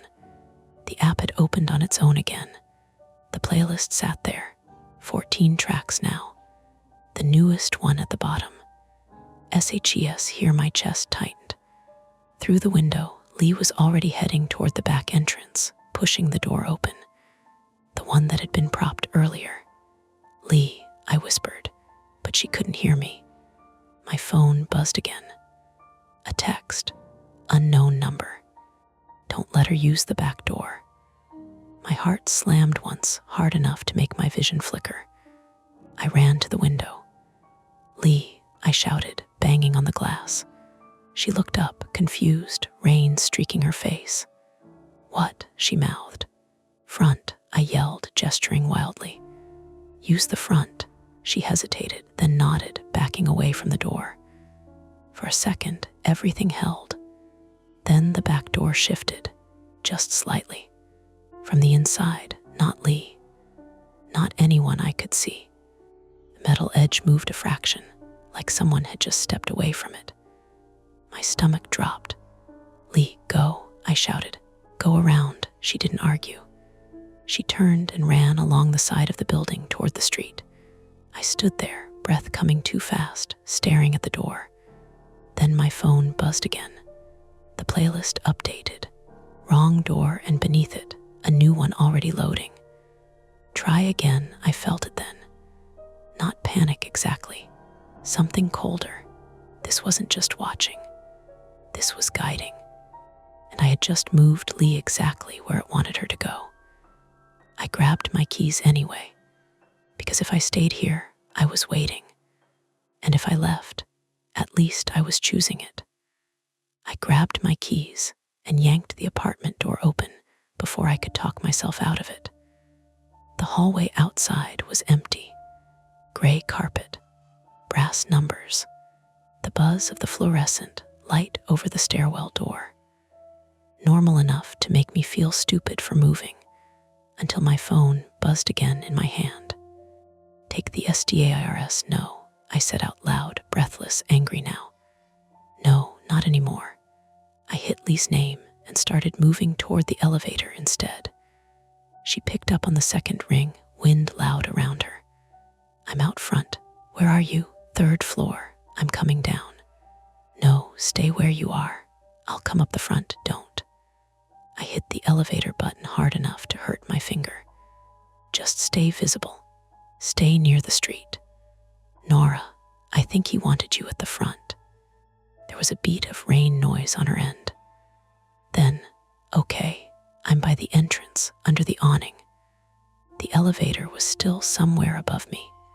4th floor maybe, or 6, moving slow. My phone buzzed again. "Elevators brake," I stared at it. Then, from inside the shaft, came a heavy mechanical clunk. Not catastrophic, not dramatic, just the wrong sound at the wrong time, followed by a strained groan of cables and a metallic shudder through the wall. The floor indicator over the doors blinked, went blank, then came back as a single red line. I stepped back instinctively. "Why aren't you saying anything?" Lee asked. "The elevator just," I swallowed. "It just stalled. Jesus." I looked at the stairwell door. The fluorescent light above it buzzed. The metal push bar was scarred and dull from years of use. I hated stairs in old buildings at night. That was the private part underneath everything practical, the thing I usually kept folded up and hidden. Not because of the stairs themselves, because stairwells had blind turns and concrete echo, and too many places for someone to wait. When I was 19, a man followed me into one in a parking garage outside Tacoma. He never touched me. He only came down 3 flights behind me, matching my pace, never speaking, until I started running and tripped on the landing. Security found him before he got farther than the next floor. Nothing technically happened, according to the report. It still saddened me anyway. The smell of wet cement, the sound of my own foot catching on the edge. I had never told Evan that story directly. I had told him once lightly, as a joke about why I paid more for apartments with elevators. My hand tightened around the phone. "Nora," Lee said again, "I have to take the stairs. Then wait for the cops. They're gone. Call them back." I should have, I know that. I know exactly how stupid the next minute was. But Lee was downstairs, exposed under a front awning, And if he wanted me moving, there was a chance he also wanted me frozen. Every choice felt contaminated. I had to make one anyway. "Stay on the phone," I said, and pushed through the stairwell door. The air changed immediately. Cooler, damp concrete, and old paint. The sound was different too, my breath closer. Footsteps from other floors, traveling strangely up and down the central well. The emergency light over the third floor landing through a weak amber pool onto the steps, leaving the corners darker than they should have been. I kept one hand on the rail and moved fast. Third to second, second to first. "Nora, talk to me," Lee said. "I'm on the stairs. Can you hear anything?" I stopped for half a second on the second floor landing. Below me, nothing. Above me, a door closed somewhere on the 5th or 6th floor with a hollow boom that rolled down the concrete shaft like distant thunder. "Nothing useful," I said. "Good, keep going." I took the next flight too quickly. My boots slipped on the edge of the last step where someone had tracked in rain. My shins slammed hard into the metal nosing. Pain shot up my leg hot and immediate. "Ah, shit. Nora, I'm fine." I was. My eyes watered from the impact. I grabbed the rail and kept moving, limping now. At the first floor landing, the door to the lobby should have been 5 feet in front of me. It was propped open, just an inch. A sliver of yellow light from the lobby cutting across the concrete. I stopped dead. The phone felt slick in my hand. "Lee," I whispered. "What?"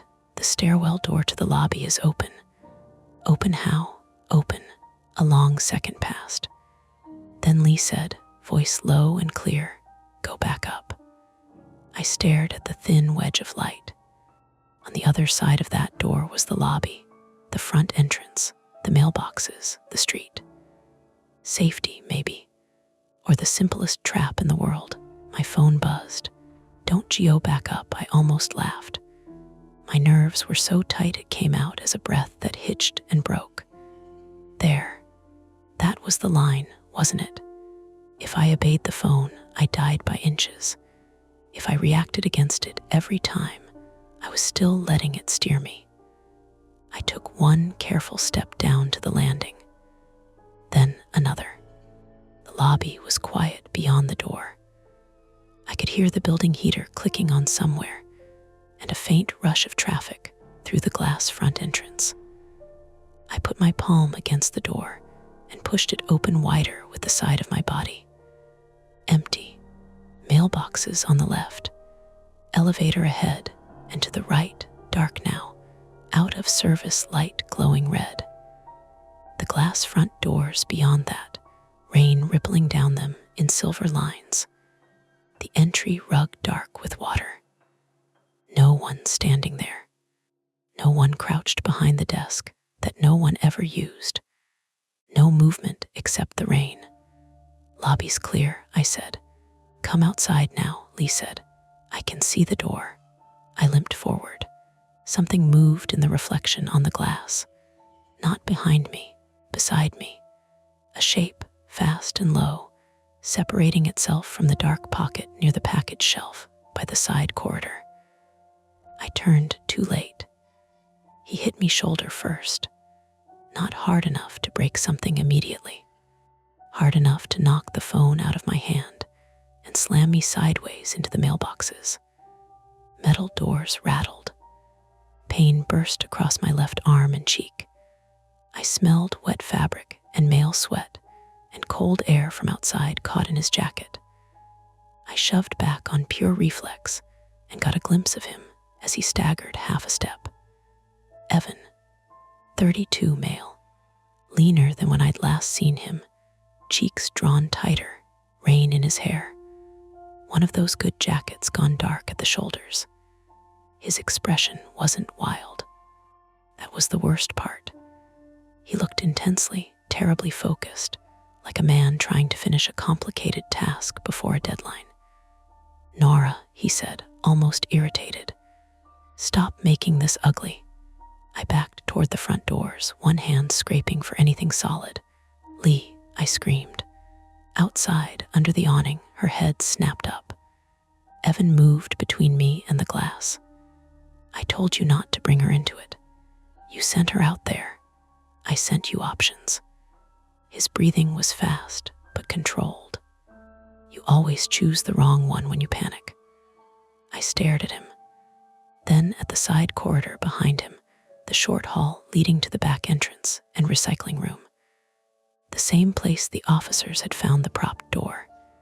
He saw my eyes flick and smiled without humor. "You finally understand."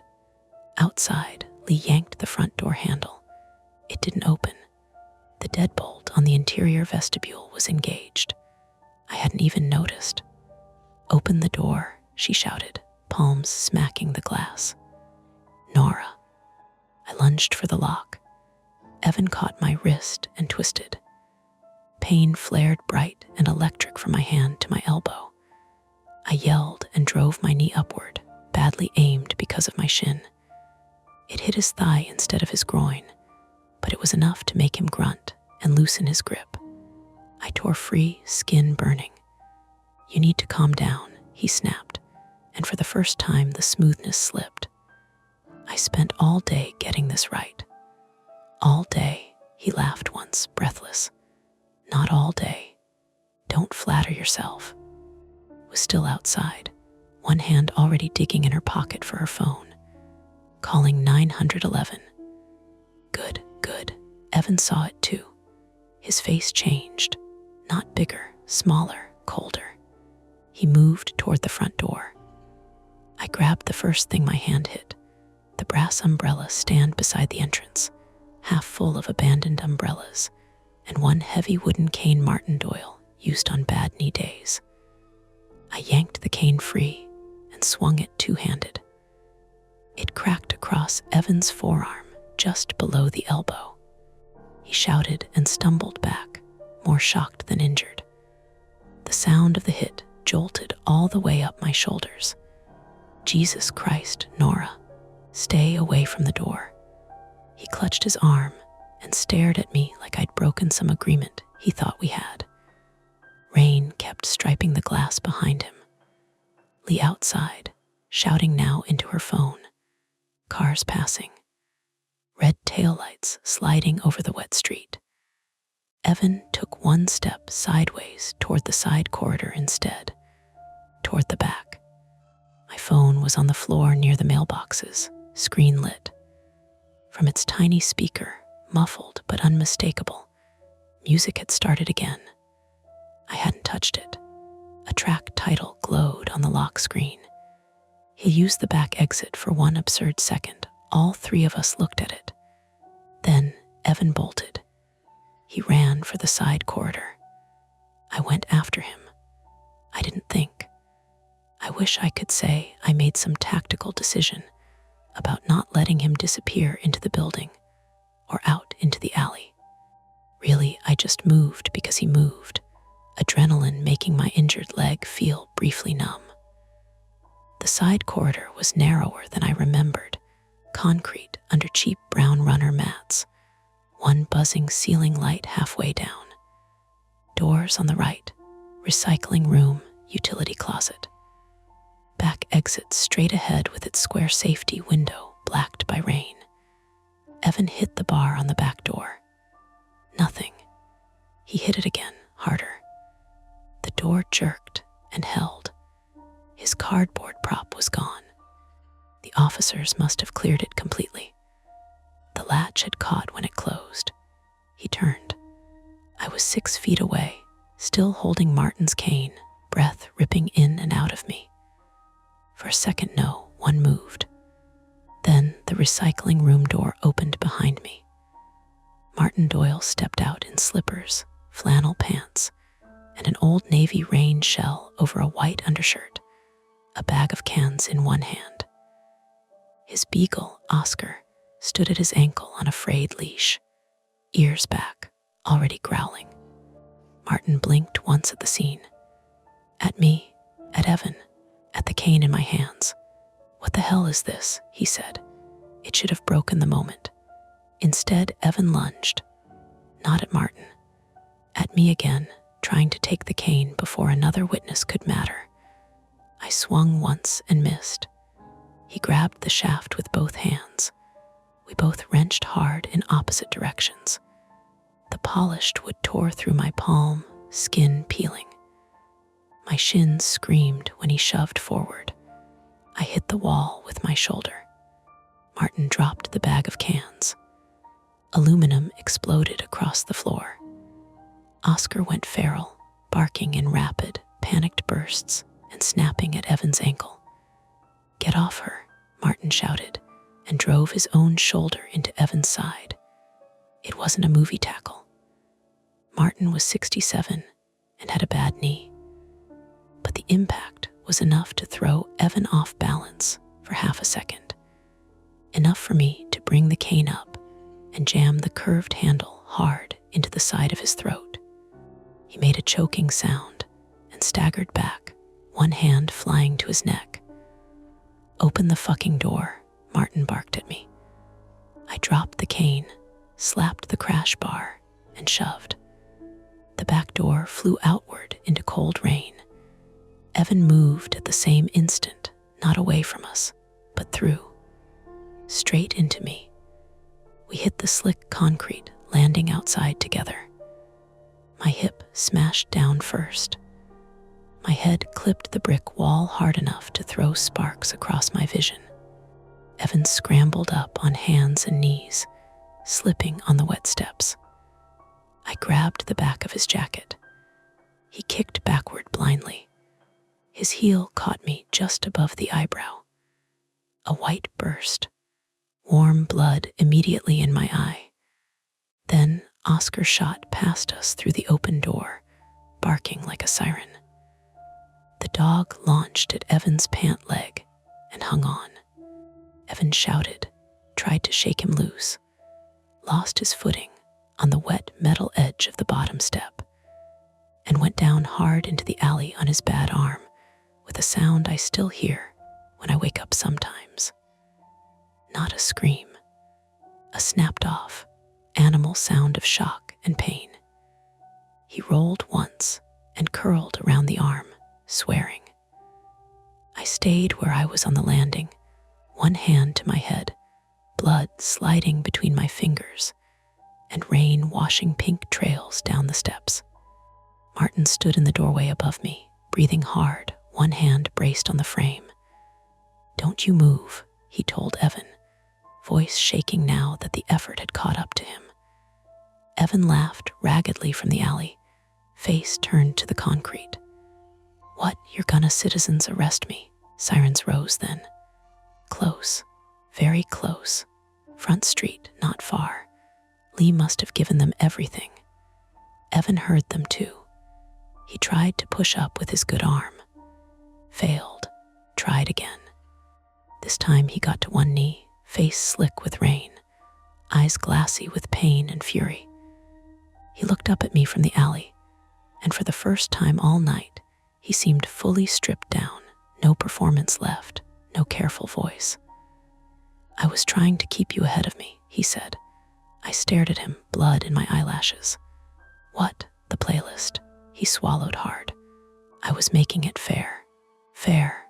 I knew what you'd do." His mouth twitched. I always knew. Something in me went very quiet. The sirens cut off outside the alley mouth. Doors slammed. Footsteps. Evan heard those too, and his face changed one last time, not remorse, not exactly. More like disbelief that the pattern had finally broken somewhere he hadn't planned for. He tried to stand. His left arm buckled uselessly. He collapsed back to one knee, hissing through his teeth. Officers flooded the alley seconds later. Shouts. Hands visible. Get down. Don't move. This part was messy and bright and human. No clean ending. No single decisive moment. They forced him flat in the rain while he cursed, and then laughed, and then said nothing at all. Someone sat me down on the landing and pressed gauze to my forehead. Someone else led Martin back inside with Oscar tucked under one arm, still barking himself hoarse. Lee came through the alley entrance after the uniforms did, stopped when she saw the blood on my face, and made a sound I'd never heard from her before.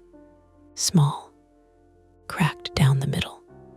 And she was there, crouching in front of me, hands fluttering before settling carefully on my shoulders. "You're okay," she said, except it came out like a question. I don't think my head agrees. "You're okay," she said again, firmer this time for both of us. I leaned forward until my forehead touched her shoulder for 1 second, maybe 2, while rain blew sideways across the landing and police radios hissed. And Evan said something furious from the pavement that I couldn't make myself listen to. The conflict was over by then, technically. He was caught. The playlist had an author. The voice outside my door had a face, but the damage had already spread wider than that. My wrist was swelling. My shin had gone stiff. Blood had dried tacky down the side of my nose. And somewhere behind all the physical pain sat the worst thing. That he had built the night out of my habits, my fears, the pieces of me I had once handed over in the ordinary intimacy of being known. Later at the hospital, they would close the cut over my eyebrow with 5 stitches and tell me I had a mild concussion. Martin's knee would blow up to the size of a grapefruit. Oscar would get celebrated by half the building and fed contraband bacon for a week.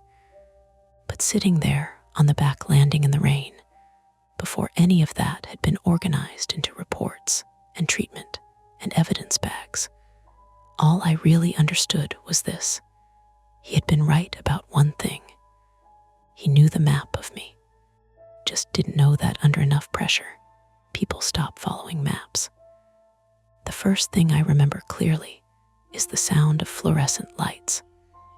Not the sirens, not the radio chatter, not even Lee saying my name in that careful, controlled voice she used when she didn't trust herself not to break. Just the lights. A thin, constant buzz over everything else, while a nurse pressed gauze to my forehead and told me not to move, and someone else asked me my name, my date of birth, if I knew where I was. "Know where I am," I said, though it came out slower than I meant it to. My tongue felt thick. My thoughts lagged a half step behind my mouth. "Good," the nurse said. "That's good. Stay with me." Lee stood off to the side, arms crossed tight, her knuckles pale. She wasn't pacing. That wasn't her style. She held still like she could anchor the room that way. "Hey," she said when my eyes found her. "You look like hell. You always know what to say." Her mouth twitched, almost a smile. It didn't make it all the way. The emergency room smelled like antiseptic and something faintly metallic. My head throbbed in slow, heavy pulses. When I lifted my hand, I saw dried blood along my fingers and under my nails. "Concussion symptoms," the doctor said later, a man with tired eyes and a voice that had settled into a practiced calm. "Mild, but you're going to feel off for a few days. Headache, maybe some nausea. We'll stitch the cut, keep you for observation. Then you can go home with someone." "Not alone," Lee said immediately. "Not alone," the doctor agreed. I didn't argue. They stitched me up under bright, unforgiving light. 5 neat pulls of thread I couldn't feel, just the pressure and the faint tugging at my skin. I watched his hands work because it was easier than closing my eyes and letting the rest of the night replay. "Try to keep it dry," he said when he finished. "Come back in a week to have them removed. Okay, any dizziness right now? Just everything." He gave a small nod. "That's expected." Lee drove us back to her place instead of mine. She didn't ask. She just said, "We're not going there tonight," in a tone that ended the conversation before it started. I sat in the passenger seat with a paper bag of discharge instructions in my lap and watched the city move past in wet streaks of light. My phone sat face down in the cup holder between us. I hadn't turned it on since the hospital. "Do you want me to call your landlord?" Lee asked at a red light. "About what?" "Security, the back door, cameras, anything." "Tomorrow," I said. "Not tonight," she nodded. We drove in silence for a while. The kind that wasn't empty, just full of things we weren't ready to say. At her apartment, she handed me a towel and pointed me toward the bathroom like she was directing a guest who might break if given too many choices. "Shower," she said. "I'll make tea." I stood under the water longer than I needed to, letting it run over the bandage on my forehead, careful, but not careful enough. The heat loosened something in my chest I hadn't realized was clenched.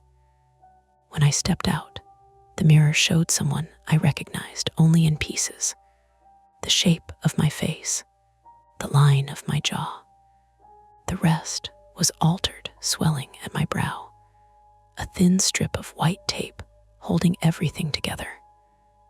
I looked like someone who had been interrupted midlife and hadn't quite resumed. Lee had already set up the couch with blankets by the time I came out. A mug of something steaming waited on the table. "Chamomile," she said. "Don't argue." I wasn't going to. She sat on the arm of the couch while I sank into it, every joint in my body complaining in its own quiet way. We stayed like that for a while, not talking, just existing in the same room, the television on low with some late night show neither of us was watching. After a while, Lee said, "They're holding him." I stared at the steam rising from my mug. "Yeah, assault, breaking and entering. They're adding harassment, stalking. Maybe more once they go through everything." "Everything," I repeated. "The texts, the playlist, whatever S on that drive." She hesitated. "You okay hearing his name?" I thought about it. About his voice outside my door. The way he'd said I was making it fair, like that explained anything. "Not really," I said. "But I can handle it." She nodded, accepting that as enough for now. "Asked about you," she added after a moment. My fingers tightened around the mug. "What did you say?" "That he should talk to his lawyer." I let out a breath I hadn't realized I was holding. Good. We didn't talk about him again that night. Sleep came in pieces. Shallow, uneven stretches where I would drift off and then snap back awake at the smallest sound, the refrigerator kicking on, Lee moving in the kitchen, a car door slamming somewhere outside. Once, I woke up convinced I could hear music. Not loud, not even clear, just a low, rhythmic pattern under everything else, like a track bleeding through a wall. I sat up, heart hammering, listening. Nothing, just the building settling, pipes shifting, the faint hum of the city. I lay back down and told myself it was residual, my brain filling in gaps. That was what it did. That was what it had always done. Morning came gray and ordinary. Lee made coffee. Real coffee this time.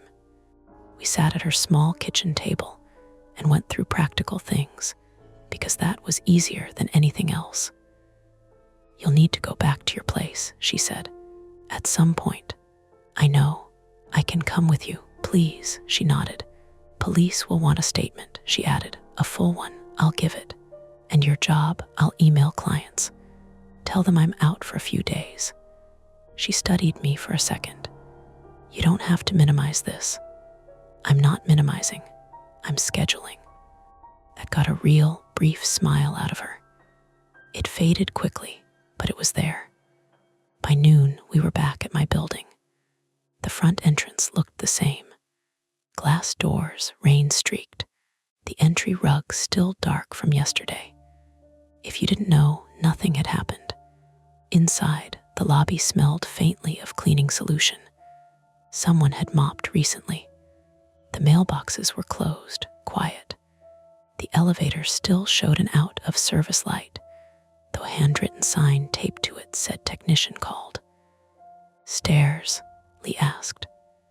I looked at the door, the push bar, the buzz of the light above it. My chest tightened. Together, I said. We went up slowly. My leg protested every step, my head reminding me with each jolt that it wasn't entirely okay yet. Lee stayed close, one hand hovering near my elbow without touching. At my floor, the hallway looked unchanged. My door stood exactly where I'd left it, a small strip of police tape now stretched across the frame. An officer stood there waiting. Not one from the night before. Younger, early 20s maybe. Officer Caleb Singh, 26 male, according to his badge. Ms. Walsh, he said. Yeah, he peeled the tape aside. They finished the initial sweep. You can go in, but try not to move anything until the techs finish processing later today. Okay, the apartment smelled like nothing. That was the strangest part. No trace of what had happened. No hint of someone else's presence. Just the faint, stale scent of a place that had been closed up overnight. Everything was where I'd left it. Bag on the table. Couch slightly askew from when I'd grabbed it. A faint smear of something blood, probably on the edge of the wall near the door.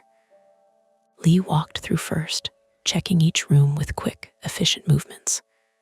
Bedroom, bathroom, closet. All clear, she said. I stepped inside. For a second, nothing moved. Then my phone, still in my pocket, buzzed. Lee froze. What was that?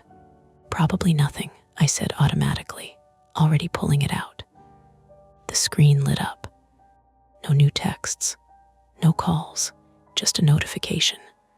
Spotify. My stomach tightened. I hadn't opened the app. I hadn't even connected to Wi-Fi yet. Slowly, I tapped it. The playlist loaded for the way home. 15 tracks now.